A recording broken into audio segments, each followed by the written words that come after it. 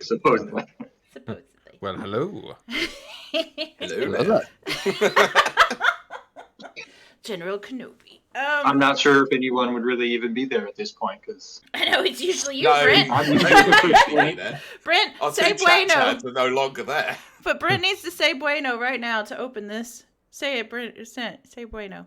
Bueno! Yay! Brent, you do not need to be her puppet. Don't let her force you to do what you don't want to do. He wants to say bueno. Realistically, right, like I know I'm technically like, I was third co-host, right, Yes. for a while, but realistically today I'm essentially a guest, so Oh, no. you're outnumbered. You and Oh Pete no! today, really. Oh no! Gentlemen, we need to remember this. Like we have all the power here. Whatever. Are you joking? Are you seeing how Deadbeat disrespects me most of the time? I have none. You bring it on yourself. I know. Are you proposing an alliance so the three guests just always will? I am absolutely not having any alliancing whatsoever. I stand I mean, alone. I'm I'm not an saying that individual like country. if only our games end up at the end, that would be good. I'm not saying that, but if it happens, it happens. You know. So basically, what you're saying is you want me to rig this entire discussion to have it so that you win. No, it doesn't need to be rigged because we'll just win anyway. Does feel that's the way it's going, yes. It sounds like we need to make sure that his choices don't make it to the end. I mean, Pete, it's not as if like I've somehow rigged the brackets so that I'm not up against Brent or Deadbeat. Like that's impossible. I'm not a hacker or anything. I don't know hackers. Maybe not. I don't know. Ciaran, can you do the Discord message, please? What's the magic word? I said please. That's not it. Say it better. Well, that's smart. Well, someone wasn't listening. Abracadabra. I was sitting typing and stuff. I'm getting my own review of the medium up just so I can remember some points again. It's been that long. I think I see more think about it. I'm thinking to myself, why is the medium not like nominated for anything this year? I think it's because it came out like the start. Yeah, it came out like January, and would have been January because it went up in like the very start of February, and people clearly forgot about it. It's been a rough year. Yeah, that must be it. Either that or Oh, people yeah. just I'm gonna try. Resident Evil Village took the internet by storm because of one of Yep, those characters. that's what I'm worried about. Why. That's what I'm worried about. The fact that I'm up against Resident Evil Village with this. But I'm going to attempt an emotional argument. I mean, bearing in It mind would that be apparently hilarious. Lady Dimitrescu wasn't even the best part of Resident Evil Village. Just says everything you need to know it about. wasn't. I was about to say why people think she is, but I would get us banned off Twitch if I mentioned that word. What, you mean boobies? No, not that word. It's more of a title given to people that you can't say anything. Oh yeah, you mean THOT? Or Simpsons. No, Pete, Pete. The Simpsons thing. Yeah, okay. Or... Yes, Pete. Yeah. But by the sounds of it, Pete, you're very much aligned with their goals for Miss Dimitrescu from the thing. What do you think I was going to say about that? Look, I've not even played the game. It's all I know about Resident Evil Village. The adverts were enough for Pete. That's all he needed. I didn't even need the adverts. You didn't even play the demo? No. The demo Trescu. Ha ha ha. Oh, yeah. I'm sober. Kylie, you might as well start drinking at this point. She hasn't already. No. Jinx. Exactly my point. The jokes are gonna get worse if I don't. Exactly. No. Cracking. I'm gonna try. I'm gonna try real hard. To drink the whole bottle? I don't have to try to do that. Not That drink just the happens. whole bottle in the first 15 minutes. That's it. Oh, Challenge thrown. Ow. Ugh. Right, just doing the socials too. Lovely. I did. Yeah, it's I hate to think 2021. how many gifts are saved on this phone. There are far too many on mine. I have the same issue. I was going through. Wait, mine the you other have a day. phone? Well, it's an iPad. I do What have phone a then? phone. I just have never. I haven't charged it in like a month. I see. Because if I win these things, who would I be up against? Why is it you're reminding me of the fucking Jim Carrey I like meme? the way you're playing where chess he's at like, the moment. yeah. No, he's just playing Legends of Runeterra and like he's been caught out. That's all it is. He's on a championship qualifier bracket at the It's moment. because so therefore Pete's image is up vertical, and it's hard to read. Yes, that's what I'm saying. That's why I'm tilting my head Yeah. like this. It's Oh, really, like, okay. I'm trying to read this bracket. Hmm. I could win that. I should drink. Oh yeah, I should drink. I see what you. I'm trying to see because I'm trying to remember, like, it's not just the ones the first round I'll be up against. I'm trying to think if I do make it through, who'd I go up against then. I need to try and like think. He's literally coming up with strategies on how to win through the bracket. Ciaran strats. Jesus. He Yeah, is an I have esports a player. feeling. I have a Honestly- feeling he's going to try to ding the competition. I'm I'd worried really about praise getting the messages saying I'll give you 50 quid. Yes, well, I don't I even don't, I, need I, it. I, It'll don't, I, don't only need be a to resort, fiver. I don't need to resort to bribery to win. He just needs to pick up his laptop, bring it over to the hot tub, and wait. I'm sold. I know you would be as well, Punk. I mean, Oh, easily. I need a worthy opponent. If Killian Murphy was Scottish and had a Gosh. headset. Oh gosh! Yeah, Wait, yeah. wait, hold on. Now, you also have to realize Sorry. only one can win. I can Deadbeat, only you take flatter so me. much. you flatter me. I didn't realise I needed it until right this moment. What was I saying Right. for real? I don't know. You tell us. I don't remember. When are we getting the show on the road, by the way? Because that's We Yeah, are... floundering at the pub. I was just. I've been that busy trying to plan out my victory that I've not done the message Oh, gosh. Discord. I was wondering when you were doing your victory dance. Right. I was See, just see, checking. my victory dance. As soon as I do my victory dance, you will know about it. Well, if Oh, you're yeah. doing your victory dance, I've already stormed out. I'm quite the leader. I mean, that's the thing. I mean, Deadbeat. I know. I think I'm up against you once, unless I come up against another one of yours. I'm trying to remember the brackets. I'm dead. The first round, I'm up against you in one first round at least. Well, Mm-hmm. I await a but- worthy opponent. And I think I can win that round. But you know, we'll see. But again, it's all fun. It's all fun. You know, Good. these are all Yeah, great it's all games fun. nominated. If you go Oh, into it's a a fight game thinking until you've someone lost, you've wins. lost. That's thing. Yeah, I've got my footing, but you can see where Oh I've missed boy, I've the- got some when you reach. You just- need to be careful. I can swing round corners. Oh gosh. I won't get started on what's his face, Jake Paul or whatever. Oh Don't yes, start. Oh, I just. Oh no! Did you not? That see- guy Did, is no, not did, a did you damn not? box. because Look, Game of the that- Year shows run look, so look, short. Look. Yes, exactly. That KO was probably the only was- legitimate nope, boxing thing he'll nope. ever do in his life. There's but it was nothing so legit. telegraphed. There for was Christ's nothing sakes. legitimate about it. I just. But you see that knockout wasn't legitimate. It's not legitimate at all. The fight was rigged. The from man the very so beginning. left his body. Did you not see it? He what? Oh my Fight was god! ri- No, fight was he rigged did anyway. not. The ma- Dude, I It was know. not. I know what real boxers look like. when they go Tyrone down. Woodley was offered an incentive to knock Jake Paul out, a financial incentive to No. knock him out. No. He was also offered an incentive not to. I mean, there's no evidence of that. There probably is. Huge purse. All As you I have say, to do. like, he was getting a lot of money for fighting anyway. But I mean, after for fuck's losing sake, to him the first time, Look, the man guy, wanted to beat him. the guy is an MMA fighter. He's not a boxer. Also, Jake Paul Yeah, is a that's probably why he get terrible beat. boxer. His form is awful. His right Exactly. hooks are not even hooks. He goes in. A right hook should stay firm this way. Well, left Yeah. hook doesn't matter. Whatever. His tilts this way, which means he's doing this. He's not hitting. Hmm. Whereas he should be doing that. That shows someone who's more into striking than actually punching. I know. I think that's to. You know what I really think it is? I mean, at first I thought it was no skill, but I think that's to avoid actually hurting the other guy. I think it's all rigged. Wouldn't surprise me. Everything. that Jake Paul Otherwise, does is- his trainer kinda is shocking. crap, and he needs to fix. He's gonna break his wrist if he doesn't. Yeah, I would actually take the opinion of someone who's fought. On this one. Oh gosh, yeah. No, if you practice doing that, it's gonna hurt forever. You're gonna tear it up, tear up the cartilage. It has to be solid.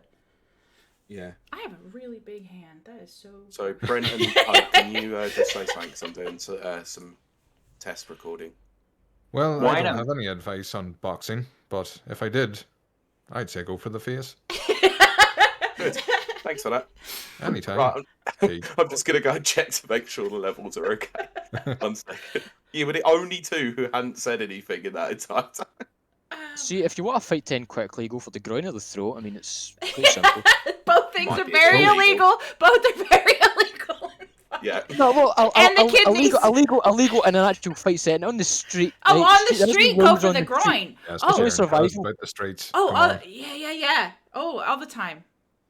Nice little grab the peach move is classic. You go down on one knee and twist. It's great. Just reminds me of that video that did the rounds a few years ago. The old twists. Yes. That's exactly. So what do I think about this message? Oh, man, I miss fighting. Fighting people who want to be fought. I don't like fighting people just randomly. Just like, haha! It would be terrifying. Our fight's on a different battlefield today. Oh, great. It's a battle of wits. Wits, words, and... Emotion. Wits, words, and... Listen, any emotional argument here, right? Gonna say arrogance, I'll cancel it. I mean, arrogance, yes, I can admit that. stubbornness, arrogance, pig-headedness. Perhaps. Yes. Ignorance. Yes. Ignorance of anyone who comes up against me. Stunned silence from every person there because we didn't hear. Aw. That's okay. Some things are better I left love the fact that unsaid. everyone was just looking forward like, yep, okay. Well, what It's I a said was very pretty animated typical. square, but Well, see, in my realm, my little square, you don't need words. Actually fair. I mean, it's probably best as well.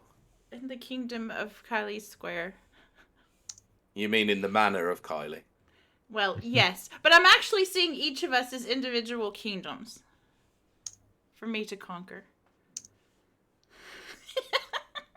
You are not allowed to conquer current Gen Island. I will conquer anyone and whoever I want. they are about the size of islands too. Exactly, yeah. I mean, think the that PS5 is PlayStation probably getting the... Yeah, bigger every time I I look. was going to say, does it's probably look the size massive. of Ireland. But, like, okay, genuine question while we're waiting on chat. Oh, look, we got 6 people, but I don't know who they are. It's probably all you guys. 7 people we've got in, apparently. It's not Okay. me. I'm one of them. Oh, I think I'm one. What was I saying? Oh, how do you put that outside thing on that, you know, like, they did all the different colors for the PlayStation. Oh, the thing. plates? Yeah. They clip on, Oh. clip off. Do they, on Yeah, top they- of the yeah, one they that's do. already there, or? No, you take the plates off of this one and you have to replace them physically. Why do you need one then? Is it purely aesthetic? I don't... Yes, aesthetic is all. Give us £50 to make your console less ugly, please. Oh my gosh! I Yeah. would just take it off. It's all right. I'd rather give my money to D-Brand anyway. Oh gosh! Can't You say know- that with a straight face. Sorry. You know, I can make vinyl wraps. Yeah, cool. Listen. My message today, gosh. it's not Oh, not dear. anything special. Oh, Couldn't think dear. It any will do. I'm putting all my efforts in my head towards this conflict today. That's an excuse. Fair enough. You have missed something out though. I've also made a spelling error. Yep. You haven't put the Twitch address down. How did I get the Twitch address? I don't know where to get the Twitch address. I will write it down for you. I always come out on top.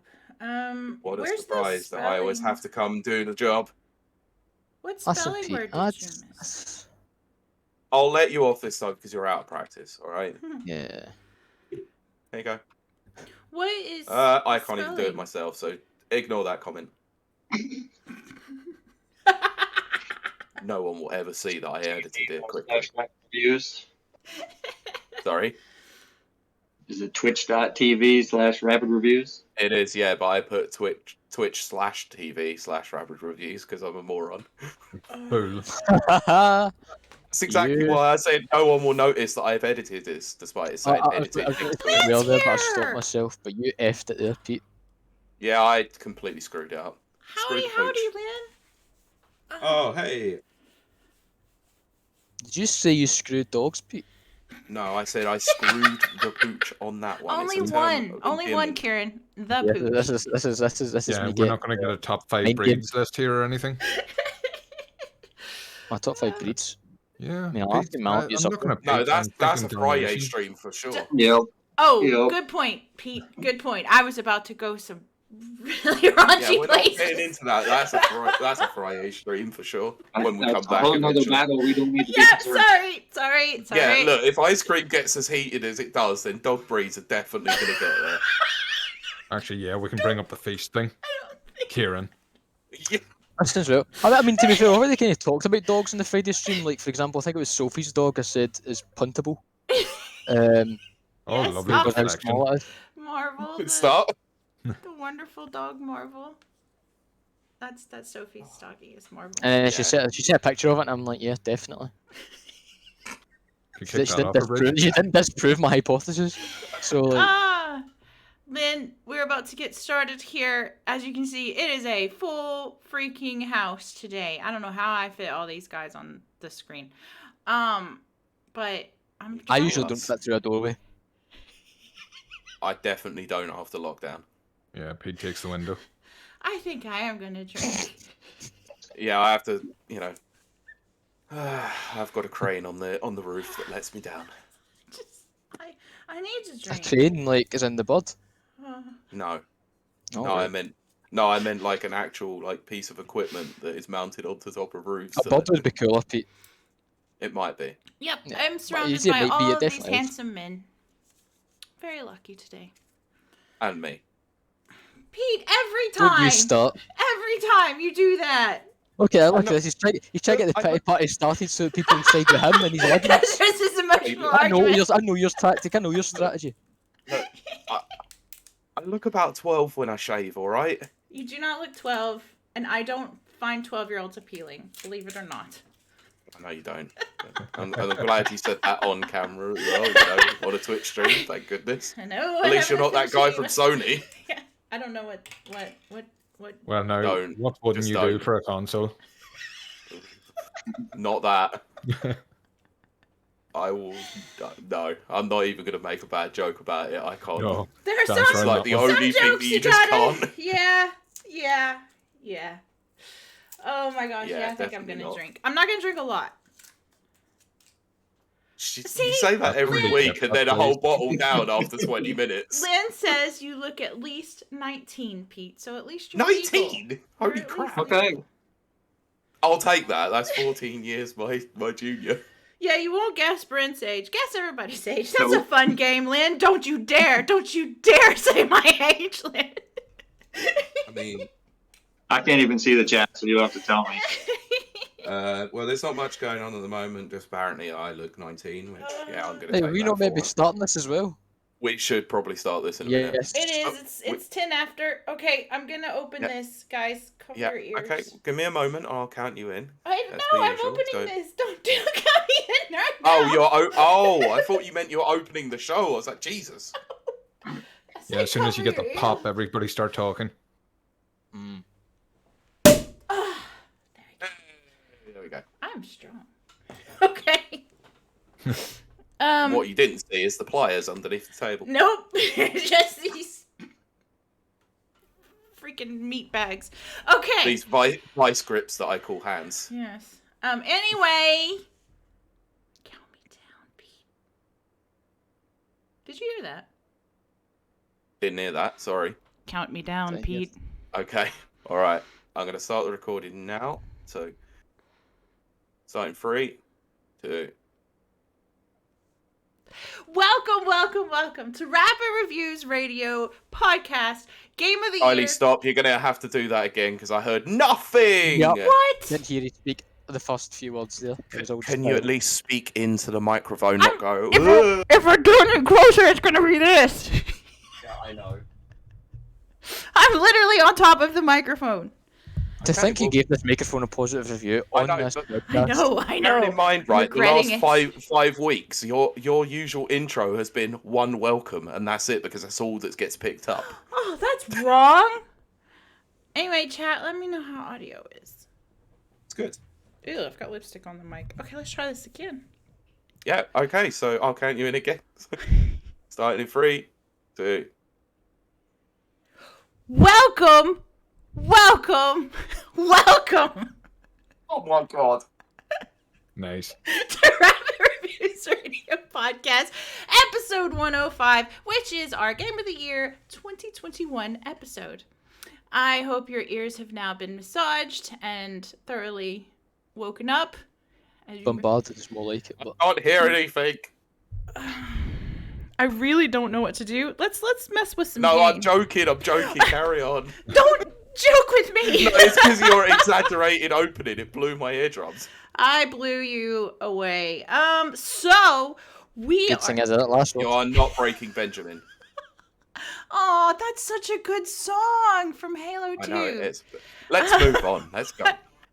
And guys in our audience, or people in our audience, I have not started drinking yet. That's about to change.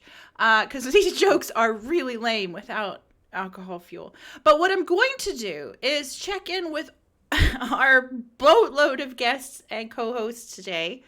I cannot believe it. We're actually all fitting on screen. So join us over at twitch.tv/Rapid Reviews.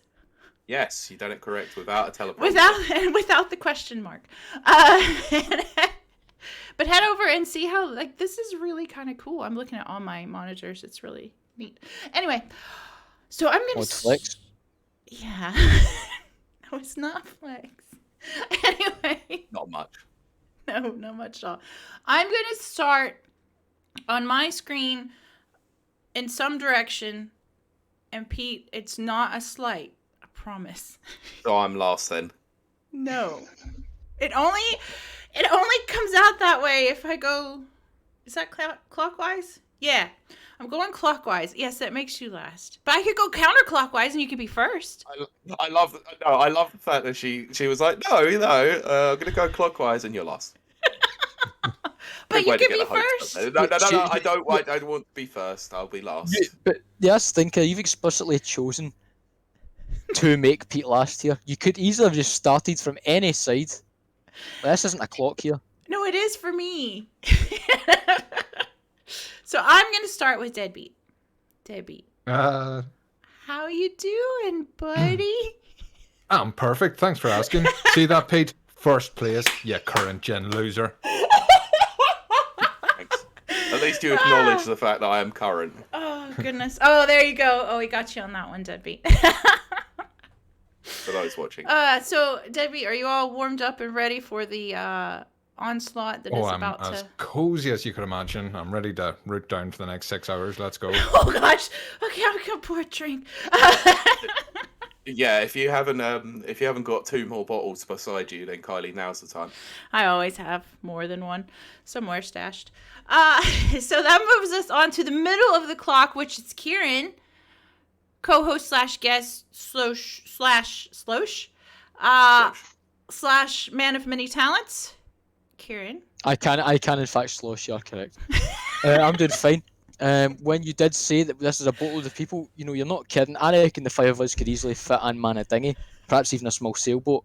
I think so. Besides that, yeah, I'm happy to be here. And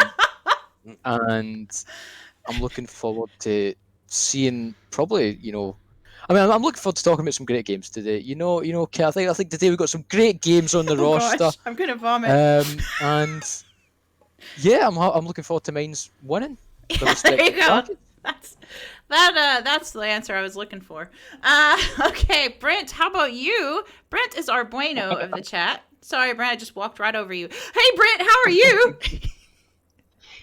I'm all right. I'm still getting woke up. It's early over here. Oh, At least I got up early.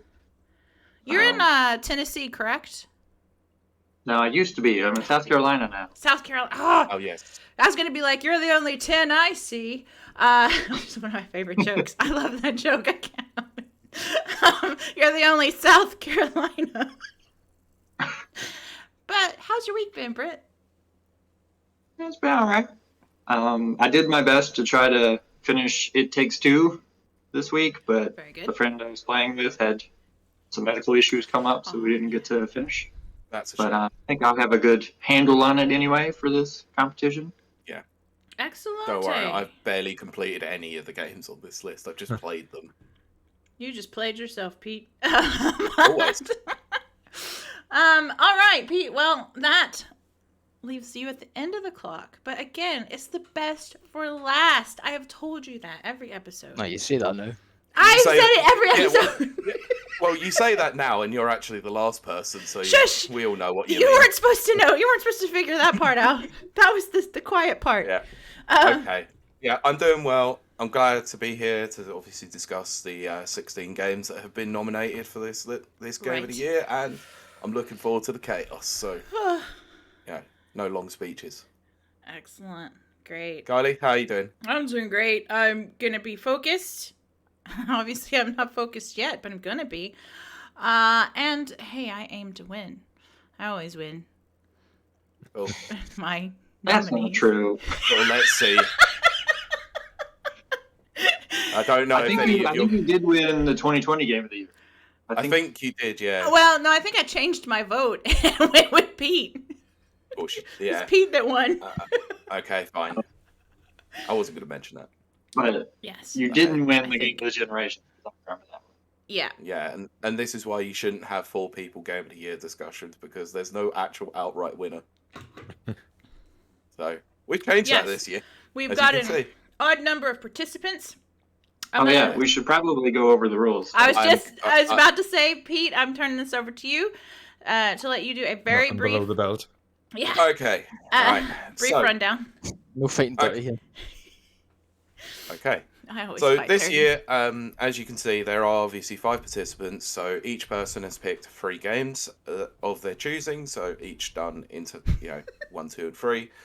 We also asked upon our community to nominate some games and then choose upon those games as the 16th participant. So I'm going to run through those community choices. So the ones that were up for the vote were Tales of Arise, Death's Door, Returnal, Deathloop, The Forgotten City, Lawn Mowing Simulator, WarioWare Get It Together, Omno, Ratchet and Clank Rift Apart, and Life is Strange True Colors. So for those who are not involved in anything social media related, we put all of these up for a vote over 4 days. Day 2 was the most controversial because Deathloop and Lawn Mowing Simulator went through to the final round. So did Death's Door in day 1 and Life is Strange True Colors in day 3. And So we put it up to a final vote, which was open for 48 hours, and the winner of the community vote was Death's Door. So Death's Door is going to join the 16 games. I will run through the games as they have been nominated by each person, and I'm not going to go in any specific order here, but Ciaran nominated The Medium, is Valheim, Ciaran your favorite? and Chivalry 2. Deadbeat Punk then nominated Metroid Dread, Psychonauts 2, Monster Hunter Rise. Come on. Brent then nominated Before Your Eyes, Flight Simulator, and Resident Evil Village.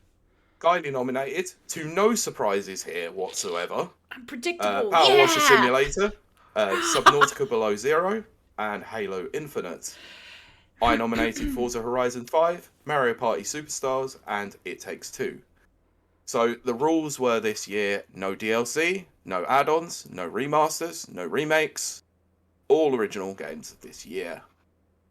So we have got the 16 games, and we have done the bracket as well, ready to go. So the way that we're going to do it this time around is we're going to have 3 minutes each at the very beginning to discuss our nominations, all 3 of them.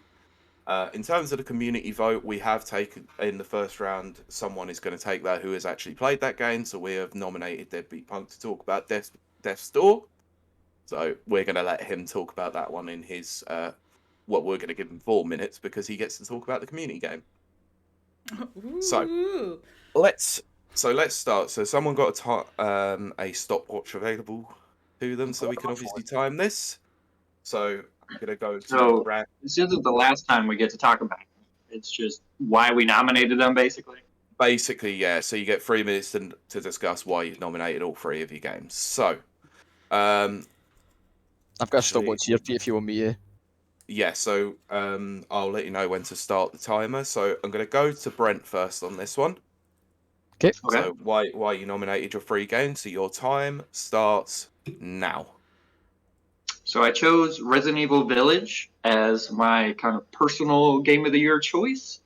I will have a story about that a little bit later because it might take 3 minutes by itself. But it is the only game I can think of this year that I played through more than once. So I felt like that is a big deal. I chose Flight Simulator because of the technical achievement of not just the game itself, but the fact that it can actually run on home consoles now. It's unfortunately only available on a next-gen series console, but the fact that it has the entire world to explore is crazy.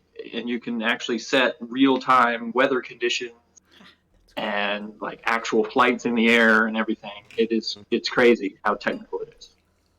And then Before Your Eyes is something that I've seen a lot of, but I haven't had a chance to play. I don't have the setup for that, but it is a very innovative game that the premise is basically your life is shown before your eyes, and every time you blink, you'll move forward in time, but you don't know if that's minutes, hours, weeks, years.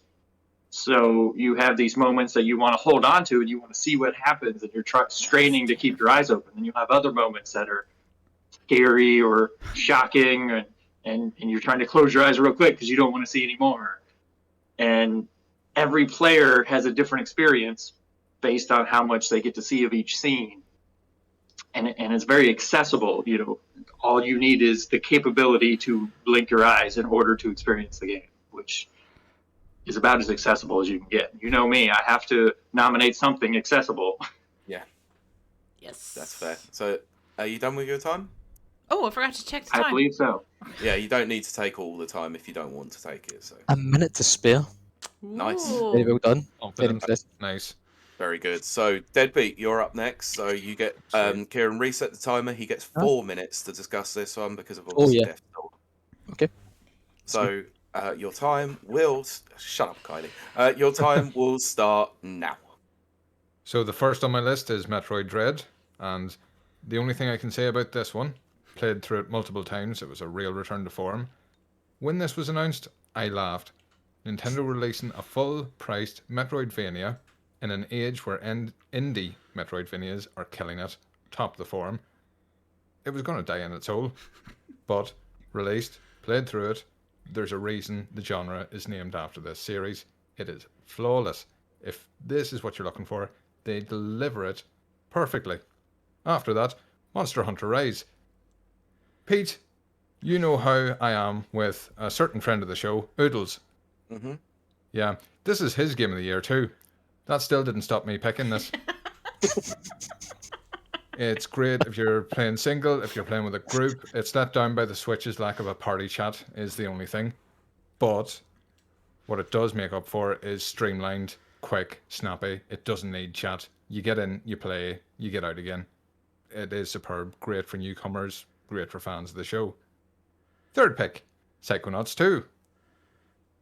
So, played the original Psychonauts, enjoyed it, didn't love it. So when this came around, Game Pass, gladly give it a chance. This is the best collectathon platformer since Banjo-Kazooie, and sparked a love for the genre that I thought was dead in the water. It also has quite a great storytelling mechanic. It's Double Fine. They used to make adventure games. They've branched out a bit now. This game, it pulled at my heartstrings. It made me cry more than once, which, is amazing. I've got a heart of stone. It delves into so many mental issues, and it's not insulting. It feels genuine. It's a passion project, and it deserves its place because of that. And then we've got Death's Door, which I didn't make notes for because I didn't know I was going to be talking about it. But it's like an old Zelda game. You play as a crow. The boss battles are amazing. They're like a top-down Dark Souls, as painful as that might sound, event. But animation is flawless. Its setting is gorgeous. The music really involves you in. It may be a bit simple on paper, but that's all it has to be. It's fun. It's addictive. I think I completed it 100%. I got all the achievements. I don't do that unless you really enjoy a game, which I also did for Psychonauts 2, and I meant to mention. Time? Okay. So, cool. Thanks for that. Did I run over? A minute 20 left. Oh gosh! Wow. Very good. Very impressive indeed. Watch me be the only person that goes over in this. So I'm gonna go to Kylie next before Okay. she gets too much drink down her. So Yes. your time will start now. Well, chat. My problem is I can't remember the games that are nominated. But Powerwash Simulator, Subnautica, and Halo Infinite. You should have this written down. I Typical do. Kylie. I'm But so glad I didn't come unprepared. yeah. And this is why I have notepads. So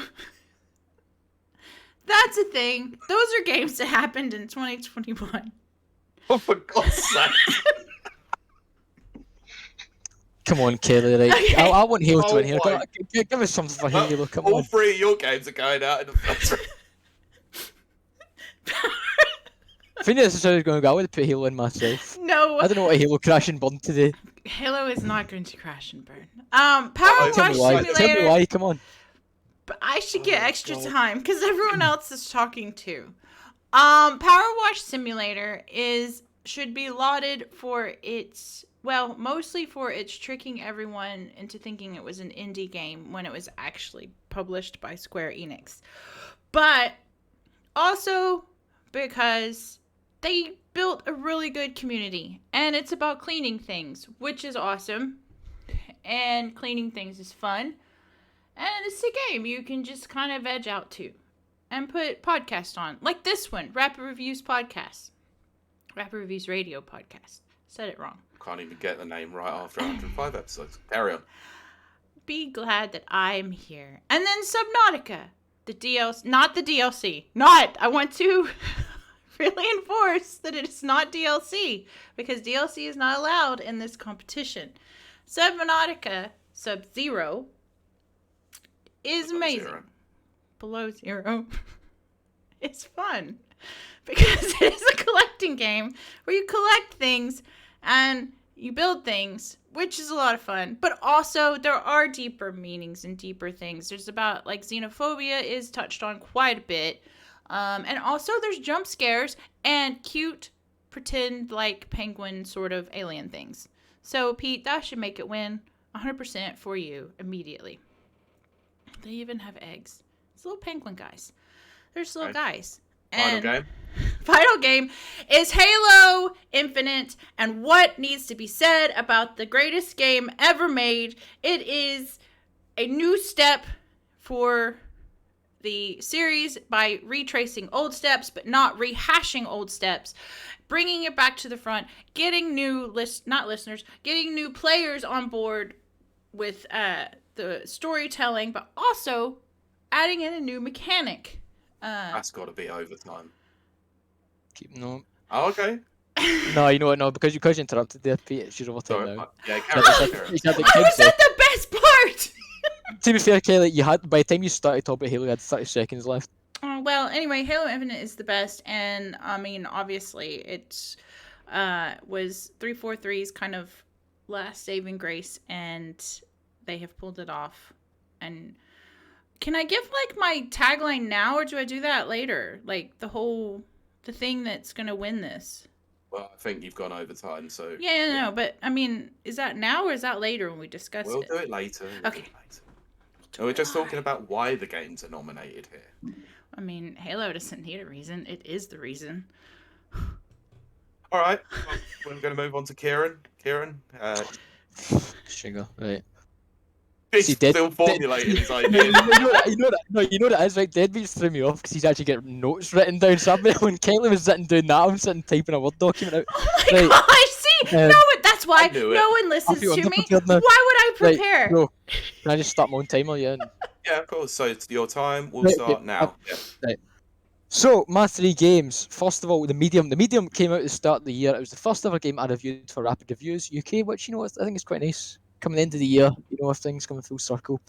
And I think a lot of people forgot about Medium. You know, The Medium was this kind of horror game that I think the unique selling point of it was this mechanic where you could jump between the real world and spirit world, and sometimes both would be active at the same time. So both these different kind of planes of existence in the game would be live no matter which one you're in. So if you're in Spirit World, you could jump seamlessly back into the other one without loading times or anything, which is a real big achievement. You know, it was one of the first games obviously to come out on next gen in that, obviously. So that was another big thing about it. And I remember playing it because it was on Game Pass, thinking, you know what, I'll play this, I'll try and give it a review, and I was blown away. I'm not so big in horror and stuff, and it wasn't necessarily the most terrifying game I've ever played, but there are moments that are heart racing, and the story is just great. You know, there's so much heart in the story, and even the way it's told, there's a lot of environmental storytelling that I didn't really expect. That it does really reveal a lot about the world it's in, and I just think it really stands out from a lot of horror games I've played in my time, from a storytelling perspective and such. Now, Chivalry 2, right? Chivalry 2 is one of the most fun games you'll play in your life. I'm adamant in this fact. Chivalry 2, right? Now, I love everything medieval and stuff, so it's 32 versus 32 player, big battles, medieval, and it is absurd, it is chaotic, and it is just so much fun. You can just run it, it's just you can jump into a match, run around with a sword, and because that many people, it doesn't matter how well you're doing, just get in there, swing a sword about, and just have fun. You know, even to the point where you can go and get your arm chopped off, and still run around to try to fight people. You know, much like in the famous Monty Python film Holy Grail. You know, it's just it leans into so much like humor that I didn't expect, and that coupled with the simple like medieval kind of fighting of the game, you know, it is just one of the most fun games in the market. And then my other pick, Valheim. Valheim is a PC exclusive game. It is a survival game, and I didn't think much of it. I didn't hear about it. But when I saw it, I was like, I need to buy it. Played it as one of the single greatest survival games of all time. From the point of the world is near limitless, it's gorgeous, and just the whole design of it makes it feel less of a survival game and more like a journey. I don't think many survival games achieve that, and that is me with 1 second to spare. So there you go. It seems convenient, that one. No, One no, second. but I'm joking, I- yeah. all right. I could have said a lot more, but obviously I can save a lot more from actually Yeah, arguing. of course. Uh, Okay, well, I need to do mine. And if you want to see lack of homework being done, here we go. Whatever. Okay, so Ciaran, start the time now. So I nominated the 3 games that I did. I'm going to go with Forza Horizon first. I feel that Forza Horizon 5 was probably the first, whilst being on previous generation consoles, was a real testament to what the next generation could do with 120 frames per second, amazing like 4K visuals, the fact that they've added various different modes like performance and the graphic modes, really showcases what the next generation console can do.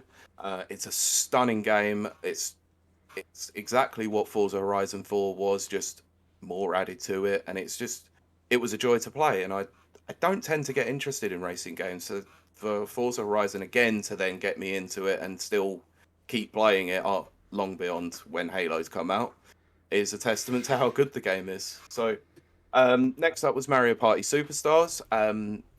I felt like this one was a true return to form for the Mario Party series. A lot of people would argue that Super Mario Party was a good game. I don't think it was that great. The fact that they added in a multiplayer mode to it 2 years after the fact and then announced this game was sort of the testament to how poor the previous iteration had been. We know that Mario Party had suffered before with some lackluster games, so I think they made the right call by turning this into a pseudo remake whilst not actually being a remake.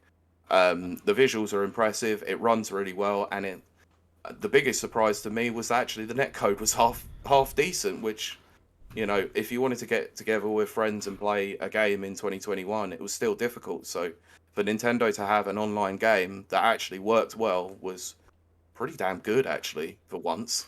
So finally, my last game was It Takes Two. We all know, anyone who's listened to this show, how much I love platformers. But what this one does best is that it isn't just a 3D platform or a collectathon like Psychonauts 2 was. Psychonauts 2 is a very good game, by the way. It incorporates a lot of different genres into its gameplay. So it has various different things that you can do throughout, and I think the co-op aspect made it a really fun and interesting game for a lot of people who wouldn't tend to play that. I can tell you now that Kylie was very hesitant to play it, but actually enjoyed her play session when she did. So it's helped people out in a tough spot with this year, being able to play this with people they care about, like their partners, their friends, and each one has had a pretty unifying experience in the fact that this game is something to be marveled at, and it is impressive how good that it plays, considering that it is whilst under the EA banner, is still an indie title, and it has set the world alight. Time. About 5 seconds you had to spare. That's really. Wow, yeah. I mean, I yeah, can tell you. someone with no no homework homework It's going to be hard. What? Finish There's that so flourish. many great nominees that this is going to be very hard to Yeah. crown a win. When I saw all the nominees coming in, and I love the fact that Deadbeat was like, haha, bitches on first, pretty much, which is very typical for you. I saw those first 3 games and I went, oh god, this is going to be a tough bracket already. And then I saw the games coming in and it went, oof, this year has been pretty impressive, hasn't it? So, yeah, shout outs to every game that got nominated, even the community games, because they're all impressive in their own right. Sure. But we could only have 16. Yes. So- And only one's going to win. Oh, Yeah, it is of nice to course. cover that there isn't a bad game listed Yeah. or Yeah, included. I we feel have to like... say this before we rip them apart. For I was our going own. to say. Oh, of I was oh, going of to course, 'cause we're all say. here to play for win. Yeah, What's this being nice crap? yeah. We have to get the niceties out of the way first, you know. I feel like the most divisive game that was on the list, even the community choice games, I think was probably Deathloop. Would you agree? Yeah, it got a lot of noise. I think being an exclusive as well, probably. And I know some people I know some people were saying that Deathloop should have won the Game of the Year award at the Game Awards. No. I a lot of people thought it saying would, that. yeah. Couldn't I was agree with surprised. that. I think it's just one of those titles that not everybody can play. It's kind of like Half-Life Alyx. People Yeah. are clamoring to play that game and just Yeah. can't because of the barrier of entry. Sure. That's a good point, I actually. think- I think you'll see a lot more people understanding more about Deathloop when it comes to the Series X next year, because obviously it's only a year's exclusivity, which is kind of why I haven't bought it for the PS5. I'm just like, I know I can wait for it. I mean, you like to think it'll come at Game Pass because, you know. Oh, it has to. It's Microsoft Well, and yeah. Bethesda. Well, yeah, and Arcane, you know, so they're under that banner. You would think that it's probably going to be a day one exclusive on Game Pass. Yeah. Okay, so I I want to say ask a question before we move on to the nitty gritty, as they say. Of course. But, and this is for everyone. I don't care what order you choose. We know these are the nominees, but what was your most played game in 2021? Yeah. If you ask Xbox Museum, it's Destiny 2. Mine Well, was definitely Hades. Hades, right? Brent, what about I guess you? it depends on your definition of most played. Like most playthroughs, most hours played. No, I would say most often Most played. hours, probably. Yeah, most hours. Probably Warframe. Mm-hmm. To the surprise of nobody. Yep. Yeah. What about you, Pete? It's Smash Brothers Ultimate still. Excellent. Nice. Yeah, I was just curious. All right. Hey, I mean, I still host community sessions with it. Together we play every 2 What about you, weeks. So Kylie? of course, Oh, mine was Destiny 2. of course it was. That's because you got into it this year and just didn't stop. I didn't stop. Well, as we know, and what our audience probably doesn't know, because I didn't share it outside of Rap Reviews, I what would you call that? Binged Yeah. Halo Infinite in one night. Oh gosh. Oh dear. More. I don't Yeah. think binged is a strong enough word. I played through that campaign. No, I would say mainlined. Yeah. We'll come to Like, that open more your in the eyes. future when we do our definitely discussion. will. But yeah, Definitely will. that will come up again. But even though like I mainlined it, let's say that Destiny 2 is my more Yeah. often. Simulate. But that's because Halo Infinite didn't have a campaign that lasted more than 15 We'll get hours. into that later. But yeah. Anyway, so the draw is done. I will let you know, obviously, the games that are going to be in the first round. So, the first game that we're going to discuss will be Microsoft Flight Simulator Whoop, whoop. against Chivalry 2. Whoop, whoop. Yeah, let's see. Our fighters that to will each be- corner. Well, I'll go through the whole the first part of the bracket anyway. So, next up we'll have, after that, is Psychonauts 2 against Before Your Eyes. Wow, Ooh. 2 Brent games in Yeah. the first 2 games. Yeah. Brent. Get them out early. Yep. Got that stamina. Then it will be Halo Infinite against It Takes Two. Right off the bat. So yeah, okay. the two co-hosts are going to argue it out. Lovely. I mean, there should be an easy winner there. There should be. There will be. There will be. And then we have Monster Hunter Rise against Mario Party Superstars. Pete's got a double. It's a tougher one. Yeah, I've got a double there.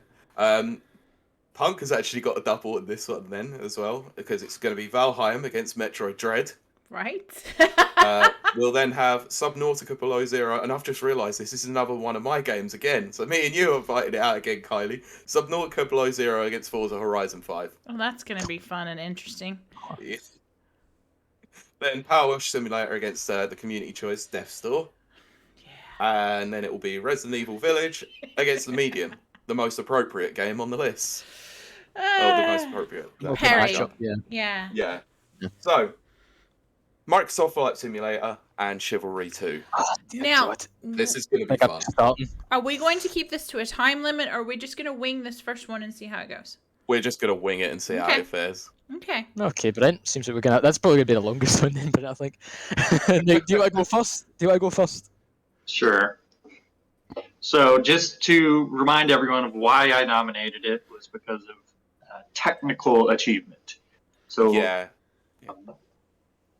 the fact that the entire world is playable, every mappable surface, I guess is the way to put it. So you can't go in the ocean, but everywhere else you can explore to your heart's content, and you can turn on real-time weather. Obviously, they don't have the capability to know exactly when it's raining here and there, but they use forecast data to determine that, which in this day and age might as well be exact.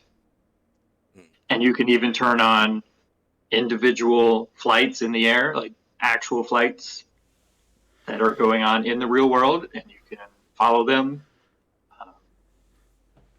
kind of watch as your family travels or whatever, you can see their plane go.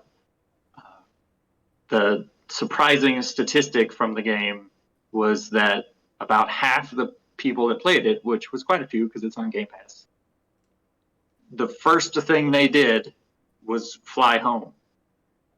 And I think that says a lot about this year, the pandemic, lockdowns, that people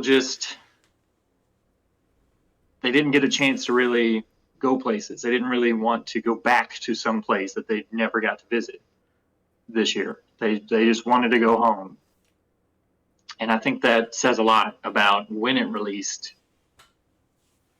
It's also very impressive that the game runs on an actual home console. Unfortunately, it's the Series consoles, but even a Series S can run it. And they're working on a cloud version of it, which will be even more impressive if you can run it on the cloud on an Xbox One, because that would be crazy. Gameplay-wise, though, it's not for everyone. Not everybody enjoys aviation or flying. People literally have fears about it. And it's mostly just an exploration game. You're just flying around the world and seeing different places. Having some little bit of experience that you couldn't have in real life. But I think it works. I think you can sit down for just a few minutes and just go check out, I don't know, Kylie's Manor if you wanted. It's in there somewhere. Fly over the 4 courtyards. Oh, don't do that. No. Or you can decide to have some hardcore, around the world in 8 hours kind of situation and make a long session out of it, trying to maintain your heading through all the different weather and whatnot, and you could make it a more difficult experience. But that's one of the great things about the game is you can kind of tailor it to your own flavor of the day, whatever you feel like doing at the time. So that's what I have to say about Flight Simulator. A little tidbit on Chivalry is that I did get to play it for a little bit, but I did not really enjoy it myself. I do recognize that there are people who do really enjoy that type of game, and that there is a lot of care taken in the history of it. They did try their best to make it historically accurate. Pete, let me ask. Wait. Go on. Now, is this going to be uninterrupted? I mean, obviously the spiel is uninterrupted, but are we going to ask questions, or are we going to just? I think if we hear both people's point on it, then we can all. Okay. Yeah, and then then the other three can weigh in with their points about each of the games as well, and ask questions and stuff like that. So. Okay. Sounds good Kieran, to me. You're up to the Yeah, to well, fight Brent, your thank you corner. well, Brent, thank you for that. That was a fantastic argument. I think I agree with all your points. There's no bad game on this list. I think we can all agree about that. And I would say that Microsoft Flight Simulator, in terms of simulation games, it is best in class, easily. As you said yourself, it's the entire world you can explore, flying around, and that itself is an achievement for game design, and just in terms of technological feat of it, yeah, I don't know anything that could really come close. That being said, right, if I come in from a long day of work, and I think, right, man, I want to relax, I want to try and enjoy myself after a hard day or something, and I see Microsoft Flight Simulator and Chivalry 2. What one am I going to pick? I'm going to pick Chivalry 2, and I'll tell you why. So, realistically here, right, you said yourself, Flight Simulator isn't for everyone. It's a simulator. All you're really doing is flying around, looking at places, and there's only so much fun you can really have, Not to say you can, not to say that, you can't go around and see the entire world, which that'll take a few runs probably.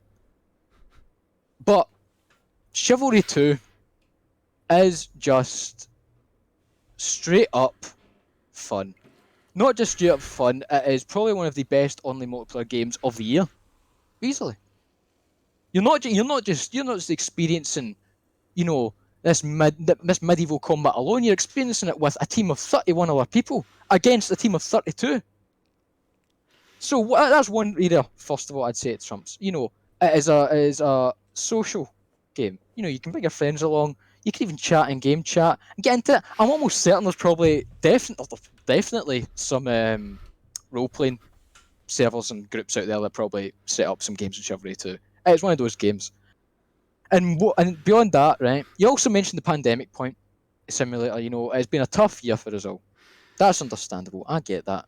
And not being able to go out and holiday, at times you thought you could have, several lockdowns prevented that. And not seeing it, it's fine. But whether we like it or not, this pandemic will be over soon. So people are already starting to go out on holiday. People are starting to go to places they'll actually get to walk around and visit. Whereas in a plane, just look down and that's it. You can just look down and see things. But people are getting back out now, and it brings into question Flight Simulator's longevity. Whereas Chivalry 2 is getting frequent content updates, like new maps, new weapons, new cosmetics, and well, fair enough. End of the day, right? I like to think most games are repetitive by design. Right, Flight Simulator, you're just flying around. Chivalry, you're just swinging a sword and an axe, flying around. But each game's different. One game, you could be tearing stuff up with a giant Dane axe. You could be cleaving heads off left, right, and centre. You could even be chopping people's arms off, perhaps even your own arm off, if somehow that was even possible. And this is all set in some of the most stunning environments and maps I've seen, and they're not small by any feet either. For example, there's something so in the 32 versus 32 maps, they're often objective based. One team is often attacking, one team is defending. And these can be castle sieges, these can be the pillaging of a city, the desecration of a chapel of the other faction. And there's an element of storytelling in these that even Battlefield 2042 is probably a shame they couldn't achieve. Considering. But anyway, we're not here to talk about that. That was And not there's nominated. just so many. There are so many dimensions to Chivalry 2 that just make it an absolute blast to play. Not to mention the humour. Again, I've already mentioned, you can get your limbs chopped off and still stay in the fight. In one match, I had my arm cut off. I thought I was going to bleed out. And I slivered health. I got healed up. I ran around, get 3 kills, armless. How many games allow you to do that? Not only this, there's a dedicated button in Chivalry 2 to scream a battle cry as you spawn in. Not even just as you spawn in. Anytime you want to scream, you can just do it at the press of a button. It's great. It gets you amped up. You are in the moment. And it is exhilarating, it is fun, and it is chaotic, and it is some of the best. Yeah, if I got back home, I saw Flight Sim, and I saw Chivalry 2. If I wanted to go to sleep, I'd play Flight Simulator. If I wanted to enjoy myself, and I wanted to have a damn good time and feel like a living weapon, I'd play Chivalry 2. My goodness. I'll take questions now. So, Like a true politician. The door's so open. I have questions for both. Does anyone else want to go ahead of me? No, crack in. Okay, well, Ciaran, with yours, it seems to come down that your passion seems to be behind the ability to cut off your limbs. I think it's a very good selling point for the game. Yes. Right. Okay. As long as we're on the same Very page visceral. there. Yes. Okay. Along with the scream as well. It's all part of its charm. All part of its personality. At the end of the day. Right. So this is not a historically accurate portrayal. Oh, yeah, it's like a made up fantasy world that's got its own lore and stuff that you can't read outside the game, but each kind of big match, so every 64 player match is set in some kind of historical battle set within the war. Now, how do you bond with those 31 other people in the battlefield of blood? Seems like a lot of humans. It's certainly not a requirement to enjoy the game, but it's that way.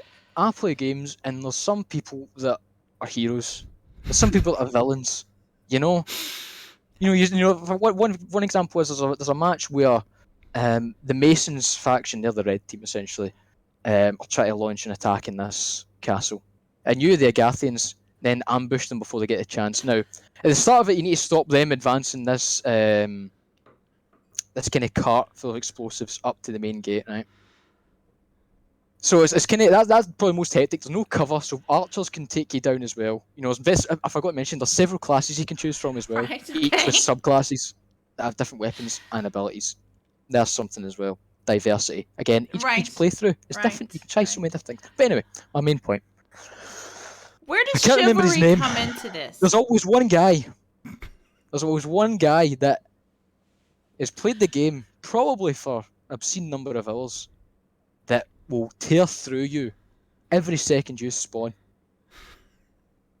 Every time. And that man you hate for the full length of the game, which these games can be lengthy for being a big game, 20 minutes plus. This man becomes your arch nemesis, and you feel that. You feel that to your core. This man is making a mockery of you. This man, or woman, or human being, is making an absolute mockery of you in this game. This game that you, in the previous game, were top of your team. And now you're sitting there. 0-10. How would you let such disrespect go by? And at the same time, I'm in a fight. It's 3 against 1. They're charging the capture point. I'm the one there. Oh gosh, And here a we hero go. on my team comes I up knew it. behind, and he flanks them, and he says, and together we hold that point to the last second. Right. So, okay, if you ask me how I bond with my team, Yes. I bond with them through battle. That's how it is. The blood battle. Brent, my question's for you. Okay. Wait, no, one quick question to Ciaran that's going to reflect a question to you. My goodness. What? I'm having fun. I know. Ciaran, how long would you say a session of Chivalry 2 lasts? Just a session, not your overall. Not my overall session, just a general session. Yeah. Bro, if you're playing a 64v6, if you're playing a 64 player match, so 32v32, like those big games can take supposing the attacking team can get through all the objectives to the final one, Right. it can take like 20 plus minutes. But supposing the attacking team is terrible, right? Mm-hmm. A game can be over at the first objective, which is 5. But again, that's up to the teams. Right. Right. And then you also get other modes. You get modes like a bar brawl mode, which is a free for all. We have no weapons. You just need to pick up things in the environment like chairs, candelabras, Dang it, that's mugs. actually kind of cool. Yeah. Okay, Brent. So for you. Now, how long would you say a session for you lasts? A general session for Microsoft Simulator. And I think it's really up to the player and what you're feeling at the time. You can have a short session where you just take a short flight to go check out a landmark and see, some castle or something and then call it a day. You can have longer sessions where you decide you want to fly around the world just to see if you can make it. Depending on the game speed you set it on, that can be multiple hours. So, is it realistic with the fuel and the fuel stops and stuff? You can turn on the fuel to be realistic, or you can turn it off so that you just always have fuel no matter what if you want to play that way. Right, It's so up there's to like you, a the creative player. mode. Now, when you're flying around and you make your destination, I assume you crash into it for fun. Is that true? I mean, you probably want to do a loop around it to check out all the sides or whatever, And then the castle crash. you're looking at or whatever, but then sure, you can crash into it if you Okay, want. what happens when you crash into the thing you went to go see? Then you just go back to wherever you took off and you go again. Then you do it again. Okay, Or so pick a different landmark and go crash somewhere into else. that. Okay, Change out okay. your plane while you're there. Try a different plane if you want. My last question. Are there upgrades? I guess the plane system could be considered an upgrade. You start with little single-seater, single-engine planes and kind of work your way up to like passenger planes, jet engine things. Ooh. I I That's about the only upgrade. If you're talking about the game being upgraded, like extra content. No, but I did see that they had, what is it, Top Gun? They had that DLC coming. That's kind Yeah, when the movie comes out. But they've added, they have what they call world updates, where they'll go into specific areas of the world and add more landmarks and things to do. And Can you fly They- into they want to Area 52? probably. Okay. Two. Whatever it's called. The one in 51. 51, whatever. Well, 51's like the Where the alien one in the aliens desert. are, 52's the one in Las Vegas. The Yeah. Arctic one. Yeah. Oh, that's where New Vegas is at. Anyway, so I'm gonna open it up to the rest of the panel, should they wish to ask questions as well. If you've got questions, Punk, you go ahead first. I was thinking more, are we leaning? Have either of you two decided what way you're going on this yet? I know where I'm going to go. I just want to hear something first about it, though. Go ahead. Because you both have said a lot about the positive aspects of both of these games. Now, I want you to be critical and Ooh, note good, down Pete. any performance Oh, issues good, Pete. or any negative experiences you may have had with your titles. I mean, Brent, do you want to take this first? All right. Oh yeah, I'll let Brent talk performance-wise- negative first. Yeah, it's all part of the game. Brent the Brave. That's Very right. nice. Brent I the know, Brave, it's the appearance. strong. Performance-wise, on my Series X, I've not encountered any issues. I've not been able to play on a Series S, so I don't know if there would be any issues on that system. Unfortunately, I can't speak to that. Sure. There have been, when they have like those world updates, there's significant amounts of downtime. They do their best to kind of do that in the middle of the Right. night, so most players aren't there. But sometimes I'll hop on and the servers will be down because they're updating the world. So Are that could be an issue. Are the explosions really cool? There's really not much else issue-wise that I've encountered with it. It doesn't work on an Xbox One, if that's what you're asking. That wasn't specifically what I was asking. I just wanted to know the catered experience towards the Series S on this one, mainly because obviously it is a high fidelity game that was running on top end PCs before. But do the So explosions look high fidelity? Oh yeah, explosions look great. Ah, good, okay. Awesome. There's Okay, a so positive in my corner. All right, so I have one final question about Flight Simulator. Why was this version specifically nominated? Because it is a Game of the Year version for a game that was released in 2020. Yeah, so we talked about that because I was concerned that you wouldn't let it in because it did technically come out last year, but it was my understanding that when it released last year, only on PC, that it was like an early access thing. It wasn't a complete game.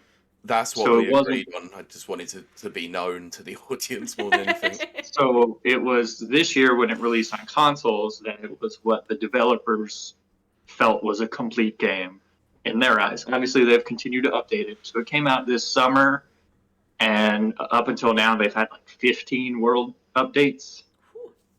So like it's pretty constant that they keep adding stuff. Yeah. Okay.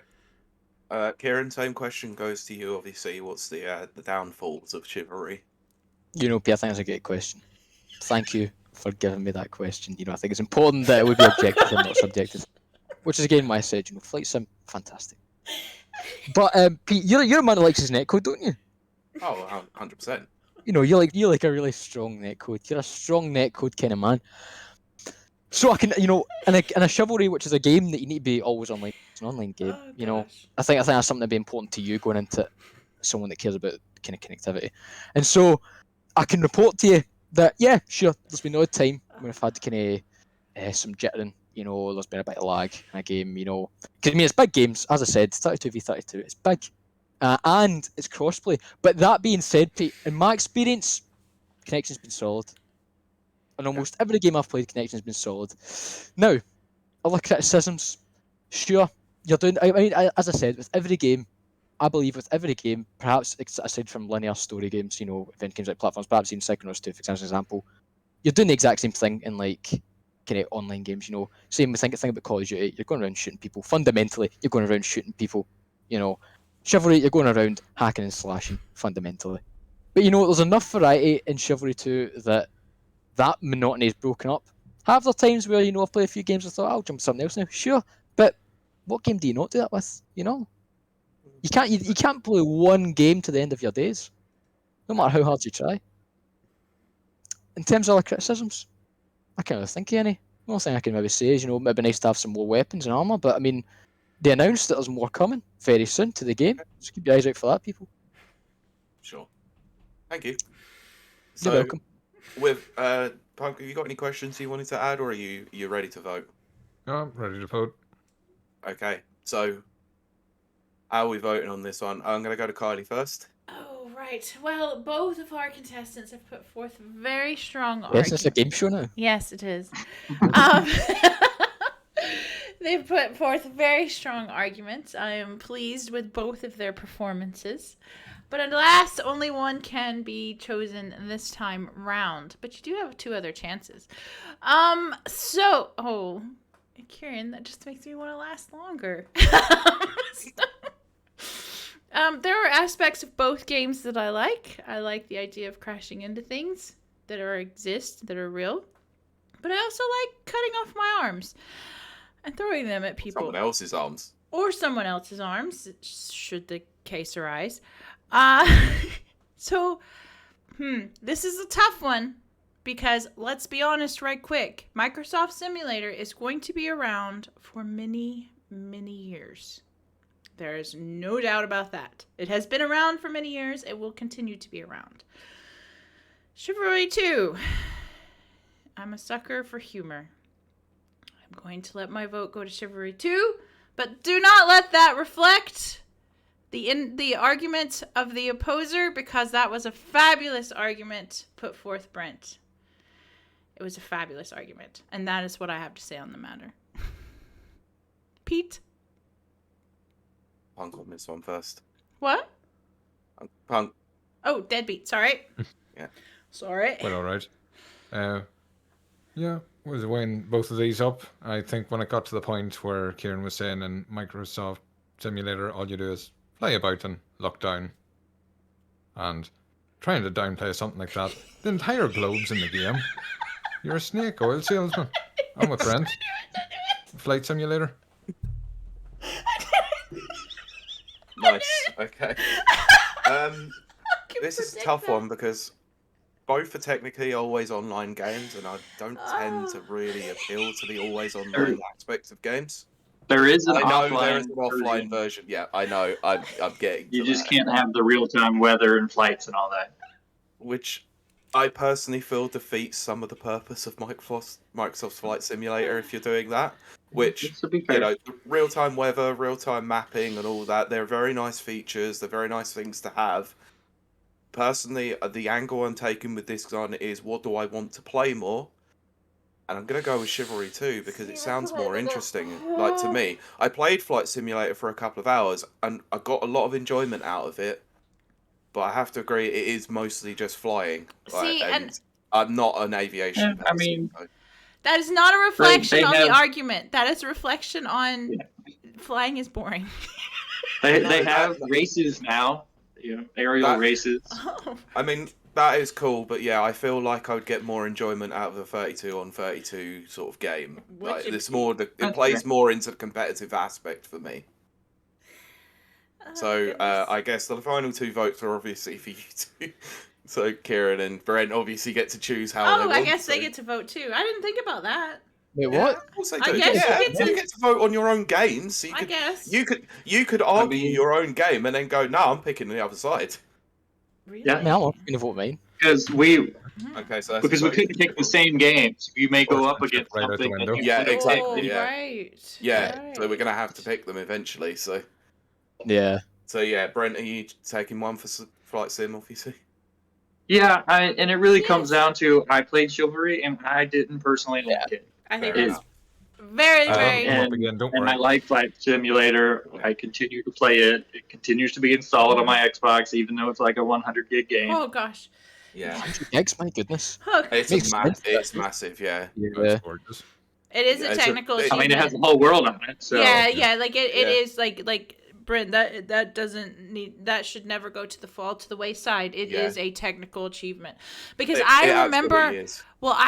I'm so old. I remember people being like absolutely obsessed with getting their specs up just so they could play Microsoft Simulator on a PC. Like that was the goal. There was the whole, was it Crisis Engine or whatever, where people were obsessed with, can it You play? mean the Cry engine? Yeah, can it play that or whatever? And then it was also the simulator, which was elevated even further above. So, I mean, it is a technical achievement. There is no denying that at all. Yeah. Okay, what is our next bracket? Yeah. So just to confirm, Chivalry 2 made it through with 3 votes to 2. So the next one we Just have eat is Psychonauts 2 against Before Your Eyes. Oh, 2 good games. Oh my gosh, Brent. You have to go up again. yeah, I Okay, have to do a double. I know. And then if Brent wins this, he'll face me yet again. No, I can't be accounted for how the algorithm. No, works this one out. it was purely machine. What do you think? Deadbeat goes first on this one? Yeah, absolutely. give I Brent think a that's chance. I would enough. prefer that. To give Yeah, I was myself a gonna little- say. Brent works better when he's on the back foot. Oh gosh. Well, Psychonauts 2. It's a sequel, if you hadn't guessed from the name. Oh, It's Wow, sequel big to shock. Ruin of Rhombus. Yes, VR title that very few people got to play, but it does a great job. It welcomes newcomers, but there's enough of the old in there to keep long-term fans satisfied. This game is quite the history. It was kickstarted in 2016. I think it had a Kickstarter, fell off that, went to Fig. So this is a game Tim Schafer's wanted to make for years. They actually fought to buy the rights of Psychonauts back in 2011, and just they couldn't get funding anywhere. No publisher wanted to touch this game. Psychonauts won critically. Everyone loved it. Like, it's one of few games like Yahtzee Croshaw actually speaks fondly of, which Wow. I think Yeah, is that there's important. like 3. Yeah. So, this is a game, long time in the boil. If you ever sit in the credits, there's actually a Kickstarter section, and I think it could be like an hour of credits. That a lot of people wanted to see this happen. It was independent and it failed. Double Fine was eventually bought by Microsoft, and they were rushing this project out just to get it out through the door. But they were given extra time. They were told, finish the game, make the game you want to make. It doesn't have to go out the door by any certain date, which doesn't happen enough in the game industry. The finished product, when it did finally complete, it has everything. I said earlier, it's the first collectathon Banjo-Kazooie game that I've really enjoyed. Ukulele, it didn't strike anything. It didn't strike a chord. Visually, the sound, it all combines. It's a Tim Burton cartoon to look at. I had my partner watching most of this game. It just looks superb. Plays the best. I've heard a few people not gel with the combat, but it is that old thing. It's like Horizon. Combat wasn't great to begin with, but as you unlock things, you fill out skills, you learn what everything does, how to use it. It's flawless. It's a game you have to learn, but once you do, brilliant. What else you can really say? Again, one of those games I got all achievements on. I'm not an achievement hunter, but I completed this through and through. The biggest aspect is probably the story. As I mentioned earlier, that this game made me cry. It deals with family, it deals with rejection, loss, alcohol dependence. There's one character that I would say nearly goes through all these things. The idea of the game is you can enter people's minds. There's a literal door that goes into the back of their head. So you see what's affected them. You see how they've translated, how they view this as it's happened to them. You see how it's affected everything else they've done afterwards. It's a real deep look. Again, it should be insulting to anybody that has ever had mental issues, and it warns people before it goes in. We cover some choice topics.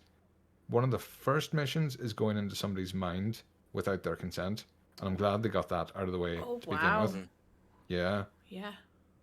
So, yeah, it covers all bases. And again, the story goes places a platformer never should. I never thought we'd get this sort of tale, this adventure, with something where you run around collecting notes. So, I think it's really earned its place. It impressed me and it stuck with me throughout the year. Again, platformer shouldn't be this good. That's Okay. very Happy enough? interesting. Yeah. It's definitely a thinker. So, Brent? Okay, so Before Your Eyes, I chose just because of innovation. That it's a game that nothing really compares to. Nothing has been made up until now that you can even say comes close to how this game was created, how it plays, and how it feels. The fact that you don't need a keyboard, a controller, anything like that, it was crazy outside of like motion controls and VR and the Kinect that eventually died. That all you need to do is blink your eyes. And even people who are in situations that they can't really move their arms, they can't have fine motor skills to use a controller, whatever the case may be, can still play this game. And the game does touch on a lot of things, kind of like how Psychonauts does. Things that a lot of people, depending on your stage in life, wouldn't consider. So if you're a younger person playing this game, this might be your first exposure to, the loss of a loved one. And if you're a little bit older and maybe don't have a family yet, this might be the first exposure to what it would kind of feel like to have a son or a daughter, to have a child. And it's literally an entire life flashing before your eyes. That's the name of the game. And every time you blink, you don't know what's going to come next. You don't know how far into the future it's going to be. So you may have just met the love of your life and having the great time, but if you blink, are they going to be gone? Am I going to see them again? You don't know. and it's hard to really talk about the game without spoiling it, because I want people to play it and experience it for themselves. Because everyone's going to have different experiences. You're going to want to see more of some scenes than other people. So you're going to see more of certain periods of this character's life than other people would be. So at the end of the game, even though you've all experienced the same life, you've experienced them in different ways. And it really opens up a lot of topics to talk about, of how long did you stay in this scene? Did you skip this one right away, or did you see what happened? And it's really connected people in ways that other games haven't really been able to replicate that I can think of.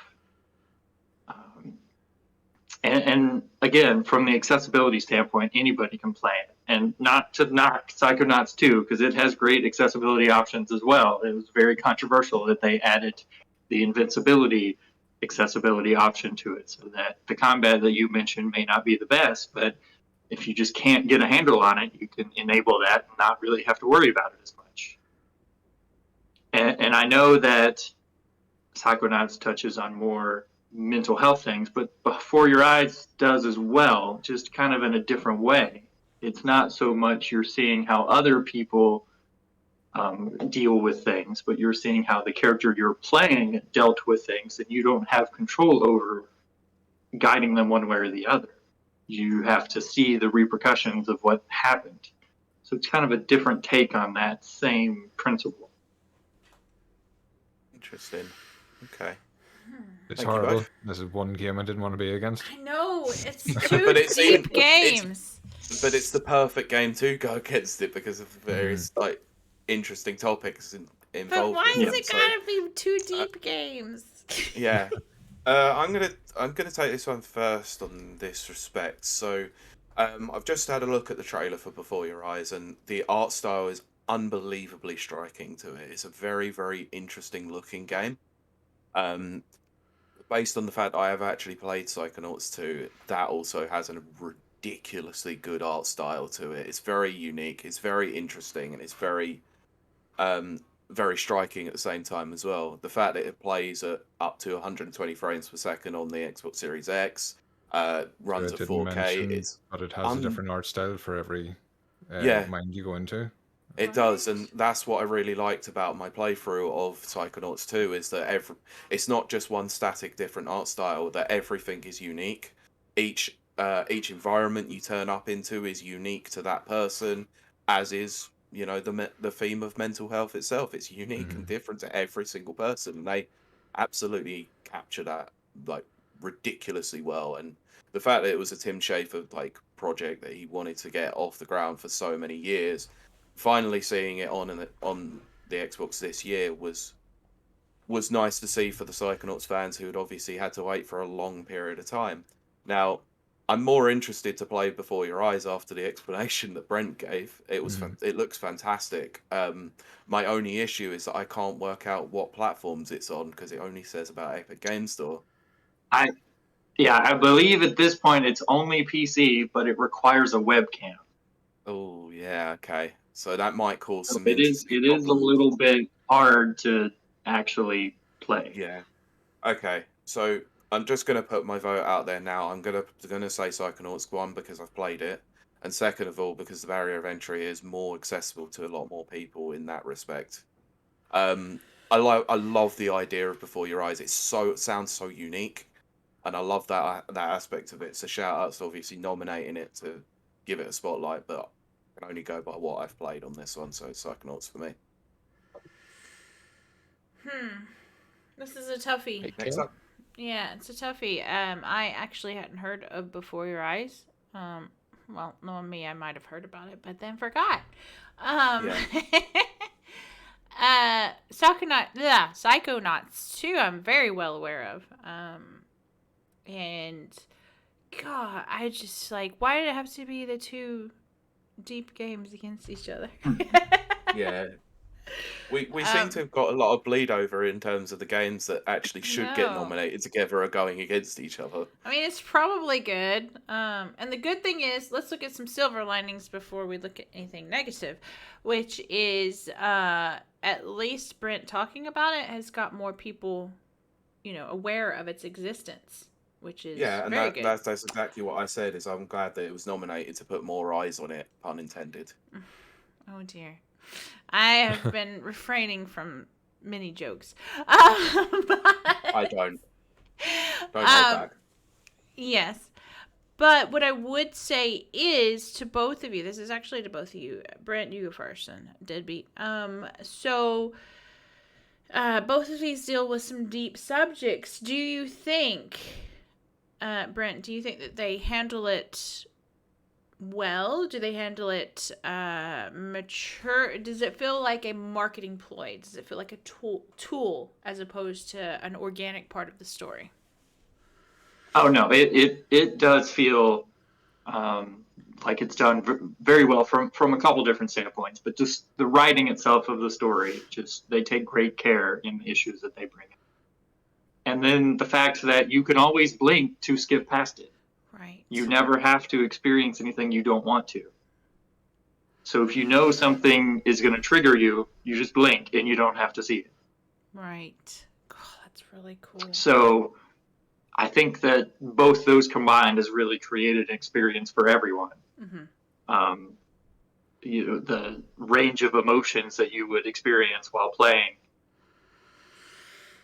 could be helpful to anyone, and everyone should experience those things, in my opinion.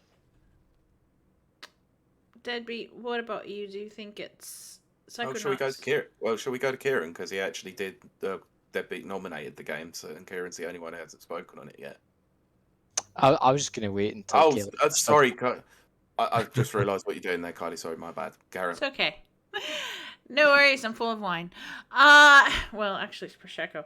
But Deadbeat, do you feel like they handled let's say the idea of mental illness in this particular thing? Did they handle it mature, or did they do it? Is it more of a marketing ploy? Same exact question I had for Brent.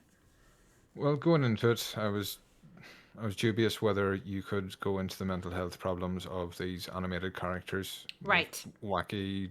Yes. What seemed like 2D. Yes. Yeah, going into it, again, if anybody hasn't played it, I'll not go into the story beats, but there is one... No, I'll not even give his name. I'll give it away. This person had become a recluse. They'd locked themselves away from everybody. You start off, when you go into their minds, how everybody affects them, how they see... They were fired by family. They were ignored by others. They lost somebody. So you see how they see it. This is how people treat me. But as you go through the mind, they know they were wrong. They can see why you see people's true reactions, but they're pushed away. They're guarded. They don't look at those. Those are in the shade. It's really, really sensitive storytelling. And if you pay attention and look at everything, things that aren't said, the subtext... in a video game. Oh gosh. It's so deep. Again, you could roll through it if you just want to play a platformer and ignore it all. Right, but some of the things that they've put in, just so tender, delicate. It was done with care. Yeah, I don't think this was for marketing terms at all. Right. Oh gosh. Okay. Yeah. It's making my decision even harder. All right. Well, that's what I found about the very first particular area we're in Psychonauts 2. Obviously, not to spoil anything, but I found it very profound, even for that opening level. First looking at it, it's bright, it's flashy, it's right. Oh, look at this, isn't this wacky? And then no, it's well detailed. The one thing I would say, obviously, is that I think they managed to get the humor dead right in Psychonauts 2 as well. See, that's fellow friend of the show, Gadget. We talked about it. I think he actually streamed the first part of this game. And he did. He broke in places. Yeah. Oh my goodness. See, That humor is again pretty doesn't good. happen in games a lot. But Ciaran, do you have any questions for our... No question. If you cast your vote, Kelly, and I'll give my vote and then my votes and then my reason. Okay, I'm gonna vote. Now, this is ridiculously difficult. I did not come into this thinking that we would have this difficult of a standoff. In the second round. In the second round, Yeah. exactly. But I will say this: you two have both put forth valid, amazing arguments. I'm going to play both games now for 100% sure. There's no doubt. But I am going to go with Brent on this one. I know but it's because of the novelty, I think, which is probably not the right word. But again, Prosecco. Innovation. There, innovation. That's a better word. Because Psychonauts is, it's there. It's kind of like Microsoft Simulator. It is there. It is there forever. It is just known. It is known. Yeah. And I'm going to play that for sure. But I am absolutely intrigued by Before Your Eyes. So I'm going to toss my vote over there in this particular thing. But holy crap, both these games, holy crap. Yeah, it wasn't an easy decision either way. Oh, So no, I not had at to all. obviously go Not with at what all. I did play. That was more what it was. So Go for it, yeah. Ciaran. Yeah. So at the start of this, I mean, first of all, I want to say I did not expect. Looking at this matchup, I didn't think these games would be really too similar. Right. And that's been, I'm completely wrong in that fact. But I want to say as well, like just listening to you two arguing both these, like anyone watching would have known. But I've just been like still this entire time. I've been quiet and like I don't know. I've been so compelled Yes. by the way you two have both talked about these games. I think both sound exceptional. I was leaning towards Before Your Eyes for most of this, purely because in terms of that aspect of emotionality and the kind of mental health aspect of it, well, I suppose it's that's. I wouldn't even say I'd say more the emotionality, because I mean I'm sure there's probably some mental health things addressed in Before Your Eyes, but in terms of that, like Before Your Eyes to me sounds so raw and so real, and I just think that's something you don't see too often. But again, at the same time, Psychonauts 2, where you're speaking about it, like I didn't think much of Psychonauts 2. I've not played the first one. I think it was before my time. Yeah, that I just didn't see it when I was thinking. But so I've not even wanted to look at Psychonauts 2 and want to play it.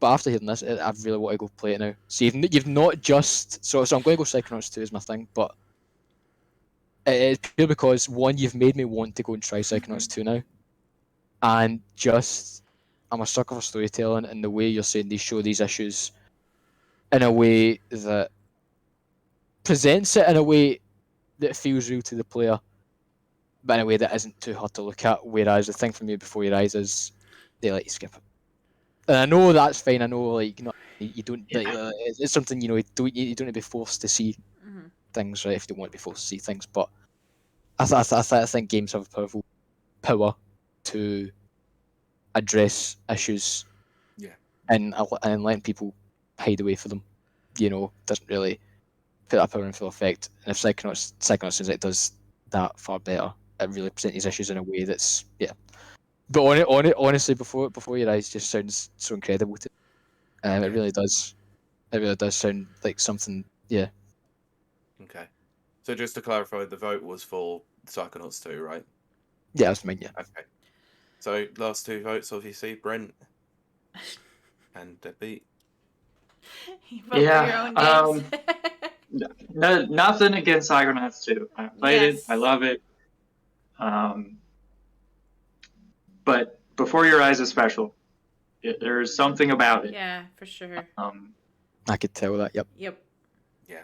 And I just can't not vote for it. Yep. Totally fair.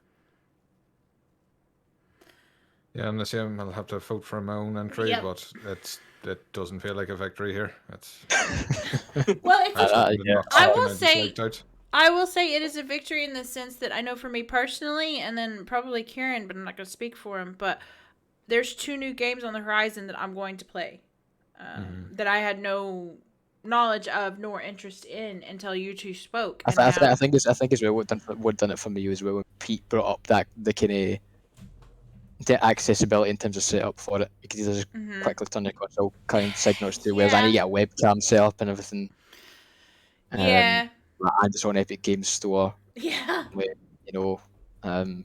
yeah, I think that's another reason that gets swayed over to Psychonauts. I think it's available on Steam as well. It's just PC only because there's not really a unified camera for consoles. Aye. Well, the PlayStation 5 camera doesn't seem to work. Yeah, I was going to say, you'd imagine anything that you could plug a webcam into that'd let you. Yeah, I mean, the fact that PlayStation has an official camera, obviously, for their streaming side, it's possible it could be done on a console. It may just need a little bit of extra time to do it. Anyway, different discussion. Yeah. So, yeah, of course. But yeah, so yeah, that sends us through to Psychonauts through to the next round to face off against Chivalry 2. Oh my goodness! Oh, I can't wait for that. Speaking of more twos, It Takes Two against Halo Infinite. So you really want to do this now? Yeah, I'm gonna let you take Halo first. Okay, time to get serious. So I am gonna throw a little bit of an emotional discussion in this. I don't normally do emotional arguments because it's not my thing. Kiley, I'm going to say first, right? Don't give Pete anything to work with here. I've already got a tough enough chance as is anyway. All right. But because Kay, I'm going to be voting based on the quality of argument here. That's fine. I do not want to vote against this. I have no worries there. So I have all of them. Yes. No, for those that don't know if you've lived under a rock, but no, I'm not insulting our audience. If you don't know, of course, Halo Infinite is the 6th installment, if you want to say direct installment, not counting the offshoots of the Halo series. Now, Halo is a very, very iconic series. Even that the main protagonist, Master Chief, is an icon of Xbox. You know, you got Sonic for, Sega and Mario for whatever that other thing is called, Nintendo. I was about to start slandering. I know. I had to do that on purpose, Pete. But so Master Chief and his struggle against the Covenant has been a very long and detailed journey. It was a very, very innovative gameplay when it's introduced. It was ahead of its time, thank goodness, and a lot of things followed up.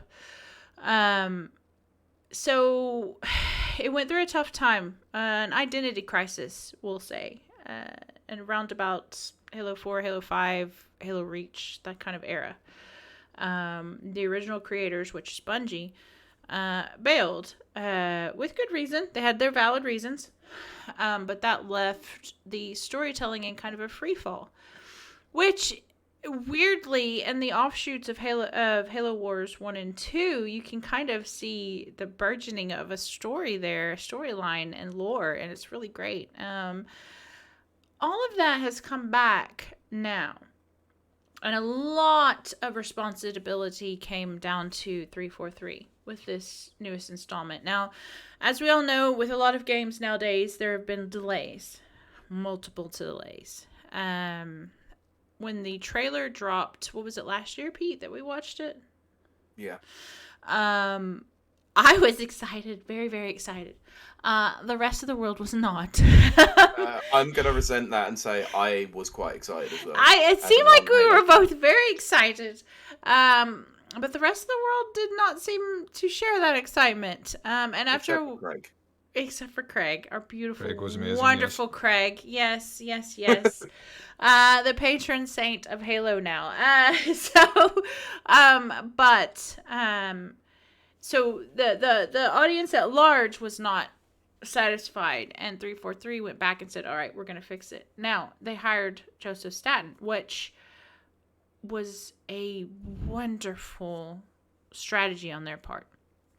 Because, if you don't know, he used to work for Bungie. He was one of the original creative directors for the original Halo series.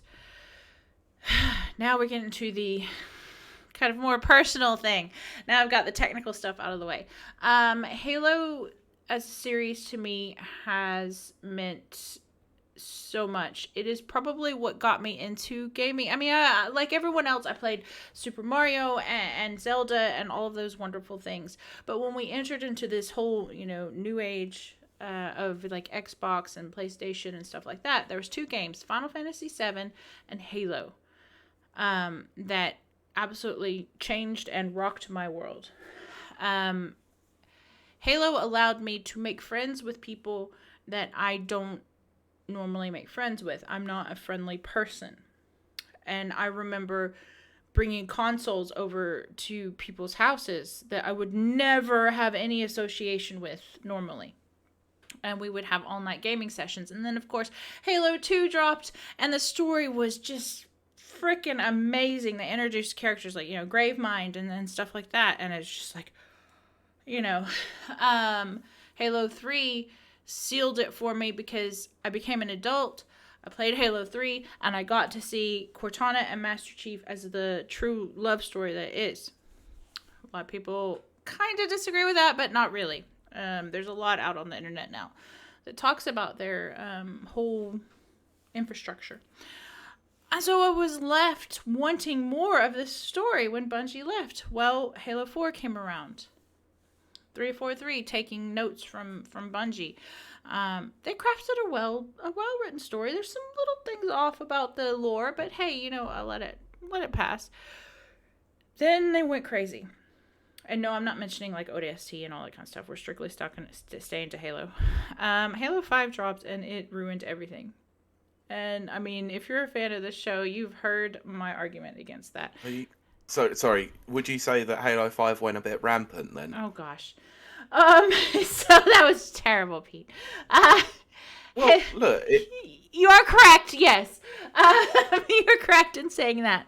But Halo 5 did take what the hardcore fans knew to be our reality and spun it on its head, but not in a good way. In a very confusing way. And I fell away from the series at that point. And we're talking about, I'm a person who owned the deluxe editions, who had all of the novels and their I still have graphic novels out the wazoo downstairs. And I'm a hardcore fan. And I just went, I'm done. I walked away and said, I'm done. It's never going to come back. So then we sat down and we played Halo Infinite. And again, if you don't know, I finished it in one night. Now, that is not a reflection on the campaign itself. That is a reflection on my obsessiveness and 343 storytelling. The storytelling was so compelling that I played a 10, 11, 12-hour campaign. I want to say it was roughly about 10, because I had to take pee breaks. Yeah. But I played it with nonstop. I couldn't stop. I couldn't walk away. I was like, okay, after this section, I'll save it and I'll come back tomorrow. No, I couldn't. Because what 343 did was they took all of the mistakes of the past and they tried with all the heart and all the passion of the fan base that they were looking out for, and they corrected those mistakes of the past. Now, the way they did it is amazing and not the way I expected them to do it. If I could have predicted it the way they've done it, no, I couldn't have predicted it. But in addition to a very strong campaign that has brought the old fans back and added new fans on top of it, they introduced multiplayer, which they offered for free. And I should make it clear that this entire game, Halo Infinite plus its multiplayer, is available on Game Pass. Although Halo Infinite multiplayer is free. Which makes it accessible to anyone. And what I have found, which has blown my mind, I have played multiplayers with a couple of these fellows on here, a couple of people over on Rapids UK, and maybe some other friends. This multiplayer is the first time we had a campaign, or we had a multiplayer session that had, I want to say something like, it was like 12 or 13 Rapid Reviews people involved in it. And it was one of the most fun nights I have ever had since this stupid lockdown that I hate and despise. We just got in there, like, we lost. It was the one where we were doing some kind of like power battery thing. I don't even know. We lost, but we had so much fun just attempting it, just trying it, just chatting, just laughing. I decided to just throw my dead body at people and, just had a really, really good time. And on top of having a solid storytelling that has brought the old fandom back, which was a near impossible feat, they have added a multiplayer that has brought people together. And I don't say that lightly. Their Battle Pass, which I also purchased, it's not the greatest, but every time there is a issue raised, they address it immediately. Only Bungie does that. I've only seen Bungie do that. And so a lot of things that were supposed to be earnable and then came through were not earnable. Well, they've now changed them back to being earnable. Earnable in multiplayer means you can play to earn. So ultimately, what they've done is, and I'll end it on this, is, because my voice is starting to crack, is 343 has introduced a story that was not entirely predictable. Also, please stick to the end of the credits if you have ever played Halo, or if you play Halo Infinite, because the credits have a reveal at the end that's always important. But to the story. But they've introduced a story and new enemies and new world that has the potential to being a live service game in a way that I did not predict. And I'm always going to respect people who can do things that I can't predict. And 343 deserves that applause for that. And I'm going to finish talking now because I'm about to lose my voice. Hey, Pete, the mic is yours, sir. How do you go up against 20 years of history? I mean, I'm not going to say, but I think easily. So, Pete, just sell me your game right now, Pete. Sell me your game right now. Well, I pull umbrage to this one because Kylie tried to sell 6 games in this one. Oh, gosh. No, I'm going to start this out by saying just the one thing. F the Oscars. Oh. Everyone remembers that from the Game Awards a few years ago. Joseph Fares, what an absolute legend that the guy is. Made himself a real name with, games like A Way Out that were solely focused on the co-op experience, and then managed to bring it back again with It Takes Two, which... Pete, are you aware, by the way, sorry, are you aware that he said F the Oscars again at this Game Awards? Of course I did, I watched it. Yeah. Yeah, we made mention about it last week. Yeah, Oh, I know. In fact, that was the first thing that he said on his speech was, I came on in 2017 and said F the Oscars, but now we're better than the Oscars. Oh. So there you go. The man is controversial. The man likes to speak his mind, and his team have at Hazelight have done an incredible job of crafting what is a very, very, very good narrative out of a very difficult topic of discussion. Divorcing parents is never a thing that really comes lightly to anybody. So as someone who hasn't had to experience that, I went through the motions with this one, where I could put myself in that spot, and I was massively affected by the narrative in this one. One of the things that I really like about the game is the fact that obviously, when you shrink down to the size that you are, all the environments become larger than life. It does feel like it hits the beats of Honey, I Shrunk the Kids, and even to bring it back into games itself, it felt like Grounded as well. It feels like there are themes in there that are meant for couples to obviously help diagnose their own relationship, which I thought was a really, really interesting concept. Admittedly, like, some of the main characters there are not very likable. They are not supposed to be likable, I don't think, because there's a reason why they're divorcing, because they don't like each other. So each one is trying to obviously one up the other person. They're trying to be the one that's right, but they're not realizing that obviously there is one person more important than the pair of them, and that's their daughter. It's just It's a sweet narrative. It's a very, very interesting sort of game. The environments and the environmental puzzles themselves are really, really well done. It definitely plays more into the co-op aspect of things where, it's better to play this with someone that you're more familiar with, but you can play this with random people, but you might not have the same experience. And I'll finish this off and turn around and say that it has probably one of the most interesting characters in the entirety of gaming in this year, which is the Mexican Book of Love. Yeah.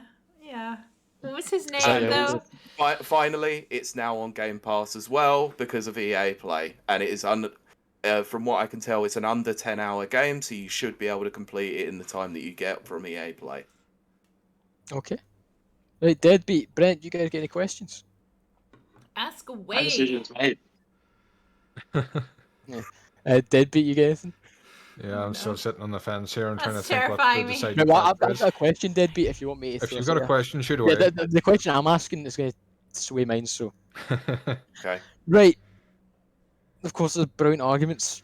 But, right, if there's one question, right, I want to ask, right, why should I play your game over the other one? That's tough. You know what? I'm just going to take this one. Because if you like a good, strong, decent narrative and you enjoy co-op play with a friend, this one's absolutely perfect for you. Because unfortunately, Halo Infinite is incomplete. It doesn't even have co-op on it.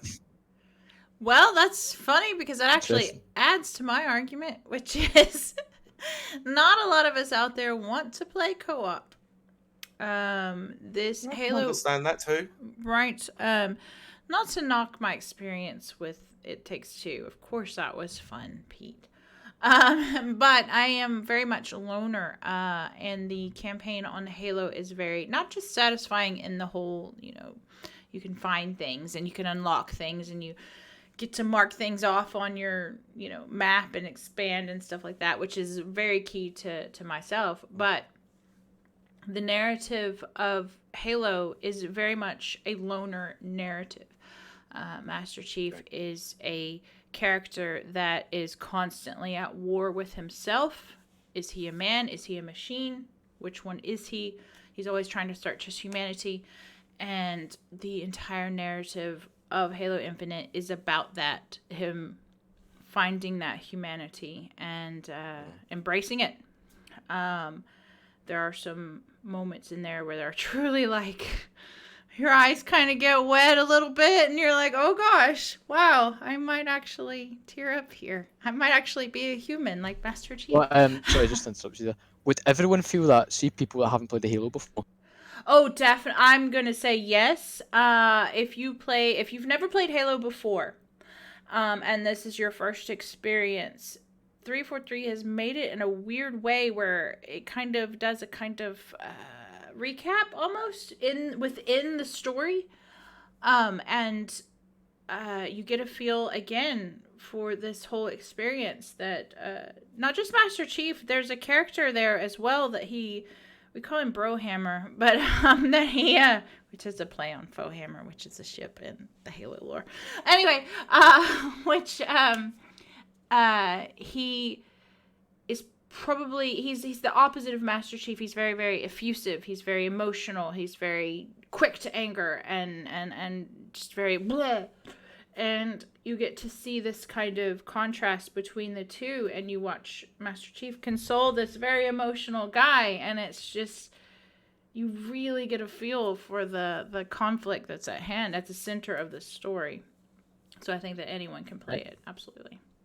Okay, and just to add on to one final point, obviously I just thought of, is that I think the co-op aspect of this does play into that fact that you're constantly challenging each other to try and test yourselves in terms of the environmental puzzles. It's a lot of trial and error and a lot of playing around with things, but it's that unity between the two of you that will eventually get you through to certain environments on the game. And it's just an enjoyable experience, mainly because of that. I definitely don't want to belittle my experience with Pete, but that would be terrible. Right. But Which you already have. no, I haven't. I'm sorry. I'm joking. Also, the boss fights are very creative. Oh my gosh, they're tough as frick. I saved Yeah. myself. So. Right, so, Deadbeat Brent, do you want to give your votes first, or will I start us off? Or do we have questions? Sure, Deadbeat seems like he's still deciding, so I'll go ahead. Yeah. So I have a few things to say about these games. It Takes Two, I've not been able to complete the whole thing. I tried my best, but the one I was playing with had some issues this week, and I didn't get it done. Yeah. But I can already tell you that it is the video game's video game. There's a little bit of everything. There's I a will agree shooter with that. section, there's I will agree. platforming, there's puzzles, there's story, but it never gets old. It's like at the exact moment that you feel comfortable with the new mechanic, like the shooter mechanic, you don't have it anymore, and you have to learn a new mechanic. It's almost like each chapter is like its own game. And at the That's exact actually moment what I that really you're like about that. the exact moment that you're tired of having to help this other person, you find a mini game that you can go against each other for a second, just to see who's better, and then you go back to co-oping again. Yeah. The pacing on it is perfect. On Halo side, I can't vote for a game that, as much history as it has essentially betrayed some of that history. I've always played Halo in co-op. I can't do that right now. So I haven't even started the campaign. When they then announced that you couldn't even replay the campaign missions, it was even more of a reason for me not to start. Because I want to play it in co-op. Then on the multiplayer side of things, the reason I liked it in previous games was because of the red versus blue. It was easy to determine who was an enemy and who was a friendly. And with my visual issues, that's a big thing for me in multiplayer shooters. I hate that But I this can't game disagree decided with to that. prioritize personalization and customization over accessibility. So there's no longer the red team versus the blue team, and it is difficult for me to pick out friends and foes. I can. So understand that at too. this point in time, I either don't play or don't like one side of Halo. But I really enjoyed what I played of It Takes Two, and I'm really excited to finish it when my friend gets better and can do so. Wow, yeah. So Can't I fault have that. to vote for It Takes Two. I can't fault that. Deadbeat? Yeah, Or do you want well, me to go? He's I'm still gonna turn to decided, bed. I think. No, I've decided. But it's going to sound quite... not trying to be a bully here. I've finished and played both games. I was going to stick Halo because the co-op, playing through the whole campaign, I said, this needs co-op. I've played them all through. It'd be the same as Gears. If Gears 6 came out without co-op, I'd be raging. Mhm. But then I stopped and thought, It Takes Two, played it when it came out. It's a buffet of genres, and it doesn't perfect any of them. They're there, but they're not all great. Okay, fair point. Fair point. You have to be mean to one to be nice to the other. You can nitpick all day, Yeah. but I think I'm going Halo. Okay. Okay. I Hey, totally Pete, have you wrote respect that the down? decision behind that. Yeah, I have. Oh, Because okay, you're I'm just voting going to add the Takes nail Two. into the coffin It wasn't here. an easy one. Yeah, I'm voting It Takes Two. So I'll tell you why. Right, I'm gonna state for the record. When we go forward with these, my votes are going to be solely based on these arguments, right? I don't care if I've played the game. I don't care if I've biased. I'm going to vote in arguments here. Now, where I wish both of you kind of spoke a bit more about the gameplay side of things. coulda But again, asked, Brent you brought coulda up the genre asked, thing, Pete. That coulda you didn't asked. mention. If you brought the genre thing up, Pete, I would have. I mean, I've Coulda probably would have asked. voted for you, Pete. But like, I would I have. forgot to mention it. That's why, more than anything. Yeah. asked. So I really wish both of you spoke about gameplay more. But I suppose it's not so much. I mean, Pete did sell me on It Takes Two. My It Takes Two is really good, but I think it was mainly what was missing from your argument, Kiley, that made me side with Pete. You could Right. have asked. And again, I mean this in the nicest It's- possible, right? Mainly Halo. here not wanting to contend with Halo later down the line. Oh yeah. Let me say Yeah, stay for the record. I've played. Oh, I know Halo's what the he's first doing, ever yeah. game I've ever Yeah. played. Halo Combat Evolved is the first ever video game I ever saw in my life, right? And I've played every Halo game since. And yeah, I'm voting It Takes Two. It's because right, Pete kind of joked about it. Right, he joked about it. You know, you set up like all the Halo games before Infinite, and we got to Halo Infinite. I wish you spoke Barely more. any argument, yeah. I wish you spoke about the fundamental core gameplay of Halo and how it is just solid fun, first-person arena shooter I action. did say that. Yeah, I wish you mentioned that the Halo combat is so distinct from other shooters on the market. I wish you said that about the open world and how the open world is a lovely new dynamic to the campaign that surprisingly actually I did fit say really that. well. I actually said that part. And I really wish you spoke more about the boss fights as well, because the boss fights are another new thing. I wish you spoke. I just like see I think about Halo. I think about Halo. As much as story means a lot to me in Halo, you know, I agree with you on all the other story points you mentioned. I agree with you completely on the story points. But for me, at the end of the day, what made Halo so fun for me growing up with friends and stuff was the fact that it just felt so good. And the fact they were able to emulate that so well, you know, in their third attempt. You know, fair enough, it came later than it should have, but my God, they've done it so well. So my But argument yes, was I'm 10 minutes long and Pete's was 4 minutes long. And yet But that you spoke wasn't about enough. 5 other games more than you spoke about the game you nominated. It is a legacy. Kaylee, Okay. is why I said I prefer objective arguments to emotive That was arguments. extremely because- objective. I didn't do one emotional part of that. But anyway, my vote's Dead Takes Two for that reason. Okay. Which I'm sad to say. I wanted to vote Halo, but Sorry, for those who can't see, Kylie is sit back in her chair looking like she's going to strop. No, I don't do So that. Kylie, just tell your vote, and I'll do mine last. Obviously, my vote is for Halo. I know, because I have to break your heart here, and I'm voting It Takes Two. I'm afraid. Doesn't break my heart. Look, I do not have a heart. I do not have emotions, so it does not matter. she says they're sat slumped back in the chair drinking wine, annoyed that Ciaran was saying what he was I'm saying. not annoyed. Anyway, People are entitled to their opinions. I know I'm taking the mick here, but I don't want this to go through. Obviously, like I don't want It Takes Two to go through without me at least commending and praising the great things that Halo Infinite has done. I think them releasing the multiplayer 3 weeks early was a stroke of genius.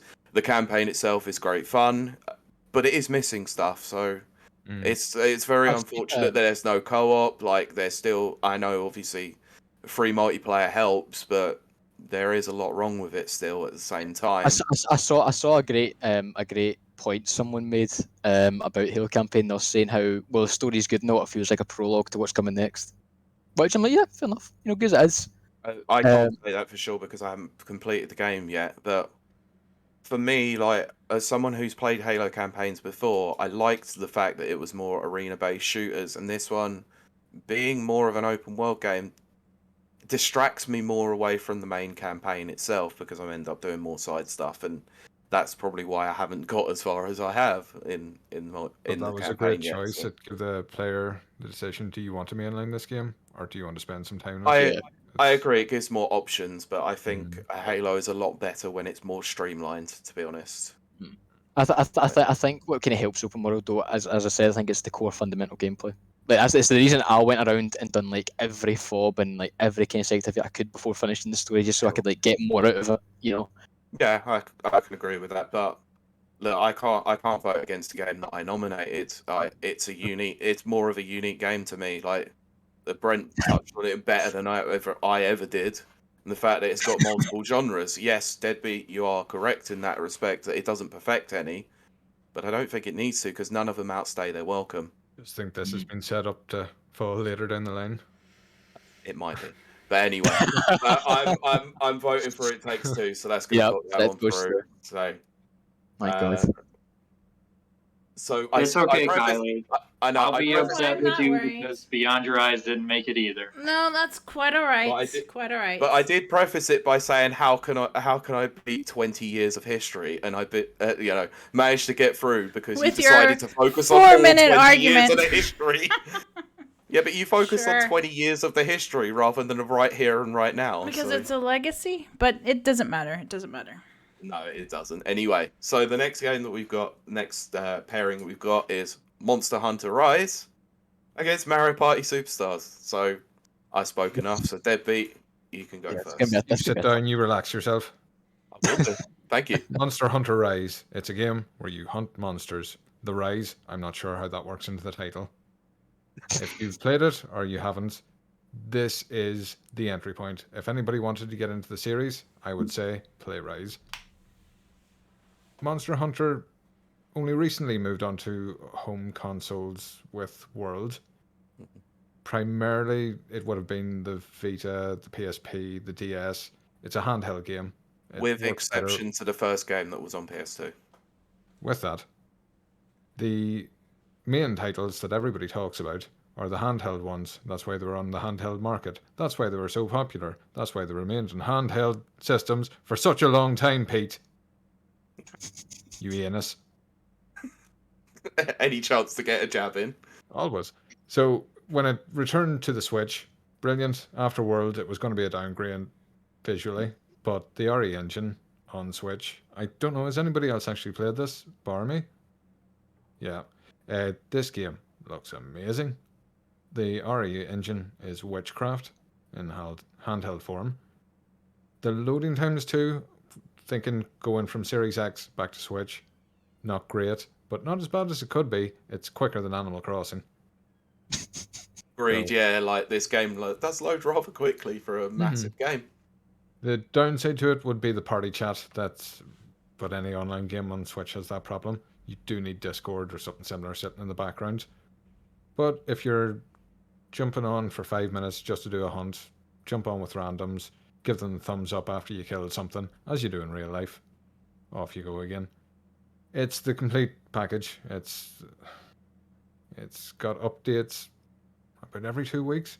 Recently, I think the last one I dipped in for was either Okami or Sonic, because you could dress your little cat or dog like Sonic, just like you think can in real life. There was an Akami one, wasn't there? There was, yeah. Yeah. So there's been a lot of stuff. Again, in I think Monster Hunter 4 on the DS, there was like a Metroid pack, Zelda pack. They have been known to throw these things in. A big part of it's multiplayer. At one stage again, we were in lockdown. It was nice to get together 3 other people, just have a chat as you brutalize some sentient being. So customize it. Oh, that you can choose the class. What do you like to do? Ranged, are you up close, big hammer, whatever you like. I'm a light bow gun guy myself. And yeah, I think gameplay wise, it's got a little bit of something for everybody. But unlike It Takes Two, it does every style well and easy to pick up, hard to master. Everybody should give it a go. Going cheap at the minute too, I think. So, and a big update coming next year. So Yeah, so it's that right on the horizon. Sunbreak, is it? Mm-hmm. There's some, yeah. Okay, cool. Mario Party. Now, Mario Party is a series that is massively synonymous to anybody who was an N64 gamer, mostly. You can still see the. Yeah, exactly. Like it's famous mostly for its lawsuit. But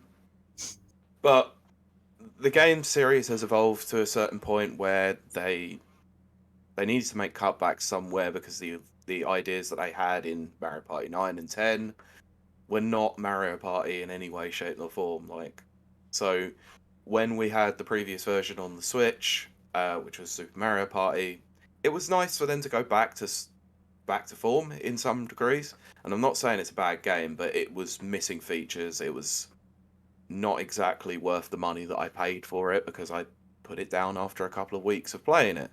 It's one of those kinds of games that comes with a caveat as well, that you need to have people to play it with, otherwise it's not quite as enjoyable as what you might expect. That being said, Mario Party Superstars does a very, very good job of making it more accessible to people.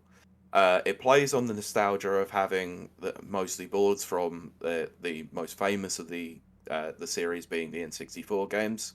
They've got mini games across the entire series, and there's a fair amount that have been redone, remapped, and rebalanced basically to make them more accessible for this generation. They've redone music and everything. So what I'm hearing from you guys internally is, why has this been nominated? Because this sounds like a remake. It is not a remake, for sure. It's basically just playing on nostalgia more than anything.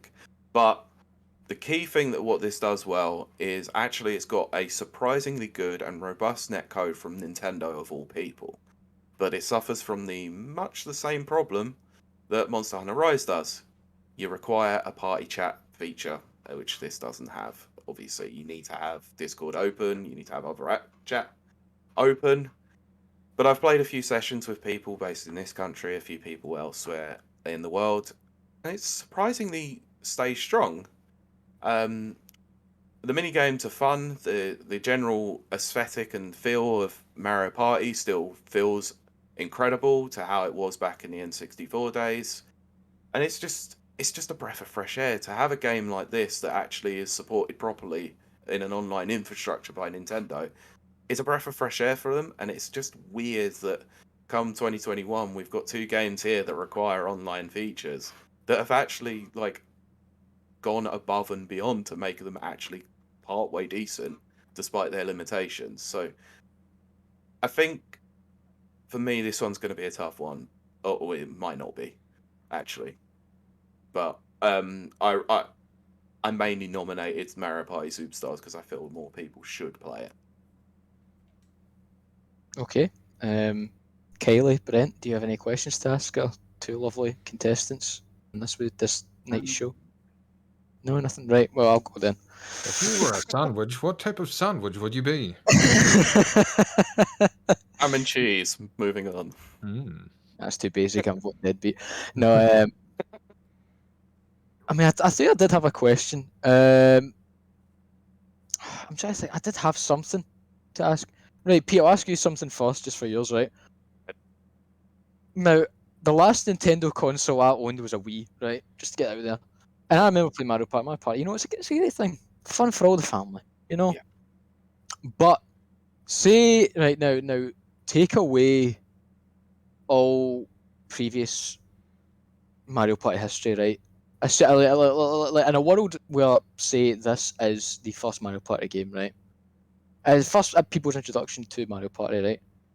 Would you still say that it is a solid game without previous installments and that? If that makes sense.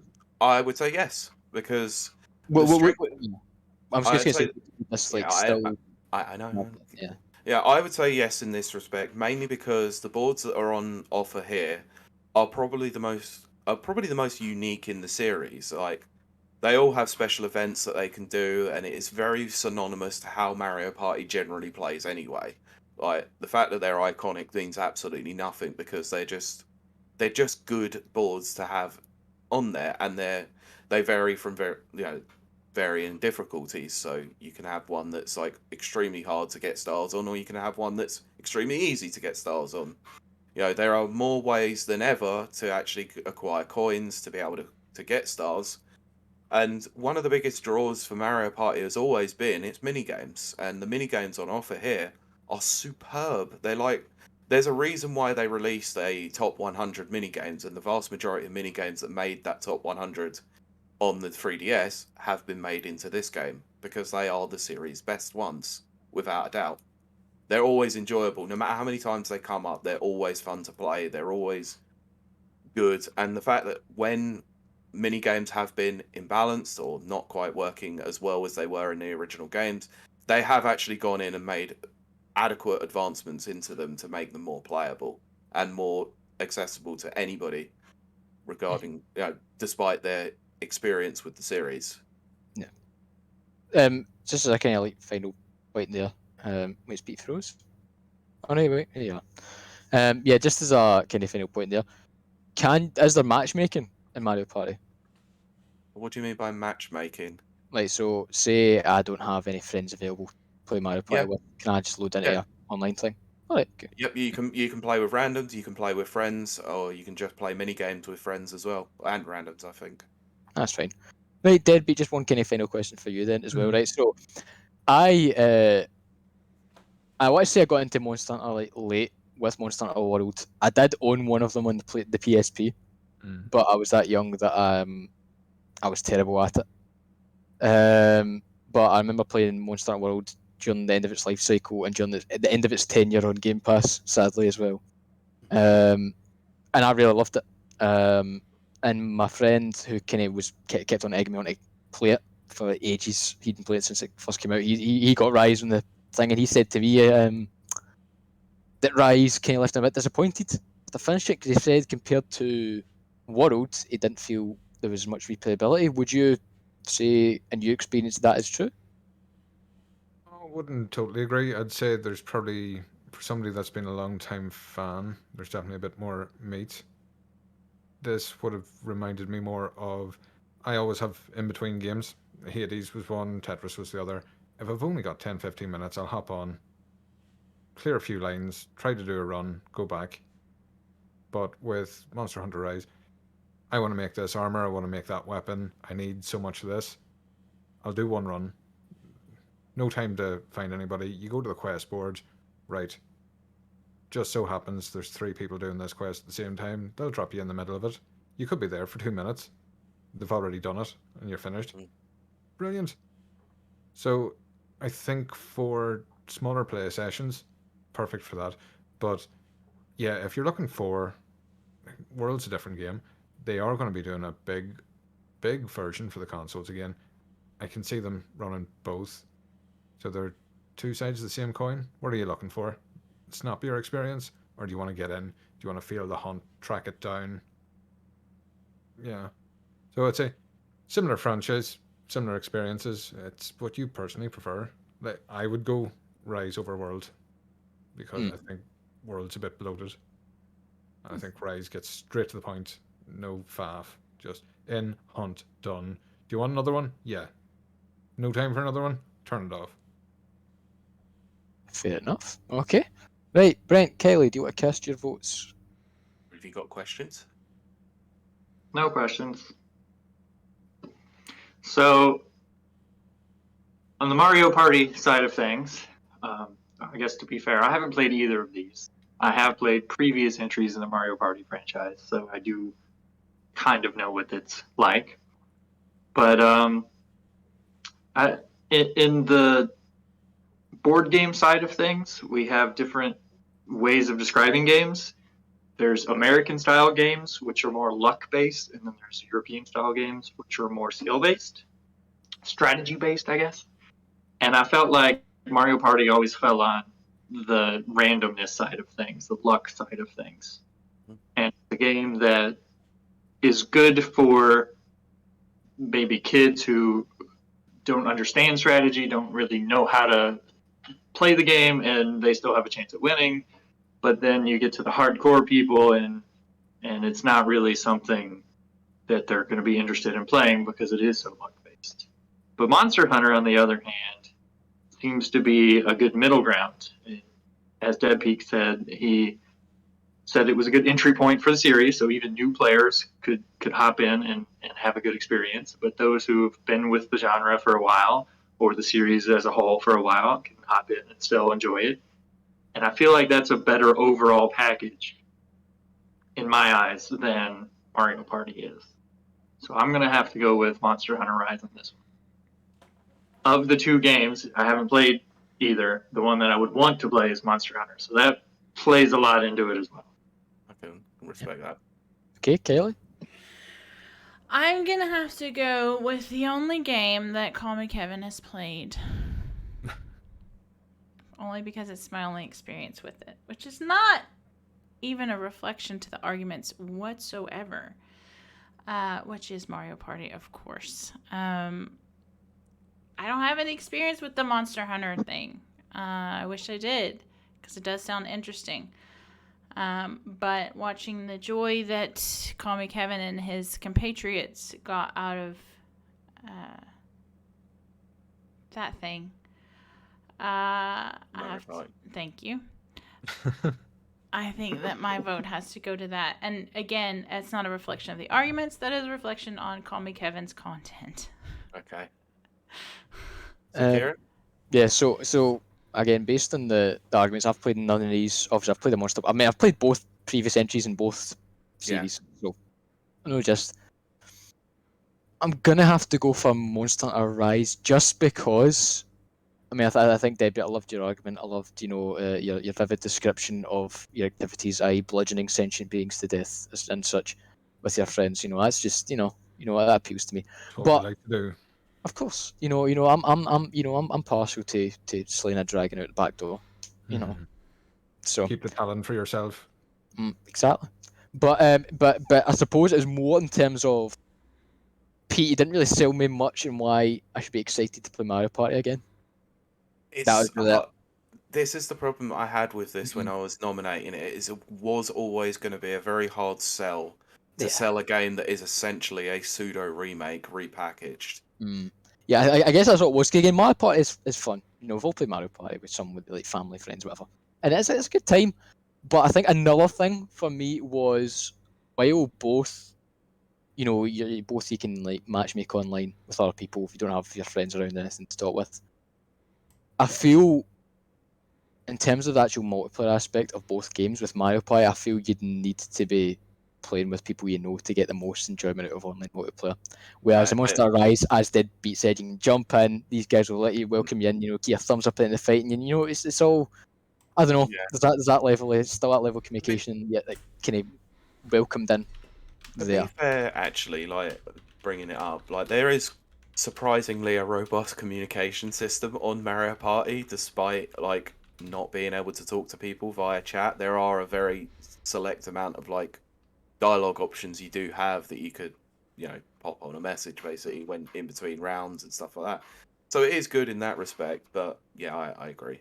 Yeah. So I mean that's really just my points why I'm going for Deadbeats. Okay. Really. I'm going to take this one next then, because I think I might surprise people by saying, even though I didn't particularly like Monster Hunter Rise that much, it was my first experience of Monster Hunter as a series, and a series that I'd always wanted to play. I think I suffered because I wanted to play this with people and didn't get the chance to play it with people. I found it quite complex, but I could see, obviously, that it is a more simplified version from going back and looking at things like Monster Hunter World and the previous games, that it is so much more accessible, like, to the vast majority of people, myself included, to the point where I actually picked the game up and played it for a good few hours, and just, whilst it didn't gel with me, I can understand its merits, so my vote is actually for Monster Hunter. Let's settle then. Deadbeat, unless you're voting for Mario Party. Well, it was still settled either way. Yeah. It would be the gentlemanly thing to vote for Mario, but I'm no gentleman. Look, that's fair. That's fair. You're a punk. There you go. Exactly. Name. I am going to take this moment to let our audience take a break, and myself, because I have to pee really bad. Okay. I shall return, and hopefully our audience will return as well. Yeah, I think as well. I think just keep it. Just keep it running anyway, so people. Yeah. Oh yeah, no, I'm keeping this we can stream talk up. the audience. Yeah, we're here to keep people entertained. Yeah, exactly. That's our job. Let me make. I would like to stretch my legs a little. Yeah, Oh, exactly. Yeah, I just wanted to make a note of the time as well. So yep. Oh, right. Okay. Yeah. BRB. I was going to say because I don't know if maybe want to split this into 2 parts or something. I'm not sure. I'm not sure how I'm going to do this just yet. I'll see how fair. I was even just thinking, even if you have to do. Oh God. The first round bracket. She messed it up, didn't she? I thought we were going to crash there. Sorry. I know. I think. All right, we could do all that again. Yeah, you just go through it again. It's fine. I can argue somebody to it again. No, honestly, right, I kid you not. Right. We've only done the first book. That's like it's me and Deadbeat next. Yeah, it is. And I've got my argument for Valheim there. For the Celtics.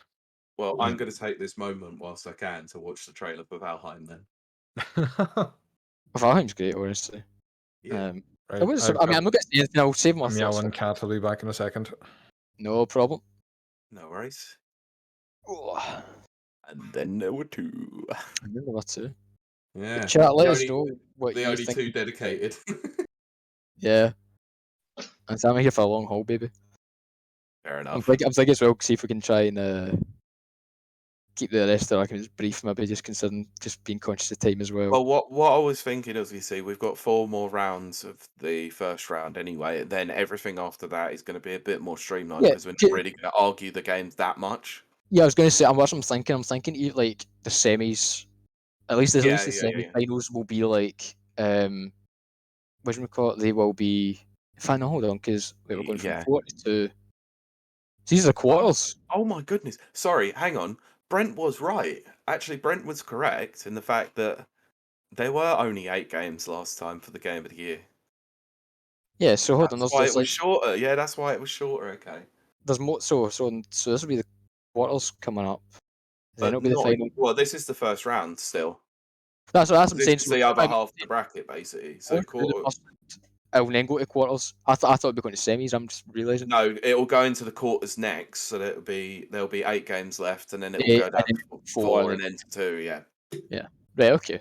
That's fair. I was just Yeah. double check because I was wondering that. Yeah. Yeah. But in that instance, for anyone still here as well, we won't keep too much of your time because by the time we get to the quarters and the semis, it will be like lightning rounds because we already discussed the Yeah. games at that point, just vouching for why your game should beat the other game you're up against at that point. Of course. Yeah. Yeah. I think that's Yeah. even if we maybe want to apply a time thing to that, just say, all right, you've got like say a Yeah. 2-minute I'm argument probably against gonna. Well, what I'm going to do is I'm just going to put it in the comment, or not the comments, the description, and actually put a timestamp possibly for each round if they want to skip over a lot of the guff or what they Yeah. consider to be possible guff. possible guff. Yeah. Yeah, I mean, but yeah, like I said, it's just going to be like once you get past these first rounds, like it was last time, it's gonna breeze through the It's last gonna part of the go through. bracket anyway. Yeah, but as I'm saying, like I think at that point it should be easy enough to say because I think in like the next round, so it's the quarter-final round, I could easily like give a 2-minute argument about why my game is better over the other one. Or why my Yeah, game. I think I we probably can. Yeah. yeah. Because you've already explained the vast majority of what the game Yeah, is, exactly. and why Yeah, I you've don't. nominated it and all that. Yeah, I'm not wanting to rehash something I've said because that's not entertaining for Yeah. it's not entertaining for us. Sure. So yeah. Yeah, I think that even just a wee 2 minutes, maybe less, Yeah. depending we'll ask whether else things trying to get back. Yeah, of course. Either way, we know that as soon as we get through these next 4 first rounds, we'll be Yeah. I am going to wait for someone to come back because I feel like I probably should go and pee. To be fair. I'm good. I'm fine, man. I know. I'm just conscious about leaving you just on your own, like interacting with Yeah. no audience, and you get bored. So Yeah. Oh, it's fine. I'm chill. I'll wait for someone to come back, and then I can just quickly go. It's only Yeah. next door anyway. So there we go. Sweet. Right. Tag in. Tag out. Okay. Yeah. Pete's good for a pee. Yeah, I'm just saying, Pete. There. Get a little snack. What was it? Sorry. I stretched a little and had a snack, so I'm good to go. Good stuff. I was just saying, Pete. There. Once we like get through these next 4 kind of first rounds, like we'll just fly in. I'm saying. It'll go much faster. Yeah, I'm thinking by the time we get to like the second round and then the semis and then the final, like even if that's when we try and limit ourselves time wise, so we go like give a 2-minute argument each side about why their game should get through, because realistically we don't need to repeat anything we've already said. Yeah, it's more just like saying, listen, I've already pitched my game, but here's why I think better than this one, because that's all you're doing. You've already sold your game in the first round, so yeah. Whoa. These are tough. I think though. that's what we did last year. We did 2-minute timers each time. Yeah, I think that's enough. That you could have different different points, I guess, each round if you continued on. Yeah, yeah, because again, we've already like said why we like the game, why we've chose it. So we just need to say, this is why I think my game should make it to the semis, and this is why my game should make it to the final. This is why my game should be game of the year. I think that's all it really should be. Going on from the next few rounds, but I mean, it's got a few more brackets. So I said to Pete, I'm going to try and keep mine brief forward, just being considerate of time and stuff. But yeah, this has been a blast. That was a hard one though. That Psychonauts Pull Your Eyes round. Yeah, That was tough.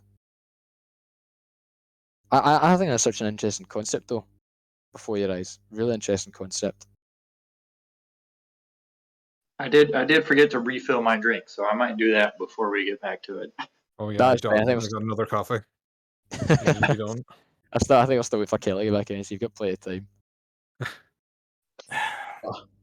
How is Yeah, Kylie not back yet? Jesus. I don't know. Yeah, Deadbeat. I was just explaining to Brent there. I'm thinking. I mean, people just saying that how we should maybe do like any 2-minute arguments when we get to the quarter and semi-finals.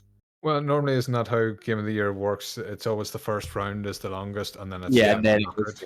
Yeah, if you remember what TTGS is like their first round is always the longest. Yeah. Yeah. I was also just thinking about that. Do you reckon they backed out of doing their Game of the Year until next year because James couldn't find any whiskey? Could be at Hop House. It isn't available in Germany. Possible. So. We've got a comment from Okay. Gone Postal here. Yeah. So is that what you were going to mention? Yep. Go Okay. for it. So it says, I'm not a gamer, but don't even have my own console, but Brent turned me on to Before Your Eyes, and now I want to add a few others that were mentioned. Good. Reaching the masses. We're doing what we're supposed to be doing, which is selling someone else's games for them. Get out of marketing. Exactly. Well, that's what most of us do anyway, writing for rapid reviews. There you go. Yeah. Exactly. Okay, right. So are we going to get back on? Yep. Yes, and then me and Deadbeat will be going right into it. Exchanging blows. Oh yes. Okay, so I'll count in. So we'll go 3.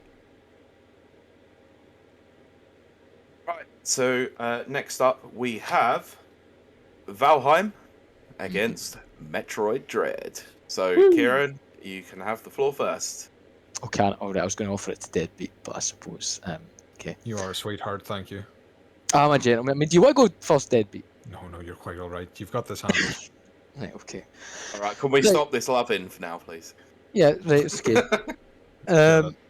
Yeah, so again, the reason I put Valheim on this list is because it came as a surprise to me. It came out in early access. I think some of it's still in access. I know they've been bringing out. I think the first expansion's out, kind of content expansion. They've planned a few more as well. But it really took me away. This game, I didn't think much of it because again, I didn't know it existed until I saw it. I think a friend actually recommended it to me. I gave it a look, and then I reviewed it for rapid reviews, funnily enough, and it was just breathtaking. And it's strange, right? Because I think in my review that I'd done with one of other writers at rapid reviews, we kind of laughed because the character models, especially, feel like something like the PS2 era. Which is weird, and it doesn't. Not that it looks horrible. It doesn't. I wouldn't say the character models look horrible. It's just a strange design choice. I don't know if that's just for ease and accessibility. I mean, it's in terms of accessibility for me, who's got a kind of not a low end PC but a mid range PC. It's quite nice to have a game that I can play. That's new. But ultimately it was the scale of the world and just the world itself. So the whole premise is that like you're thrown into this realm beneath the 9 realms called Valheim, and it's just you just need to survive in it. Essentially like Limbo, more or less. It's more or less the kind of Norse Limbo that they've kind of conjured up for this. And in it, there's an assortment of biomes from kind of dark undead dwelling swamps. The starting area that's nice, pleasant forests. I say pleasant forests, I get into not so pleasant. And then you get like one of the final end-game kind of biomes is the plains, and that's just deadly. But that's another point. One thing that I think really sets us apart is challenging by design. As much as, same way like Minecraft at night, it's more dangerous to walk about at night in Minecraft because all the mobs come out, or like any other game, that does the same kind of mechanic. Even during the day in Valheim, you got to be careful. And the starting area, kind of forests, kind of green hills and stuff, there's like hordes of like these, it's not goblins, they've got a name, but I can't remember it anymore. And giant trolls that wield actual trees, like in-game trees, in their hand like clubs. They're that big.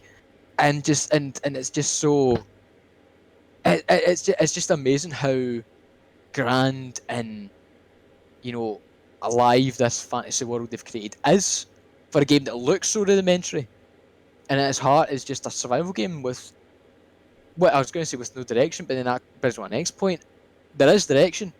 It feels like one great quest that you and the rest of the players in your session go on, because there's bosses, and they are essentially like benchmarks for your progress.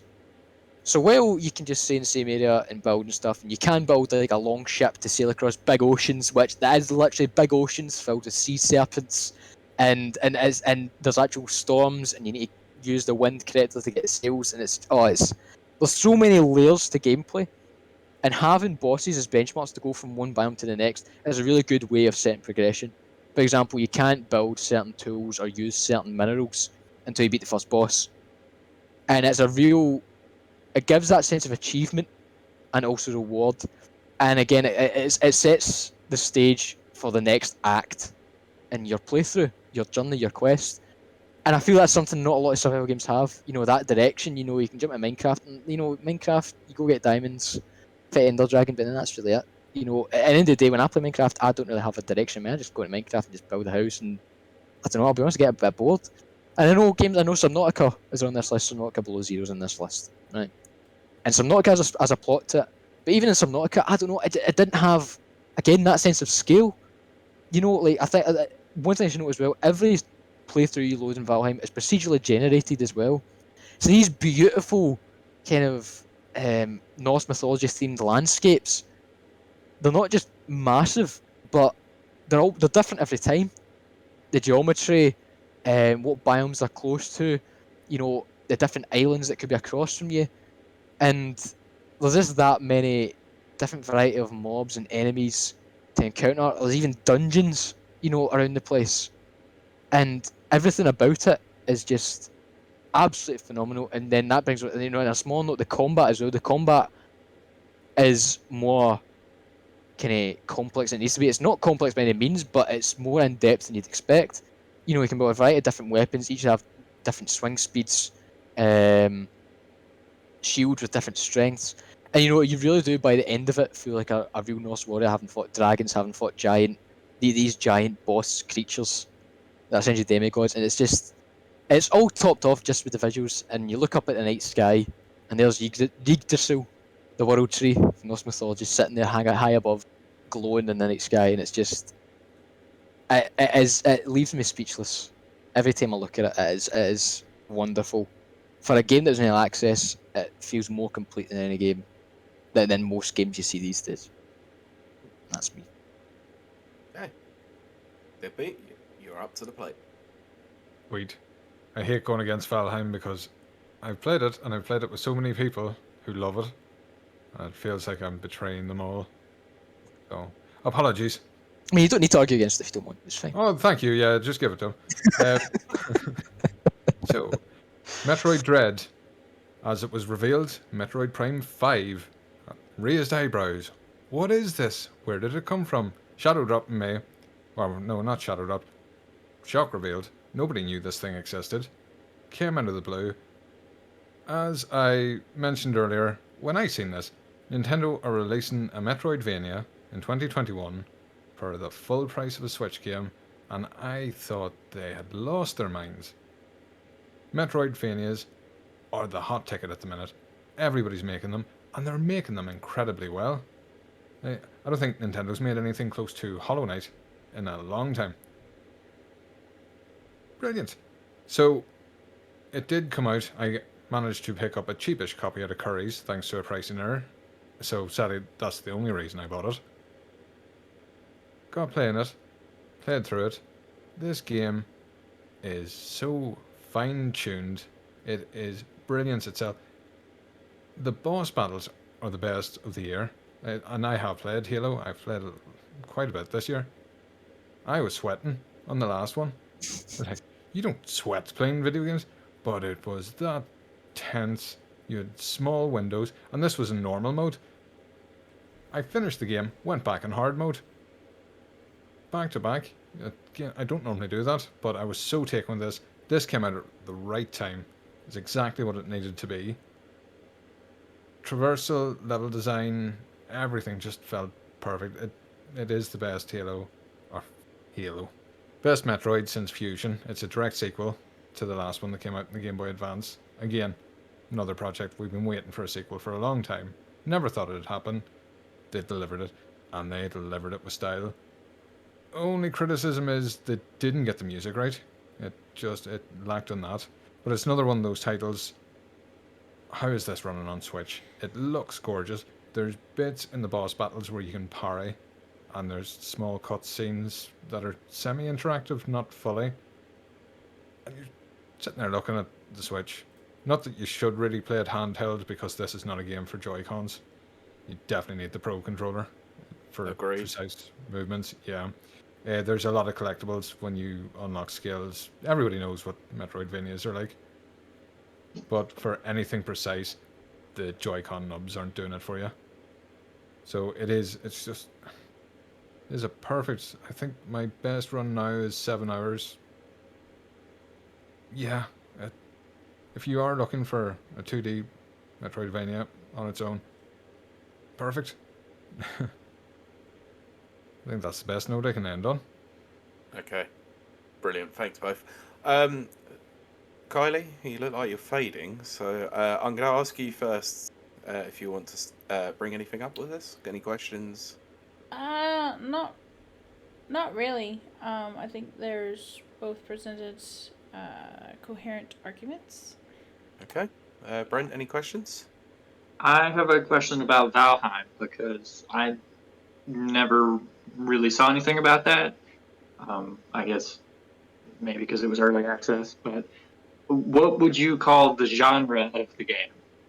Is it more of a survival thing, an RPG thing?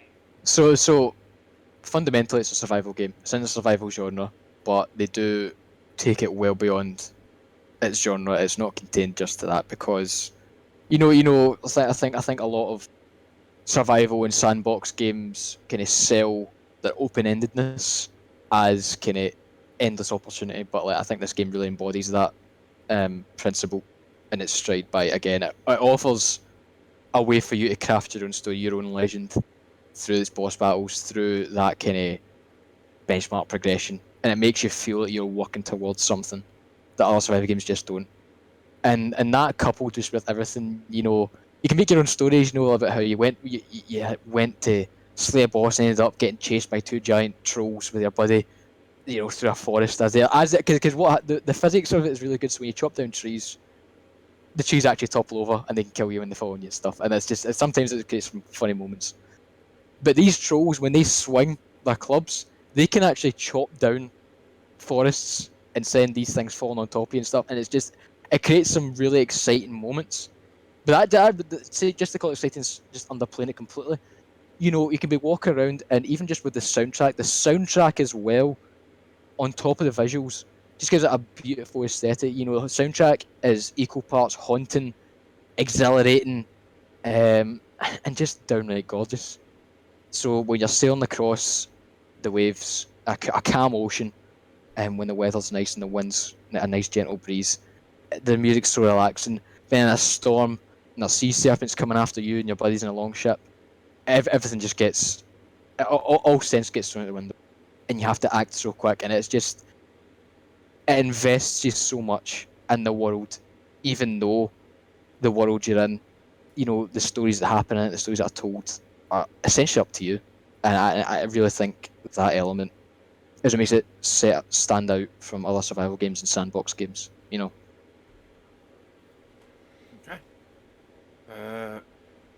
Deadbeat, you're on mute.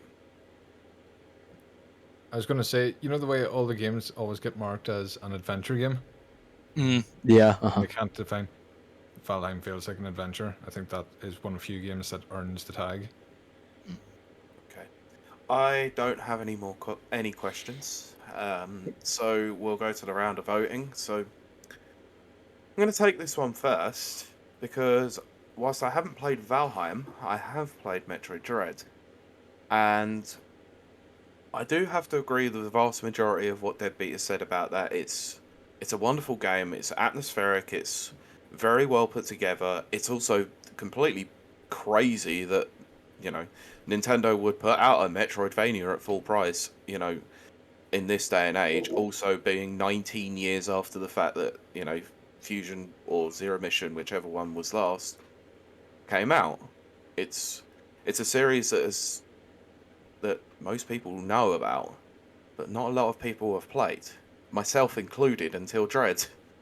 Now, I am not the biggest Metroidvania fan. So unfortunately, this didn't gel with me. So, whereas Valheim, looking at it, I like adventuring. I like games that are set in different biomes, like Terraria and Minecraft. So I'd think I'd have more want and will to play Valheim once it's released into full on possibly on other consoles. So I'm gonna have to go with Valheim on this one. And it's not because Metroid isn't a good game. I understand its merits. It's just not for me. Oh no, Brent? this is top list stuff. I don't think anybody's a loser at this stage. Yeah. Brent, what about you? I'm kind of the opposite of Pete, to be honest. I'm not really into survival games, even those that have stories and maybe hinting a little bit at rounds to come, like Subnautica. But I really do enjoy Metroidvanias. I didn't really discover them until later.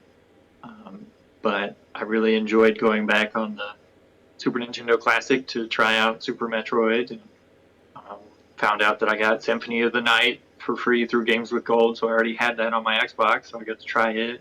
There were so many great ones to try on Game Pass. And it's really interesting to me what they've done with Metroid Dread. It's supposed to be the end of this story for Samus. And so it started with the original Metroid games and the 2D Metroidvanias that didn't even have a name at that time. And then they've gone through some 3D ones, and now they're back with the end of this story being like it was in the beginning again, a 2D adventure. And I think they really thought that through. I think it was a conscious choice to do that, to kind of tie the two ends together over such a long period of time. You kind of lose track of where the roots of the series were. And then adding in the Dread aspect of it, having some horror bits into it, I think was another very deliberate choice by them to make it seem more of a, I guess, like a more mature game. Maybe kids wouldn't really be able to play it as much. So I think they did a really good job with creating a game that kind of ends this story and kind of even introduces a whole generation of people that may have only known Metroid as a 3D game back to the 2D roots. So I think I'm going to have to vote for it. Even though Valheim sounds great, I haven't been able to play it. I haven't really heard anything about it. You call it more of a survival game than anything. And that doesn't seem to gel with me. Okay. Kylie? Right. So, I mean, it's difficult because Samus is one of the most prolific, since Lara, of course, strong female leads. So there is a bit of, dedication there. But, having said that, I also don't own a Nintendo. Well, no, I do own a Nintendo Switch. I've just never started it. Nintendo doesn't tend to be my cup of tea. But Valheim has been played by both Call Me Kevin and Let's Game It Out. So I've watched plenty of videos of that. So my vote is not merit based. It's not even game based. It's purely, I haven't seen anything of Metroid Dread, except for what's on Twitter, obviously. But I have watched plenty of videos about Valheim and all the different cool things you can do there. So I have to vote there purely based on that. Okay. Just a shaky argument at best, but the only one I have. Okay. Deadbeat, your vote. Oh, I'd say both great games. I'm going to have to stick with my pick because, of course, sheer arrogance. Sure. So, Ciaran, you get the Yeah, final vote? I'm gonna have to vote for myself, obviously. Okay. But For the yeah. record, is this the second time Call Me Kevin's done me out of a pig? Yes. I fear Probably it won't be the last. So, yeah, if you want to curse at If you want to curse anyone, then get onto him on Twitter. and they Yeah, will. I can smell new beef going into the oven here. Yeah. Yeah. Good. He's I from have a fear. Nothing from like County a good bit Cork. of new beef. He's from Cork, so Yeah, not far away then. exactly. There you go. Yeah, new beef smells so good. Right, so next up we've got Subnautica Below Zero against Forza Horizon 5. So Kylie, I'll let you take this one first. There's not much to say that I haven't already said, which is it is a survival game. There are plenty of jump scares, especially if you're the type that's afraid of like the deep blue something. But there's also penguin type animals, as I said. So there's some cute aspects. It's also a collecty game, which I do like. There's some themes of xenophobia, which I always like to address anyway in any game. But mostly it's you get to craft your own biome and environment, which is always good. And fight bad guys, which works for me. And that's really all I have to say about that one. All sweet and to the point, we like it. Yeah. Fair enough. Okay, so Forza Horizon 5, like I said previously, is a racing game. It's not a genre I tend to go anywhere near usually, especially more simulation.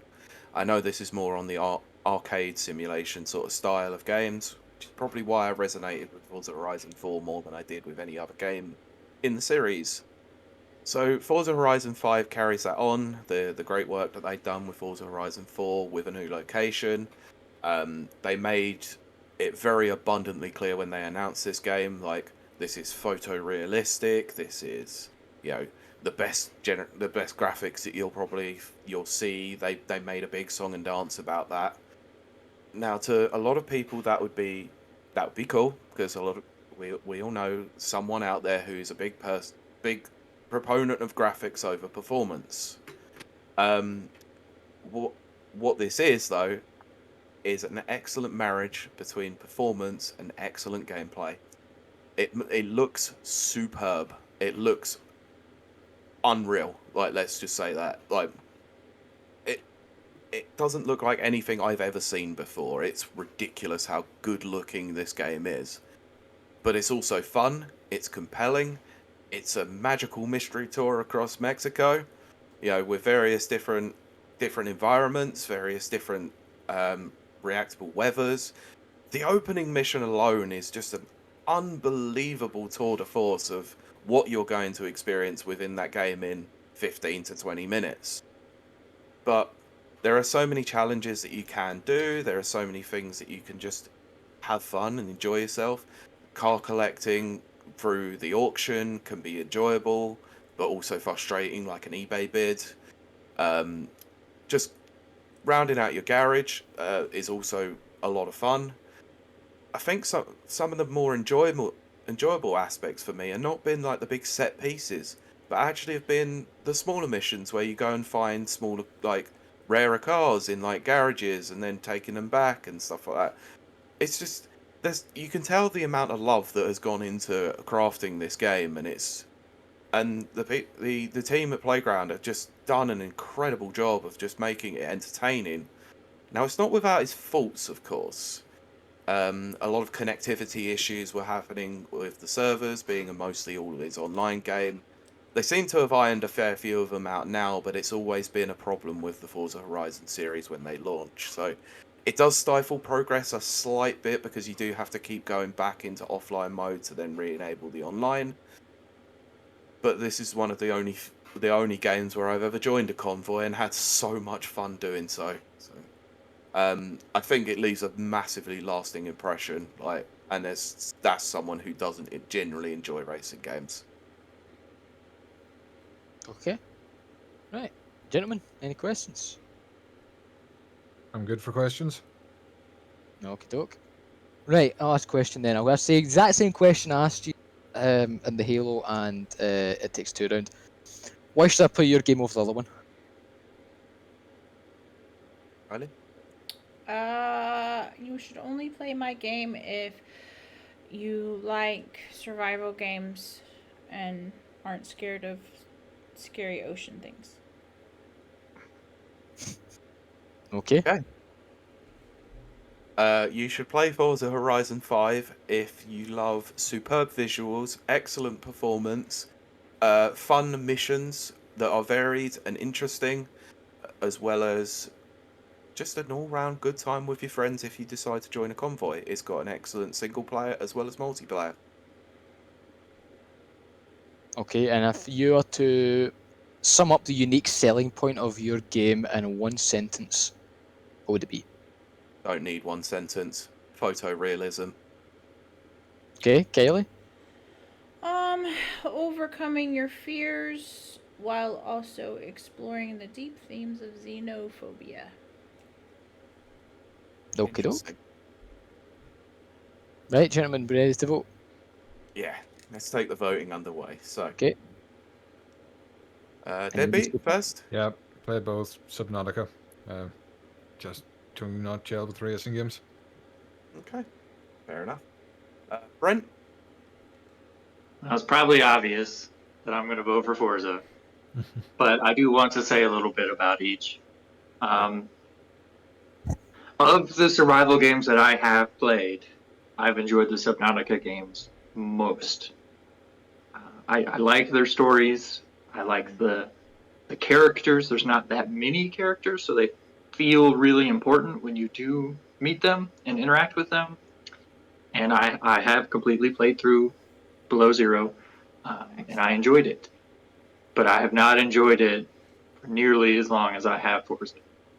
I've already played 100 hours at least of Horizon 5, and it really hasn't been out that long.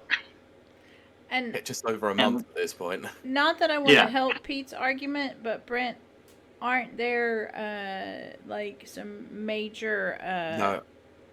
what? No, I was going to say, I'm glad you mentioned this because it's the one thing I forgot to mention. Yeah, accessibility. Accessibility. There are settings that you can enable that essentially allow you to race using a single button.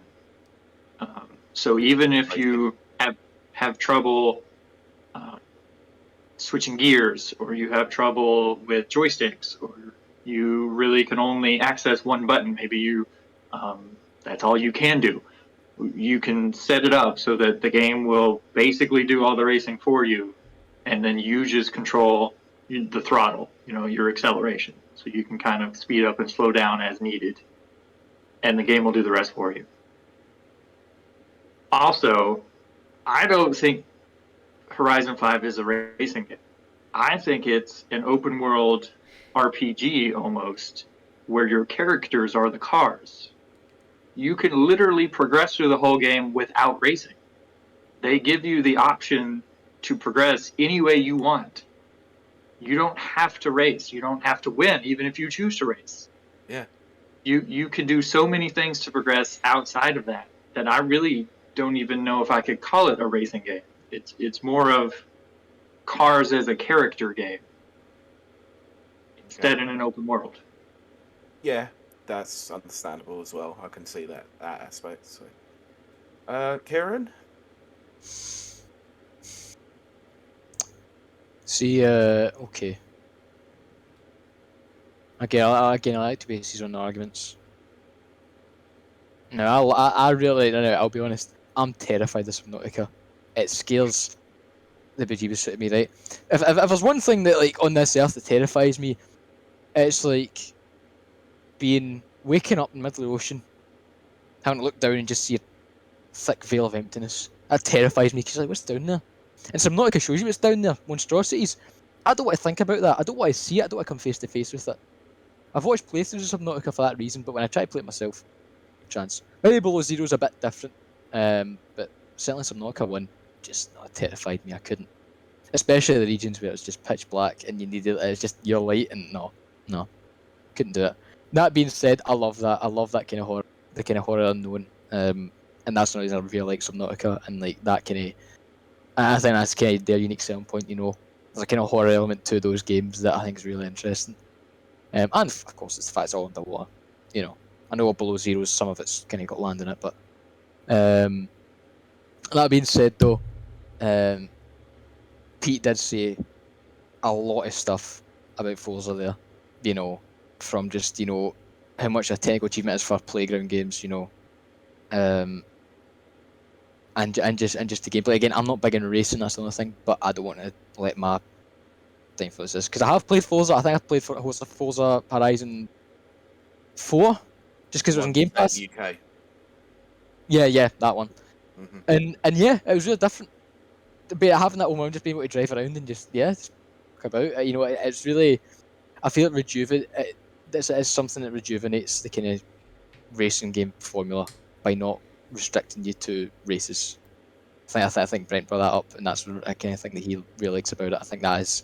I think they needed it because racing games, feel very niche as is. But yeah, that, and again, Pete, on top of the kind of fact you mentioned, technical achievement, yeah, go Forza. Yeah, I wanted to make it abundantly clear that my choice was based solely on someone who doesn't appreciate racing games that much, has fallen in love with a racing game. So obviously my vote is going for Forza Horizon 5. I appreciate everything that Subnautica does, because Subnautica was fantastic. I really enjoyed the game. But Below Zero just scares the crap out of me, to be honest. I couldn't. And I love the aesthetic of it. I love everything about that game generally. It's going up against Forza Horizon, which is like one of my favourite games of this entire year. It's hard to fight against it. That was exactly what happened with me. It's like I played Subnautica, I completed the story, and then that was it. I moved on. But I keep going back to Forza. So Kylie, you have the consoling vote, unfortunately. Well, obviously it's going to be for Subnautica, which is not a surprise. No, but that was it's a very tough one to go up against. I think both games could have easily gone through against anything else. So, okay, so next up we've got Kylie. You need to prep some energy again because we've got Powerwash Simulator against Death's Door. So, like we said, Deadbeat is going to take this one because it's the only one who's actually played the game. So, who wants to go first? I'm happy with either. Yeah, don't care. Kylie, go ahead. Powerwash Simulator is a fabulous game if you like cleaning things. I have mentioned many times before, I am autistic, so I have a affinity for things that are formulaic. That's probably not the right word, but you cross things off a list, there's progress. Yeah. I mean, when I was a little kid, I'd go to sleep thinking about like mowing lawns, and I know this isn't Lawnmower Simulator, but because the idea of progress is just very like, I don't know what the right word is, it just sets my soul on fire. And they've now added a story mode, which is very interesting to see where this all goes. But really what it comes down to is it is a task-oriented game. It is like House Flipper, it's like Lawnmower Simulator, it's like any of those other type of games out there where you're doing tasks and you're crossing them off the list. It's a very niche thing, and it's probably only going to appeal to autistics, if I'm honest, or super anally retentive people, which can be both. But I've really enjoyed it. The community is there. It's really huge, community-based type thing, where Square Enix is trying to kind of garner. They're trying to acquiesce to many things. The community. Square Enix made Powerwash Simulator. Mm-hmm. Yes. Oh my god! They published it. Yeah. Yeah, published it. Yeah. Only mentioned that 3 times, but yes, it is a Square Enix product, which you kind of see the influence on the new skins and stuff that have come out. But it is a collectible game, so like if you're into collectibles, again, it's a certain type of people. I realize it's not a broad brush or broadly appealing, But for those of us that are in that niche, it hits all the spots. I also power wash quite a bit in real life for the same exact reasons. So really what it comes down to, it's just it hits all the right things for really weird people. That's really all I can say. Lovely. It's a weird game for weird people. Okay, Deadbeat, you're up with Death's Door. Yeah, so no homework done for this one because it was the community pick. So, be gentle. Also, sorry, we kind of threw it on your lap at like the last second as well. But no, glad to do it for all the games that you could pick. You picked the right one. Yeah, there was a lot of conversation about this one, and a few heated people were talking about Deathloop. Yeah. To begin with, this game to look at, it is the definition of an indie darling. You play as a little crow that is also a Grim Reaper that runs around these lavish levels. A lot of people compare it to the top-down Zeldas, so it's the closest we're going to get to one of those in a long time, until something brilliant happens. But yeah, again, it's one of those full package. The music, fantastic, sets the moods, the surroundings, visually, again, animation is the best thing to happen with 60 frames. Everything nice, detailed, parts of it look hand-drawn. And then you get to the best bit of it, the boss battles. You are patted on the head for playing about with this game. You're given skills. You can power them up if you choose to explore the world. There are things like cracking the walls. If you've played games from years back, you know what to look for.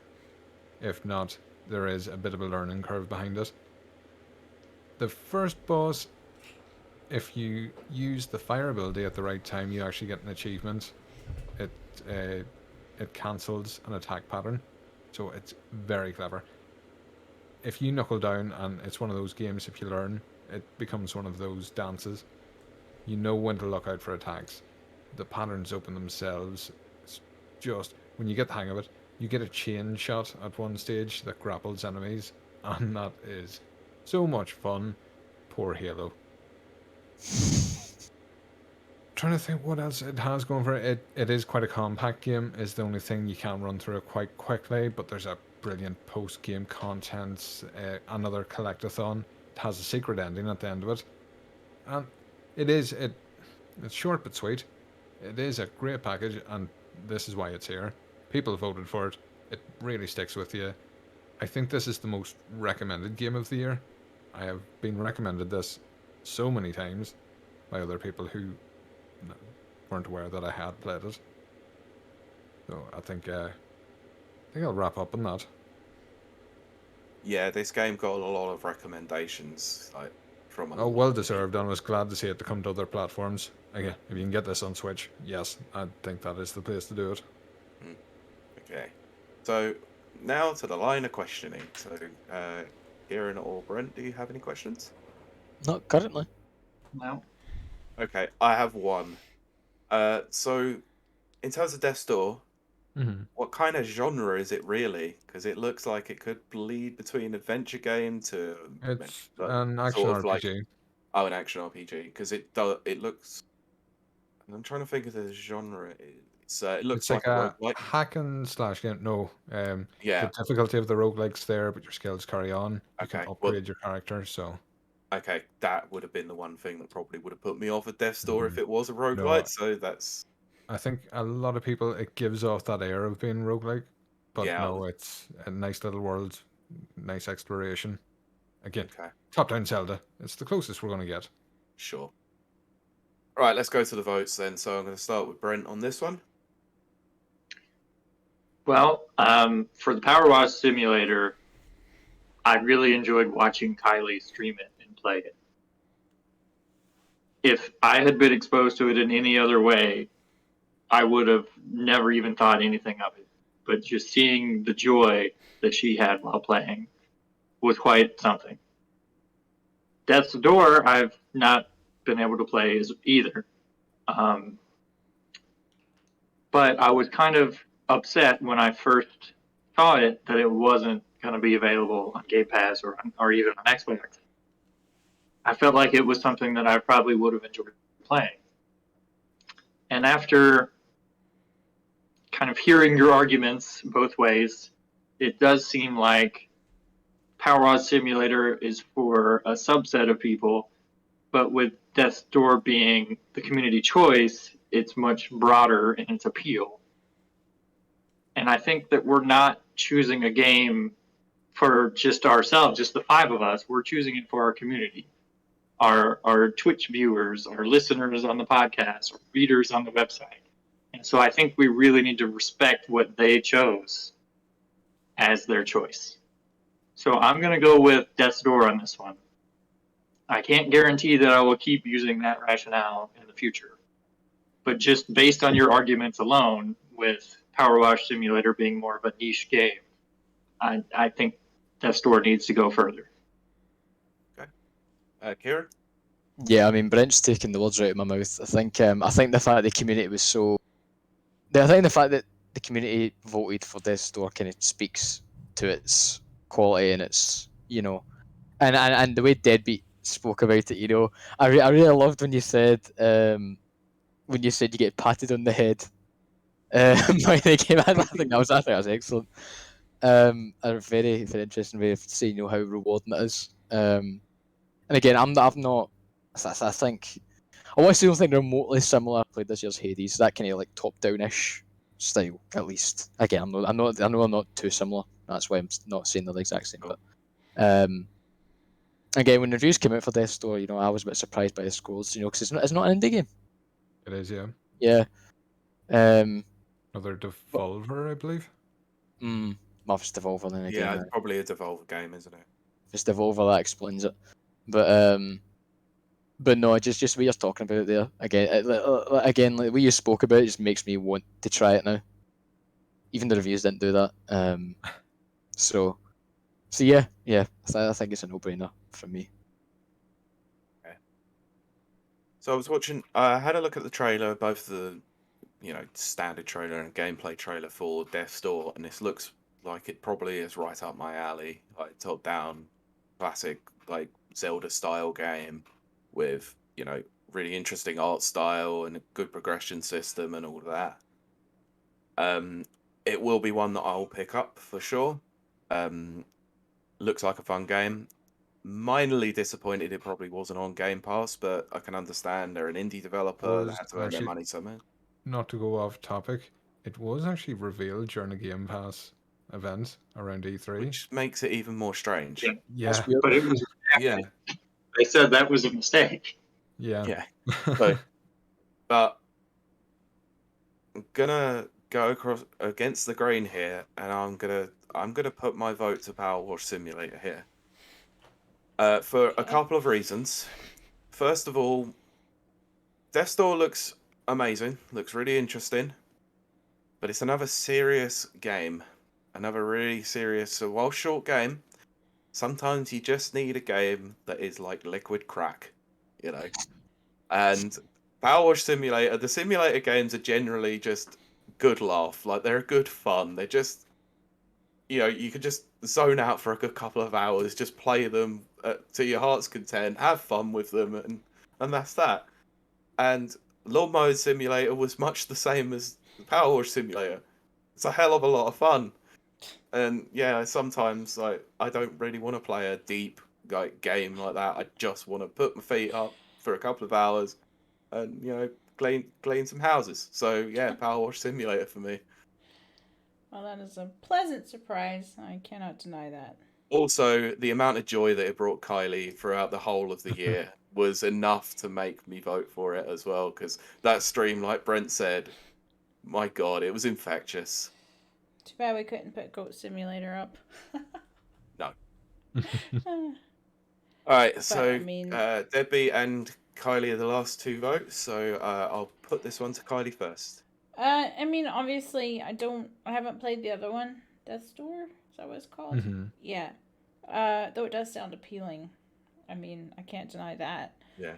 By any means, although I'm not one to go with a crowd. anything. I'm one of those people who will play a game 2 or 3 years after it comes out because it was too popular. Yeah. Yeah, I like to shoot Yeah, myself. I've been in the guilty foot. of that too. Yeah. Mhm. But I mean, obviously, like I said, Powerwash Simulator. I mean, the whole idea of the fact that I showed so much joy in those streams is because, I mean, I hate to say it, but I'm so freaking autistic, and that is a game for autistics. It just 100% is, and so I have to pledge my allegiance to such a thing that contributes. Such simulation. Yes. And but that's not to say that I won't ever play the other one. Okay. I'm sure I will.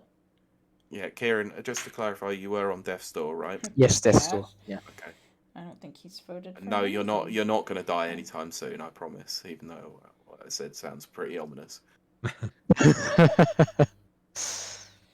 Okay, Punk, take us away.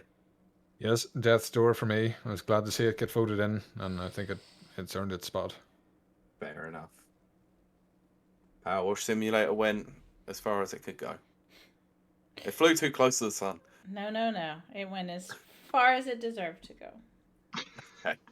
Right, so the final game of the first round, and we promise this is going to get a lot quicker as we go along. Yeah. That's been a last mega long. I say mega long. Yeah. You know, Yeah. in comparison to what. All of mine have been knocked out, so have fun with that. You may have done. I'm not saying anything more.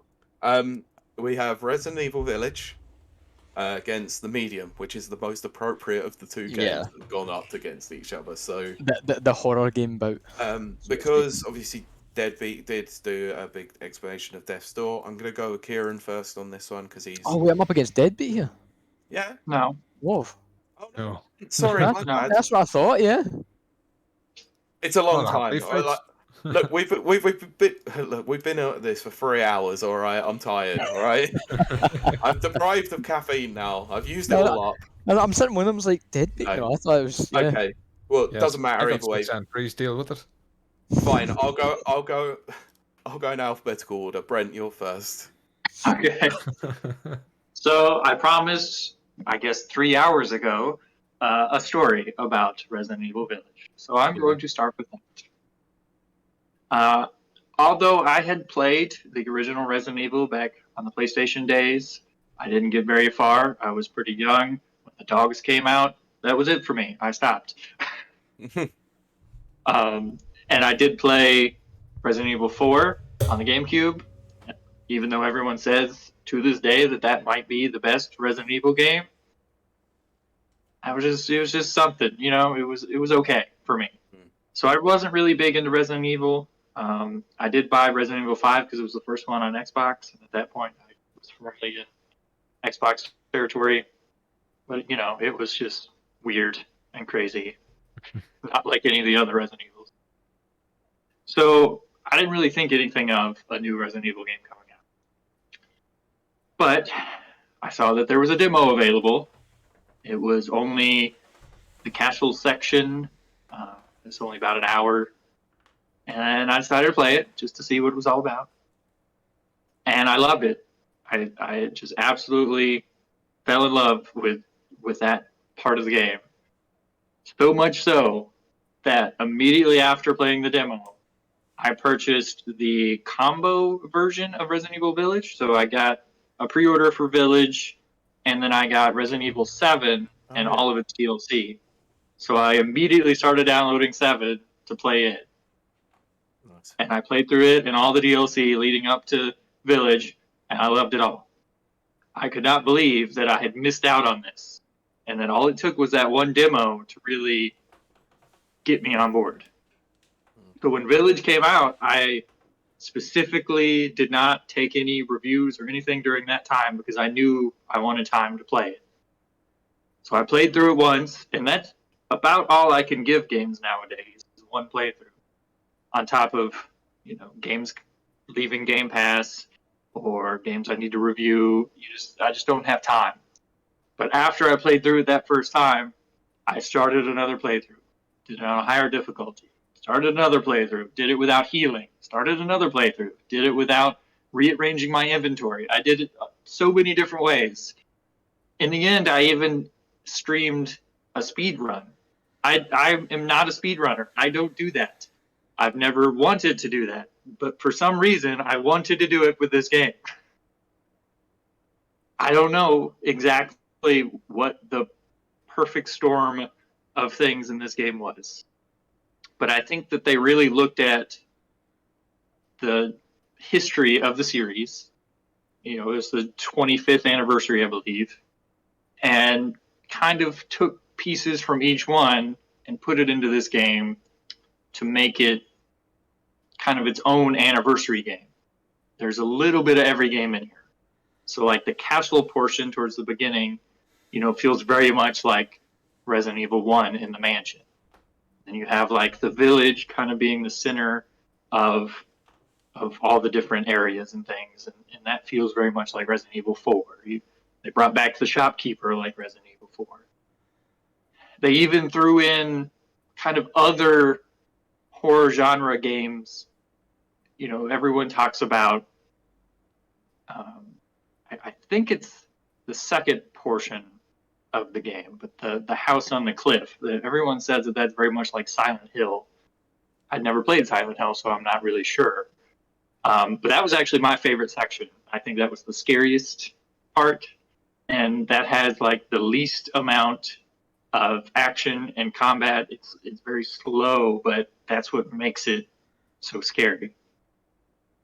And then, of course, towards the end, you get more action-oriented stuff, which is more like the Resident Evil 5 and 6, and they brought back Mercenaries mode.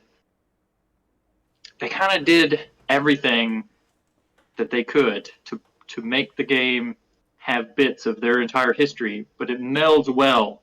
It all melds together very well to make a complete experience. And I think everybody that plays it has a favorite moment or a favorite area of the game, or even a favorite character. The characters are very different based on who you are. One of the bosses that you end up fighting is like the black sheep of the family, and you might even kind of empathize with them for being kind of cast out and don't really even want to fight them because of that. And of course, there's the big, tall vampire lady that took the internet by storm. Can't forget that. I feel like the game has just done something for me this year that none of the other games have really done. You know, I haven't played through any other game more than once, and I played through it like 5 or 6 times, and I did it in ways that I never thought I would even want to do, like the speed run. So I think it really is my personal choice for a game of the year, and I really hope that it did those same things with other people, and that it deserves to be here as a nominee. Probably deserves to even move on. And as far as the medium goes, I've played it. It's on Game Pass. The only thing I really have against it is that it is a next-gen only title, so not everyone has been able to experience it. And it's only available on Xbox right now. Village is available, PC, PlayStation. More people can experience that. But from a technical standpoint, having the dual realities in the medium is very impressive. But I just don't think as a game of the year for everyone as a whole, that a game that's only available on 2, I guess, if you count the Series S consoles, I just don't think is right. Yeah. And that's it for me. Ciaran, you're up, Yeah, my friend. I'm going to open this just with a correction. It came out on PlayStation 5 on September 3rd this year. It's out in Windows. Oh, as well. okay. That's Yeah. out in Windows as well now. Yeah, it was only a very limited. Yeah, it's a very limited, like, exclusive, yeah. Which is really strange, but again, I'm glad it's out to more people, because when I played this game, I never saw this game when it was announced and thought much of it. I'm not big in horror such. I think the most... I think the one horror game franchise I played through and through and loved to this day is Dead Space, and even then Dead Space became very actiony towards the end of its lifetime. Yeah. But I saw this and I thought it looked interesting. It was on Game Pass. I had my Series X when it came out, and I thought, I'll give it a bash. I'll try it. And I was blown away, and that's a very cliche line. But what this game done was just really take its kind of gimmick, if you will, of traveling, kind of being able to jump between the real world and the supernatural world, and it really became a big part of the story and a big part of what made what made its identity so unique in the horror genre. Now, I will admit it's not the most terrifying game, but at the end of the day, I'd say as my review of the game, it's very story driven. And another thing I said about it was that kind of story driven aspect of it and the linearity of it was so refreshing to me. After last year playing so many games, even now with so many games choosing to include some semi-open or just general open world, even Halo's including open now, it chose to, stick with a linear story, a linear path. There's some sections where you could go around the area to find new items and stuff, but it was all contained to that one part of the story. And once you moved on, you moved on, and that was very refreshing to me. Playing a game like that again, and it really did feel like a blasted past for those old story-driven games that way. And even just after hearing about Psychonauts 2 today, it almost feels a bit like a kind of horror Psychonauts the way the story works, because the whole point is the kind of monsters and demons you encounter in this game are born out of the experiences of people that existed in the world. Because a big part of the story is it's very much a detective story as a psychological horror. The whole point is you're this medium called Marianne who ends up getting a strange phone call to come to this abandoned workers' resort. And it's hinted at what took place. You find out what the story had took place, but basically it's very sinister kind of history to the place that's so unravelled through environmental storytelling, and then I think it mainly is environmental storytelling, which is actually really impressive. And it's really sinister because you're thinking to yourself, something's happened here. It wasn't of this world, and yeah, that's reflected in both the real world plane and the supernatural plane, which, when I touch on, are both so well designed. Like the sheer atmosphere of it, right, is enough to have me edge my seat when playing it. As much as I said, like, it's not scary by any means. Psychological horror, I say that when it means like it really messes with you. There are many points in this game that had me very anxious to go forward, to progress. And then the moment where you first encounter the kind of main demon of the game, so to speak, it's not like enough to make you scream, but it is absolutely intense and it is absolutely terrifying. It's one of the most heart-racing experiences I've had this year, and from a horror game in general. I could compare some moments in this atmosphere-wise to the atmosphere of Dead Space, which was the scariest of the Dead Space trilogy. And from a gameplay standpoint, I will admit it can be a bit jarring with the camera. It is that kind of camera where it's like fixed camera positions. So when you walk into a room, the camera will be fixed in some kind of room. But again, I think that's part of its charm. It feels like they've taken so much inspiration from games that have came before it. Big AAA single player games that came before it. Even like the old Resident Evils. I'm pretty sure some old Resident Evils had that fixed camera, and some of the older titles as well. It's the inspiration from that, and it was so refreshing to play in an age where everything's going open world, and everything's trying to be more rather than less. And in this, it does that perfectly. It takes fairly simple mechanics, running, walking around, investigating, and it ultimately, culminates into absolutely wonderful detective, a supernatural detective mystery that has so many twists and turns. And honestly, by the end of it, I was so sad to see it finish, and I'm hoping the developers make another one. as much as it could be its own standalone thing, I just think I'm pretty sure this was I think it's Bluebird team that developed this. This was their first triple A game, and they've done it so well. I just think from its unique gameplay mechanic, you know, as much as you can call it a gimmick, it works so well. It's incredible testament to the technical power of new consoles as well. And the story is just so full of heart. You know, and again, it's hard to argue this against Village, but honestly, the medium is a league of its own. It's incredible, and it's unlike any other horror game released this year. It's unlike a lot of single player games released this year. And if you haven't played it, please do give it a try. Okay. Cool. Thanks for that. So, Kylie, Deadbeat, any questions you may have for the two? I think I'm all right for questions. Okay. And Kylie, remember, audio medium, need words. I think I'm okay for questions. Thank you. I love the way that you just nod to the audience. Like, yeah, they're going to see me on an audio format. Yeah, okay. Forgot. I have one question for Ciaran. No, I have heard a fair few criticisms about the medium, more so than Resident Evil Village. Mm-hmm. One of the criticisms that I had that it is a very, very short experience. Now, how long is the game, and also do you feel like the length of the game is right, or could it have been longer, or could it have been shorter? How long is the game?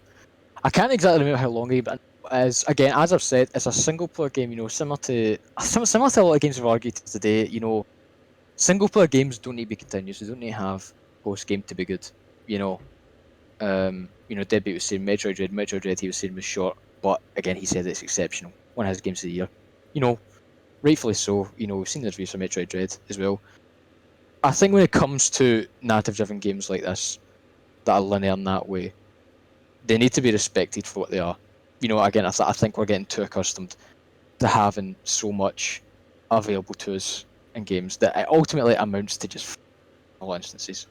Mm-hmm. Again, that's what I felt made the medium so unique, because it left such an impact on me by the time I finished that I never expected it to going in, and it made me want more. But I know even if I don't get more, I'll still cherish this game fondly. You know, well after it came out. And this is a game that, you know, I think in terms of length, Pete, just to give you a kind of rough idea, as I said, it's a detective story. So the point is, in each area, you know, you can go around and investigate clues and stuff, and that reveals stuff. Some jump scares here and there as well. That's quite well done for a horror game. Quite well done. I don't think jump scares do a great job most things now, but it done well. And in that way, you know, it could be as long as it takes for you to explore. Sometimes there are parts where you can just take in the scenery. You know, I think the sheer design of the supernatural world is enough to make you sit and look on with shock and horror. Like the walls made of flesh and kind of doorways of bone, and it's all very visceral and very distinct. Okay. You know, I just think, yeah, it's, you know, I don't think length should really matter here. The same way Village, you know, Village is on a set time limit as is, because Village, you know, I know Village is a long game. Was it like how many hours for Village again? It was quite long. I was not 20 plus. I swear it's 20 plus for Village. I don't know if anyone can back me up in that. My first playthrough of Village was about 12 hours. Oh right, okay. Well, I'm clearly overestimating. I mean, I'd say the medium's about the same, honestly. Again, if you're taking a time of medium, which you really should, you know, really take everything in. Because again, that environmental storytelling is an amazing part. It's amazing how well the environmental storytelling is done, and it really does up the suspense and the horror of the whole situation you're in, because of the history of the place, and it's eerie, and the story is eerie. It's intense at various moments. It's sad. It's emotional, and it's ultimately endearing as well. Yeah, okay. That's all I can say. Right, let's get on to the round of voting then. So, go to Deadbeat first on this. Yeah, I haven't played both. It was the medium that struck a chord with me, so I'll stick with that. Okay. Kylie? Call Me Kevin gets the win on this one again. A plastic patty. Yes, exactly. So it has to be Resident Evil, just because I haven't seen or played the medium. Yeah. Yeah. And no, it's not for boobs. Okay. Well, I'm going to vote for Resident Evil Village because it has boobs in it. For boobs. There you go. No, I'm joking, obviously. No. No, I am going to choose Resident Evil Village because it is, from everything I saw about it, it seems like more my kind of game, whereas the psychological horror aspect of the medium does sound really, really interesting. But I've heard more shortcomings to do with the game than I have actually good things from quite a lot of people. So it doesn't fill me with good it doesn't put me in a good stead with that already. It's already sort of may have negatively impacted the experience I may have with the medium. So Do you remember, Pete? We watched I don't- the reveal trailer together. I know we did, and Yeah. I wasn't overly blown away with it then. I thought it was cool. I did. Yeah, but yeah, and also as the side point, yes, Lady Dimitrescu has obviously set the internet on fire. You can't go a minute without seeing a meme somewhere, and I really want to see like what actually happens with her in the game. So I'm more compelled to want to go and play Resident Evil Village. Yeah. Yeah. So, Brent and Ciaran are the last two to go, so I'll go with Ciaran first. I mean, I'll vote for Moan, obviously. Okay. Brent? Even though I have played some of the medium, I have not completed it, but I've played through Resident Evil Village so many times that it has to get my vote. Fair enough. So, that puts Resident Evil through to the next one. So, okay. So, I'm just working out the bracket here. So, first round of games that we've got in the quarterfinals, and we're going to try and streamline these as quickly as possible because I know we've gone for nearly 3.5 hours. I'm getting hungry. Yep. Yeah. I can feel my stomach has gone a couple of times, and I can smell food coming up my stairs. So I'm like, Okay, so we've got Chivalry 2 against Psychonauts 2. Right. The Battle of Two. Yeah. Right. So I mean, we're just really arguing why a game should go through here at this point because we already said our stuff, haven't we? Yeah. Yes. They're just gonna just gonna run through these. So. Right. Good stuff. Okay. So, anyway, anyone have any final thought or any resounding thoughts that they feel like they didn't mention in the first round? Like we can bring them up here, but if not, we'll mainline this. No, I'm just thinking when we go through this, nah, you know what? I think, nah, I'm good. I'm fine. Okay, fine. I'll go in the order that I can see them on my screen. Brent, you've got the first vote for this one. Well, I already said that I played Chivalry and didn't really enjoy it, and Psychonauts beat out Beyond Your Eyes, so I think I'm going to have to give it to Psychonauts. I think it deserved to get this far and deserves to go further. Next up is Ciaran.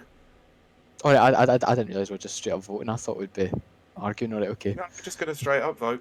All right. Well, I mean, I have to vote That's for what Chivalry 2. It's one game, so. Yeah, that's just what I said. I said if you've got any points you feel like you didn't raise in the first round, you Oh, right. I thought you meant before. I thought you meant before we start. Okay, apologies. No. Just. I mean, I guess I'll go for Survey 2, obviously, because it's my own game. I'm going to vote for one. But at the same time, I mean, I think Serge goes through over Psychonauts. Again, these are excellent games. This is hard. These next brackets are going to be hard here. I think we can all agree in that. In terms of one thing I can say about Chivalry 2 over Psychonauts is, Psychonauts, brilliant as it is, story-driven game, it's got a start and an end. There's only so many playthroughs you can play. Chivalry 2 offers you endless amounts of fun. They can take in small or big doses. And, yeah, Chivalry 2. Deadbeat? Psychonauts 2, because, again, heart, storytelling in a platformer, and I think its echoes will be shown in games that try to replicate what it does in future. It's the next step in storytelling. Riley? I love fun and irreverent humor, which does sound like Chivalry 2, but for me, heart and soul always, and emotions always win out. I have to go with Psychonauts 2 just because of the depth, mostly. There's a lack of jeopardy in this one because Psychonauts has already taken it, but I would have voted for Psychonauts as well because of the same reasons. Nothing against Chivalry. I like the idea of the Oh, game, yeah. you know, but No easy choices here. No. know, I'm just happy Chivalry made it this far. Made it Yeah. farther Don't than think- Halo. I just don't think too many people talk about Chivalry enough. Without anybody mentioning janky large hitboxes once. Yes. Well done, team. It Well also done. made it farther than Halo. So there you Which is go. An absolutely honor in and astonishing. of itself. Yes. But So anyway. next up we have It Takes Two against Monster Hunter Rise. So we're going. I'm going to go in reverse order on this one. So I'll go first. It Takes Two for me. I nominated it, and I got Yeah. more enjoyment out of it than I did Monster Wait, Hunter did we Rise. need any more discussion about it? No, Only if you want to. Only if you want to. Yeah, Right, only if you don't okay. want to, yeah. Okay, so Kylie, you're up next. Well, I'm only going with the familiar, which is It Takes Two, because I played it with Pete. Deadbeat? Sorry, carry on, Yeah. Karen. No, it's fine. It's fine. Okay. So I thought you were going to make another resounding point there. I was, but it's fine. No, carry on. No, let it's it be gone. The known. moment's gone. Go ahead, Pete. Deadbeat. Sorry. So, as I said earlier, I found It Takes Two well enjoyable. Was a jack of all trades, but a master of none. It's a short experience. Play it once, it's done. Monster Hunter, just brilliant. Getting teams together or playing alone, it just has the depth missing, I feel, from It Takes Two. So I'm sticking with Rise. Fair enough. Karen? Yeah, I'm gonna have to go with Monster Hunter Rise, not just because again I've played Monster Hunter before and really enjoyed it, but looking at both arguments again, you know, I would want to play Monster Hunter more, but also from another standpoint, where It Takes Two has to kind of be played co-op, you know, to get the full experience, you need to play it with someone. Monster Hunter, I can jump in myself, I can jump in with other people, and in the day, I could probably get more time out of Monster Hunter than I can It Takes Two. So that's the reason I'm going for Monster Hunter Rise. Okay. Brent, you have the deciding vote on this one. Well, I've kind of got a different reasoning than Ciaran. He wants to focus on co-op being a barrier of entry, but I'll choose to focus on multi-platform and the fact that Monster Hunter is only available on one. But I've had the pleasure of playing It Takes Two, so I'm going to have to choose it. More people can play it. I think that moves it on. Okay. Next up, we've got Valheim and Forza Horizon 5.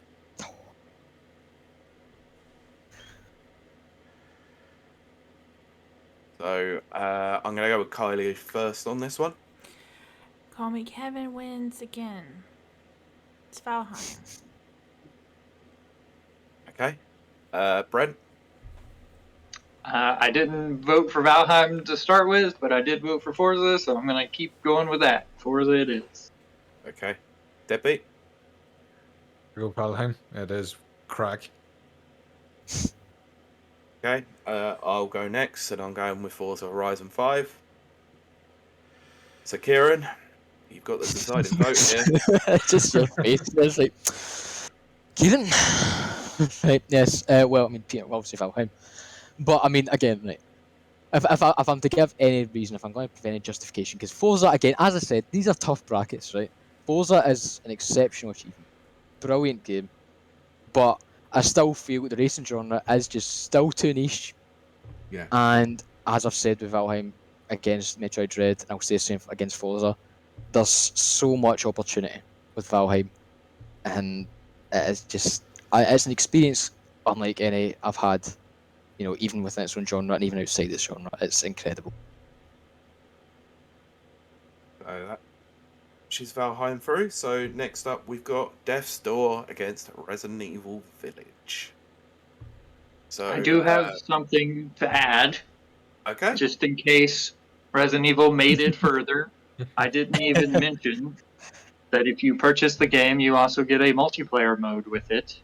Not many people have talked about it, but it is quite interesting. They bring back all the old characters, whether they were ones you played as, the good guys, or if they were bad guys. They brought all the way back from the original series. and you get to play in these small recreations of levels in previous games. So most people like RPD as their level of choice. And it's kind of your basic arena shooter to start with, but when you die, you get to spawn as one of the monsters. So you have a chance to exact your revenge. So it's pretty interesting. And I feel like even though most people may not enjoy it or even play it, the fact that you get that as added value when you purchase the game should be mentioned. Thank you. So, go with Deadbeat first on this one. Again, hate to be horrible to another game, but you only get to do it once a year. I played Village and thought it was a down step from 7, and Death's Door came out of the blue, indie team. Everything they've done has been brilliant, and I can't wait to see what they do next. Really, really glad Death's Door got this far. So I'll stick my vote with that. Okay, Kylie, you're next. This is Village versus Death's Door, right? Yeah. Yep. I have Glad to to go, see you paying attention. I have to go with Call Me Kevin again. I love Deadbeat's face every time you say it. It's always a laugh. That's Resident Evil. Of course. Okay. Brent? Resident Evil. It's available everywhere. That's the reason. Ciaran? Okay. This is again another tough bracket. Both games are great. I keep repeating myself, but I feel it's important to know. We don't hate any of these games here. Yeah. It feels This is bad like- taking a swing at another game. Yeah. Yeah, this is like choosing between children. It shouldn't be done, but you have to do it sometimes. Yeah. Final round is definitely going to be a Sophie's choice. But if taking both these games at face value, right? Village is incredible. Another another great AAA game, and again, I think they've done really well to reinvent the Resident Evil franchise as they have. I've not played 7 or 8 personally. I've watched all 7. Not played it, but Death's Door. I think Deadbeat, you kind of summed up. It came out of nowhere and took everybody by surprise. And again, I've not played it, but looking at your argument about it as well, the way you spoke about it. If I want to play any 2 of these games right now, I want to play Death's Door. I just feel it's something just different from what we'd expect this year, and I think we need to look at games here as they are, and say, which one here deserves to go further. And honestly, if I think which of these 2 deserves to go further, absolutely Death's Door. So I have the deciding vote on this one. Yep.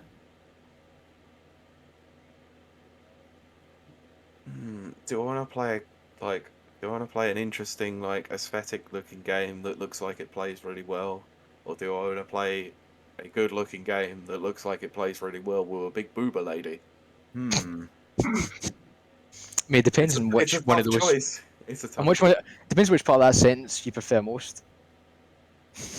Well, I know what I prefer most, but I'm not going to say it. Oh dear. If I had to go by raw feeling about what game I would pick up first if I was to buy a new generation of console, like I did, what would be the game that I would pick up over the other? And I probably would pick up Death's Door first. It looks like a more interesting, more compelling game. It looks like a shorter experience. So it looks like something that you could play in like a couple of sessions and then move on to your next game. But looks like it could leave a massively lasting impression, like it has done with quite a lot of the community. So I'm gonna go with Death's Door on this one. Right. So let me just do this. So next up we've got Psychonauts 2 against It Takes Two. Okay, so Ciaran, you first, mate. Right, okay, that's an interesting one. So this is who it goes to the final. Yeah. Right. I've said this before. I've said this like several times. I was kind of surprised to see It Takes Two as a nominee for the actual Game Awards. Again, that's nothing to like discredit It Takes Two. You know, by all accounts, it's a great game. But I don't know. I just feel against Psychonauts 2 anyway. Psychonauts 2 just seems to me like there's so much more substance and so much more intricate detail, so to speak. So I guess for that reason, I'm gonna have to go for Psychonauts 2, just on substance and just the overall depth, and just heart put into it. Again, there's no heart put into It Takes Two. I mean, the story's about but yeah, I'm gonna have to go Psychonauts 2 in this one. Okay. I'll go next. As much as I love the nomination I made for It Takes Two, I'm going to have to agree with Ciaran here. I think there's probably a lot more substance in terms of Psychonauts 2. It's got a more compelling narrative, and the main character isn't a complete douche. So, yeah, Psychonauts 2. Kylie, next. Let's see. Go with the argument that beat out Halo, or go with the argument that was the other. What? That's a tough decision.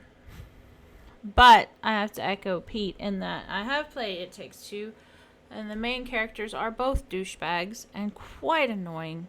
Very annoying. Whereas Psychonauts 2 is something that I think is going to make me cry, which is what I love. So I'm going to go with Psychonauts 2 on this one. Yeah, let's not discount anything. Raz is an amazing character. Yeah, Raz is great. You didn't cry in It Takes Two with the elephant? I don't think we didn't got that far. Unfortunately, we didn't get that far. The two main characters are so unlikable. They're just... Pete and I were both just making fun of them the whole time. Yeah. So we've got no Jeopardy left in this one, but I want to see how you two vote. So I think it was Deadbeat and Brent left to vote, right? Yep. So I'll go with Brent first. No, nothing on you, Brent. Well, I'm glad that I was at the end here, because I was going to ask if I could abstain, because I don't think I could choose between.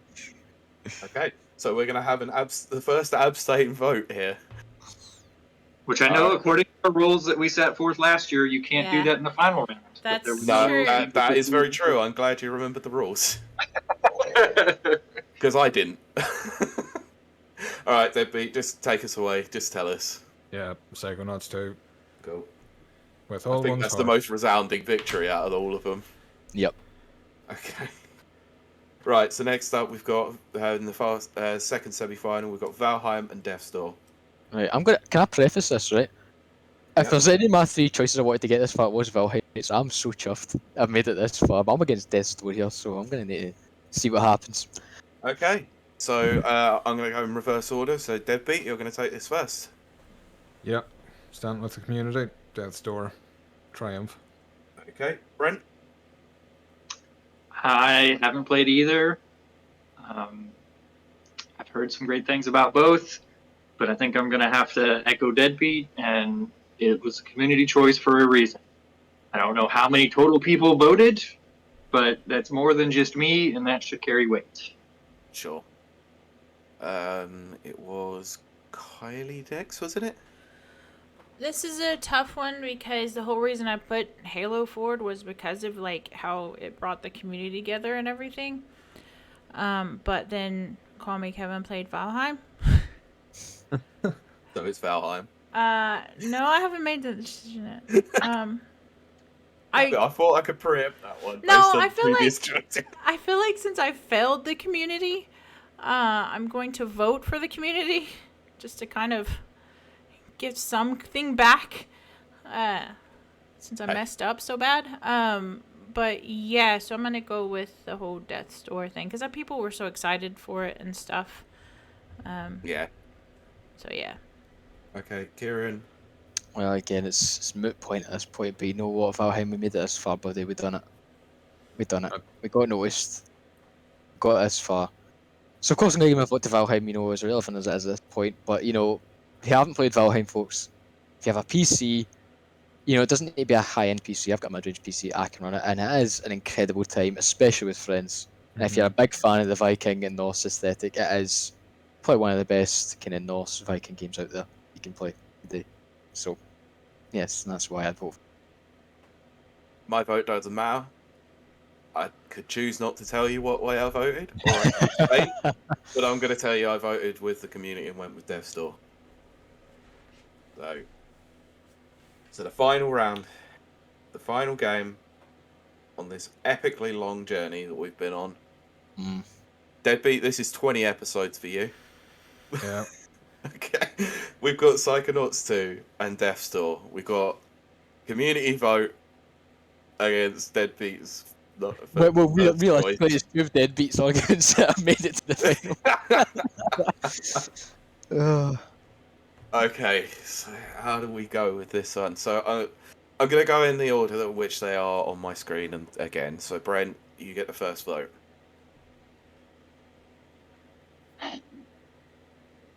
It's tough. We're here at the end. Yep. And I think it's just going to have to come down to the fact that I have played Psychonauts 2 and have enjoyed it. And I want to play Death's Door, but I can't. So it's going to have to go to Psychonauts 2. Because I feel like having played it and enjoying has to take weight over something I think I would enjoy. Cool. Ciaran? This is a really good finals, I must say. An exceptional finals, you know.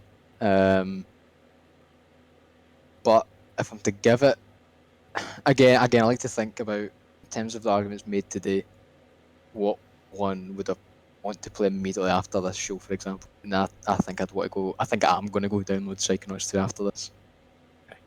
Just the way Deadbeat spoke about it with such passion and described how it is just more than a platform. Because I feel it was advertised very much for its platform, its wackiness and its zaniness. You know, that's why I saw it. That's why I didn't really pay much attention to it. But after hearing, like, you know, how it approaches very real topics and subjects, again, it seems like a game with so much substance on top of really fun platforming. Yeah. So I'm giving it to Psychonauts 2. Okay. Kylie? Well,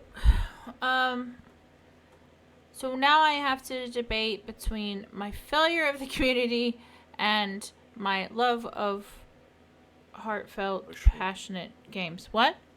Emotional responses. Exactly. But honestly, I love heart. I love passion. I love substance and depth and just anything. So I have to go with Psychonauts 2 simply because it just feels like something that's going to be so very deep and it's going to make me cry and I like it. Yeah.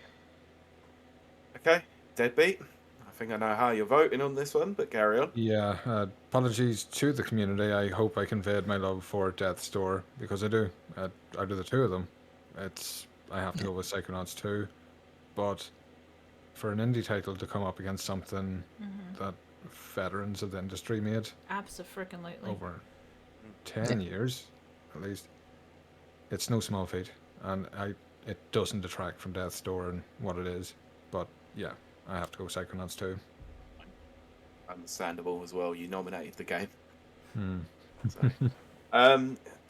So like with everything else, there's no jeopardy in this one. We already know who's won it, but I am going to throw a bone to the community. Give them a vote for Death's Door for getting this far along, because it looks compelling enough that I am so interested in playing this. Despite the fact it might not be on Game Pass, I may just go and buy it. At least it'll be on Game Pass the day after you buy it. That's what happens. It would be the case. Yeah. That's what happened with It Takes Two. It did, yeah. I literally bought the physical version and then 2 days later it was on Game Pass. I was so annoyed. But look, I'm not gonna discount anything here. Like, Psychonauts 2 is a fantastic experience. It's a brilliant game. I haven't played all of it, but I've still got it installed, ready to go. So as soon as we're done here and I'm done with the editing, I'm gonna go and play it.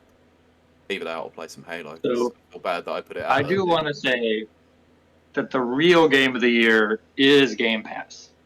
Psychonauts 2, Oh Halo. no, wait, Brent, no. It Because Takes Two. these No, two, listen, no, Pete, these Pete. two in our planning meeting on Friday wanted to nominate Game Pass as the game of the year. No, I went, listen, nah.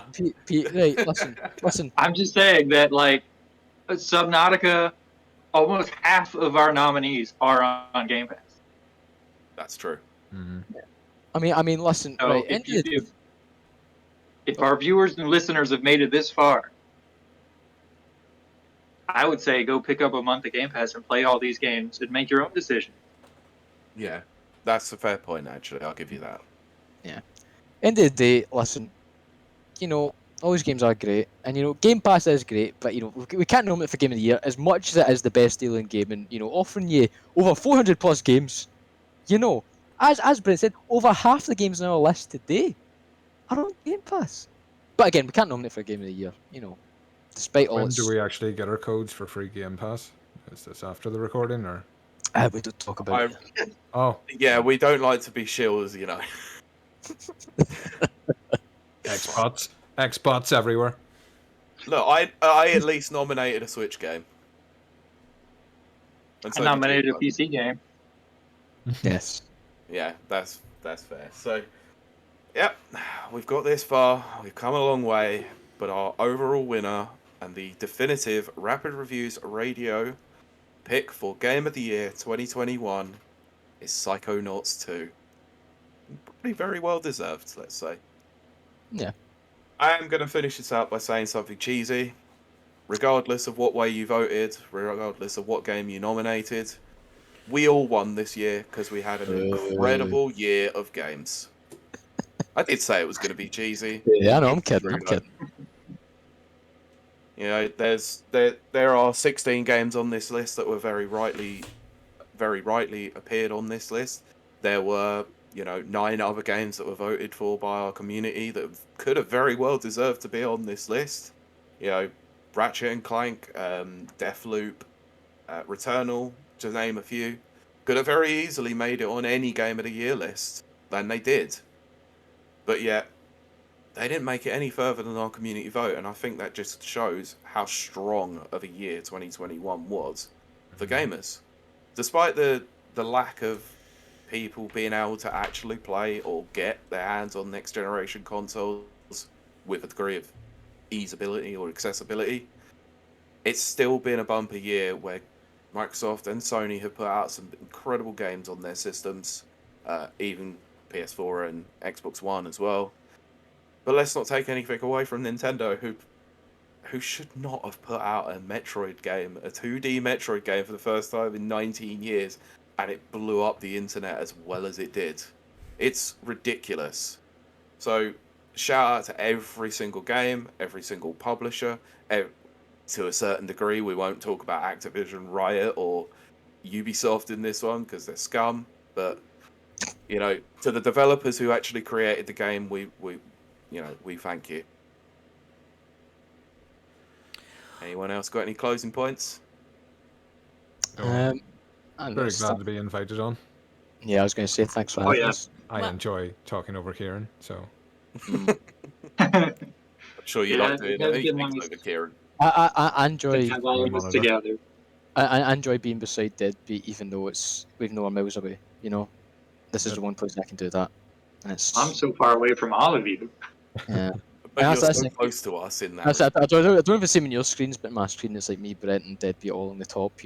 Facing off against you and Kiley. Yeah. And I think that's how it should be. That seems pretty appropriate considering that, you three are the guests technically, and we're the hosts. Yes. Mm-hmm. Kylie, do you have any closing points before we wrap this show on? Don't have any closing points, but I would like to thank our audience for joining us this week in this enormous episode, as they always are. So you get special points for hanging in there. Yeah, especially if you manage to stick through the whole 3.5 hours this will be once it's edited. I did end up drinking, but I had to. So what I want to do is go through each one of you and let you tell your connecciones so people can find you out there. Brent, where can they find you on the internet? I go by Apophis 1989 on platforms. Most active on Twitter. I also have a Twitch, but it's a little different. It's Apophis 89. I stream games that I'm reviewing, so sometimes it's even early access before they release.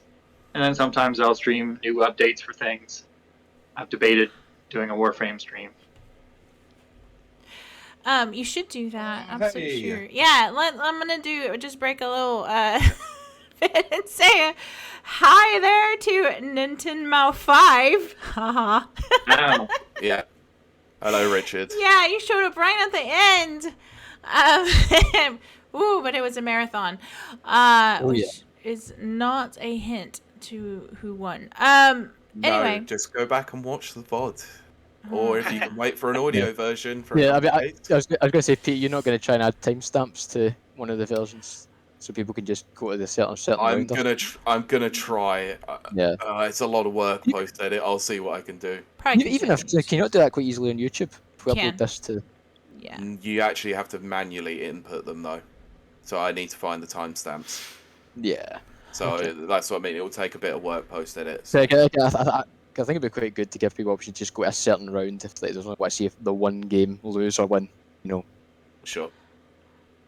So that leads us to our next contestant. Haha. Ciaran, where can they find you out there in Never Neverland? It's been great having me. It's great seeing you people in the studio audience tonight. Did you just say it's been great having you? Yeah, it's been great having me here. Is he incorrect? No, he's right. It's been great having me on Saturday. Wow! It's been an absolute delight. Wow! It's been great. It's been great being here with all of you. It's been great being here with Brent. It's been great being here with Deadbeat. And it's been great being here with you guys. And again, I think the games today we were discussing all deserve, a cookie or something at least. Because they're all great. And again, big thanks to not our sponsors, because we're not sponsored. No. But thanks to just everyone that watched and you people that keep us going. And I hope you liked seeing Death Store make it as far as it did. And if you want to find me, you can find me on Twitter at the Mcginn, TheEemcginn.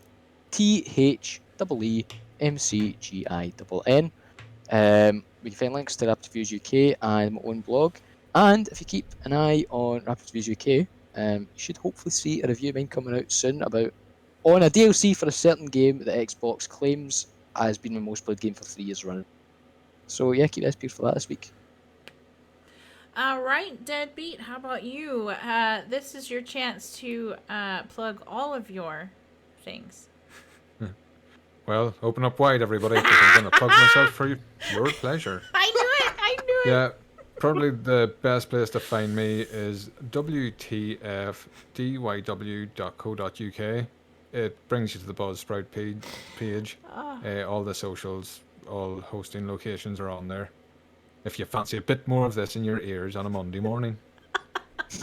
I would highly recommend it as well. It's a good way to start on Monday morning. Absolutely. Everyone does. Pete, what about you? Where can they find you out there in the interwebs? Yeah, you can find me on Twitter or in certain Discords, as Richard will know. But you can mainly find me on Twitter at PeteBeckett1, which is spelled BECKETT and the number 1. And just a shameless plug for the Marvel Cinematic Universe podcast, the Never Watchers. You can hear me on there every couple of weeks. Got a new episode due this week. Whoop. Okay. So, Kylie, what about you? And if you want to find me, again, apologies, massive apologies that I messed up today. I feel super bad, really bad. But you can find me at whatever my thing is. Pete, what is my thing? I can't think. It is Kylie to greet, and why I know your Twitter handle more than you know your own. It's KILEYTEHGREET. Thank you. Yep. And I think that's gonna do it for us. Of course, you always drop us a line, and all that good stuff. This is gonna do it for the podcast portion. We're gonna do a very brief wrap up over on Rapid Reviews, whatever the Twitch thing is. And we will... Twitch.tv/Rapid Reviews. Thank you, Pete. So we will see you and talk to you next week. Bye. Bye. Good luck. Bye. What? I said good God. Yeah. That's massively cray-cray. Yeah, we can This is why stretch I that out. requested a break, because I knew it was going to be Yep. forever. Yeah, That's fair why point. I've been dreading, but also wanting, but also dreading, because I just knew it was going to be like this. Yeah, I didn't even notice your messages because I did what Deadbeat usually does and put myself on Do Not Disturb, and then I come back from our little break and I see 2 notifications from Kylie going, I really need to pee, Had like to pee. desperately, and I'm like, Jesus Christ, Like- okay, that's pretty bad. My bladder is not that big. I'm sorry. And yet you still persist on drinking a whole bottle of wine during Hell the yeah. recording. I had to. This one was rough for many reasons. Yeah. Do we want to say anything to our lovely chat? My brain is dead. I want to take a few moments, obviously, to say a few nice things about the lovely 3 people who joined us today. Oh, thank you, Pete, You- for saying you- that about me. You're here every week. Yeah, you could still say nice stuff about me. If you let me finish, I might have actually. I'm kidding. I'm kidding, Pete. This is I'm our kidding. time to shine today. Yeah, well, you already said it's been a treat for us to have you. Yeah, Am I exactly. wrong? Anyway, Oh, just wanna say I this wouldn't moment- push it. I wouldn't push it, Karen. Okay. Well, so Deadbeat, Ciaran, and Brent, thank you so much for joining us on this epic ride. Like, it's been a long one, and I appreciate it. Obviously, it's That's taken what up she a lot of said. time, a lot of effort, and taking you away from your families for the last 4 hours. For Christ's sakes, maybe even more. It could even be 5 at this point. Yeah, I think it's close to 5. Yeah. Holy shit. Please send my apologies to your respective family members that I took you away from them, and thank them obviously for not killing me. But yeah, thanks for the Day's not over. nominations. Thanks for everything with that. Like, you put some great arguments on the floor, and it was just good fun. I really appreciate that. Kylie, Yeah. I was getting to you. You decided to I bring was this playing up. Pete. You didn't really have to say anything. nice. No, Kylie. I was you- pure for the comedy. No, I wanted to say this because this is actually probably going to be one of our last shows of the year, barring one other. But The drunk special. we don't know if we're going to be streaming that at this moment. It might just be a standard recording. But yeah, Kylie, I wanted to thank you for everything you've done this year. Like, you might feel like it's not a lot, and I joke to you all the time that it's not a lot, but trust me, I've got a newfound respect after hosting the show. It's not easy to do that. So thanks for being here throughout the whole thing. I know, obviously, there's been some troubles on your end. I really do appreciate you powering through, coming on, and giving your A game pretty much every week without fail. So couldn't do this without you, honestly. I appreciate that, and never worry. I want to thank everyone for just choosing good games. Like, this was very Darn tough. it! I should have chose Yeah. a bad one. You did Halo This- Infinite. Oh, This- shoo, this was, Pete. uh, not more the day difficult to than I do thought it that. would be. Not the moment to do that. I'm Sorry, sorry. Brent. Say that Thank you again.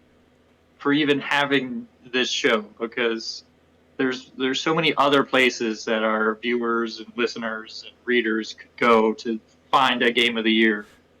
But if they've stuck with us all year and they've been reading our reviews and watching the podcast, listening to the podcast, And they then have. Yeah. I think they want our opinion on it. So I think it's nice that we do this for them. Absolutely. Sorry guys, Yeah. but I am going to have to shoot on here. No worries course, there. yeah. We're Thanks gonna very much wrap for it having me on. up. No but worries, yeah, mate. no, Thank- And I'll be Deadbeat. talking to you before the holidays, but if I don't see anyone, really, I hope you have a Yes, good one. and whatever I you stand am- in. Amazing. Yeah. Very much, man. I'm going to Yeah. message you, Deadbeat. I'm bursting with. About the show, hopefully. Well, I guess so. Yeah. Yeah. No, I am bursting with one idea, Good. but it's a big That's what I one. like to hear. Yes. Yeah. All I'll the need to- best. See you Of again. course. Yeah. Yeah, I'll message See you you as later. well, Deadbeat, about episode in the new year as well. I know you've got a bit of a backlog, so. Cheers. All the best. All right, take Alright. care. Happy Happy holidays. holidays. Boy. I messed And all the then names number up. 4. I know it has, but still, we're just gonna cut this short in a minute anyway. Yeah, so, I know. It is so- cool that everybody yeah, I stuck wanted to get all the around. mushy stuff out before people had to pretty much hop it out of it. No mushy stuff. No, I appreciate our listeners. I appreciate our guests, and I appreciate everything that you do as well. Nah, It's a big I don't do pain in my anything. arse. I drink. I drink and show up sometimes. Sometimes, like about 50% of the time, Yeah, every time. that's right. I'm just here for monologues. Yeah. Yeah. We were monologue light this time, but there were some good, compelling arguments made. I kind of realized real quick that I couldn't have a super long one. It's too much, yeah. Yeah, it wasn't quite like the game of the generation or the game of the decade that we did. Jesus Christ. Oh my god. Oh goodness, they were fun, but still, yeah. Look, I'm gonna have to wrap this up. My goodness, Yeah. I'm tired as hell and I I'm need to eat. hungry. Yeah. I need Nope. to I don't know, eat but yeah, I too. like around about 5 o'clock. Like to anyone's obviously in the UK, like around 5, I could smell food, the smell of food coming up my stairs, and I was like, oh, I should just stop this now and go eat. I've been making pulled pork. Well, I've been like sautéing or whatever pork all day, simmering. That's the Oh, word. nice, So I'm gonna make pulled pork when I'm done here. very good. Slow cooking. Yeah, hell yeah. Smells Hell yes. amazing. I love the smell of it. Not a big fan of the taste. Well, it is what it is. I'm dropped off leftovers earlier. So. Leftovers are good. I like Leftovers. leftovers. Nothing's I like all wrong with food. leftovers. It's 2 o'clock in the afternoon now. So. Oh, Wow. right. Lunchtime. Right. Excellent. All right. Well, thank you very much, everyone, for sticking with us this bloody long. My goodness. I'm going to enjoy anyone who wants to sit through the entire 5-hour experience or near 5-hour experience. But Nice. there were some great rounds that you absolutely should listen. Oh, Awesome. absolutely. Yeah. No giveaway of obviously who won it to anyone. Yeah, who no, might have no, made, no so- spoilies. Even though Ciaran did say in his closing, like to any, even though we said, yeah, he was like, Yeah, that's and what we're he gonna did do. something that made it. Yeah, that's Yeah. something that made through a few rounds. But I know. Um, Yeah. I was thinking as well. I don't know. Maybe what throw in the Discord or even on Twitter. No. see- I have. No. Wait to finish. I'm saying if we do a losers bracket, let the Discord or the community decide the losers bracket. We actually get a definitive list of. No, I was gonna. 60. What I was gonna say is, I'm not gonna reveal the winner of this on social media until the middle of January. Right. 'Cause I Gives think it'd be people quite time to interesting to listen see. to it. Yeah, I think it'd be quite interesting to see where everything ends up. In terms of like lists, like numbered list. Because obviously, we know what ends up in number one, but like you need to decide. Maybe we could do that. Yeah, put all the 16 games in there. Yeah. and see Again, what- that doesn't need to be a Twitter thing if Yeah. but you could just do a Discord thing. Don't know. Could do, yeah. All right. Yep. Well, thanks Okay. everyone. My goodness, I'm gonna die. That's gonna wrap thank you it very- up. Yeah. Do you want to close this out, Kylie? Yes, I do. That is going to do it for us again. Pete, when will we be back? Do you know? Just off the top of your head. We need to discuss this because we don't know whether or not we're going to do our usual Christmas episode, dependent on timing of everything. Right. If we don't do the Christmas episode, we will be back from the 9th of January. Right. Sunday, the 9th of January, 2022. Yeah, a because week we or do so take off. that off, which does remind me, since I will be disappearing for 2 weeks, that does remind me of other people out there. Please keep them in your thoughts. This is a very, very, very rough time for people out there. So just have some compassion and patience. Yeah. I think what, Pete? Go ahead. I was going to say, but keep a lookout just in case we do drop a extra special drunken Christmas episode, Ooh, which that'll is be- only usually about an hour, half an hour to 40. Oh yeah, it's like 45 Random minutes at the nonsense most. anyway. That's pushing it. Yeah. Anyway, so we will catch you guys in the next year. That's Yeah. crazy. Okay, here's to bigger and better things. All right, we'll see y'all later. Bye. Bye, everyone. Bye.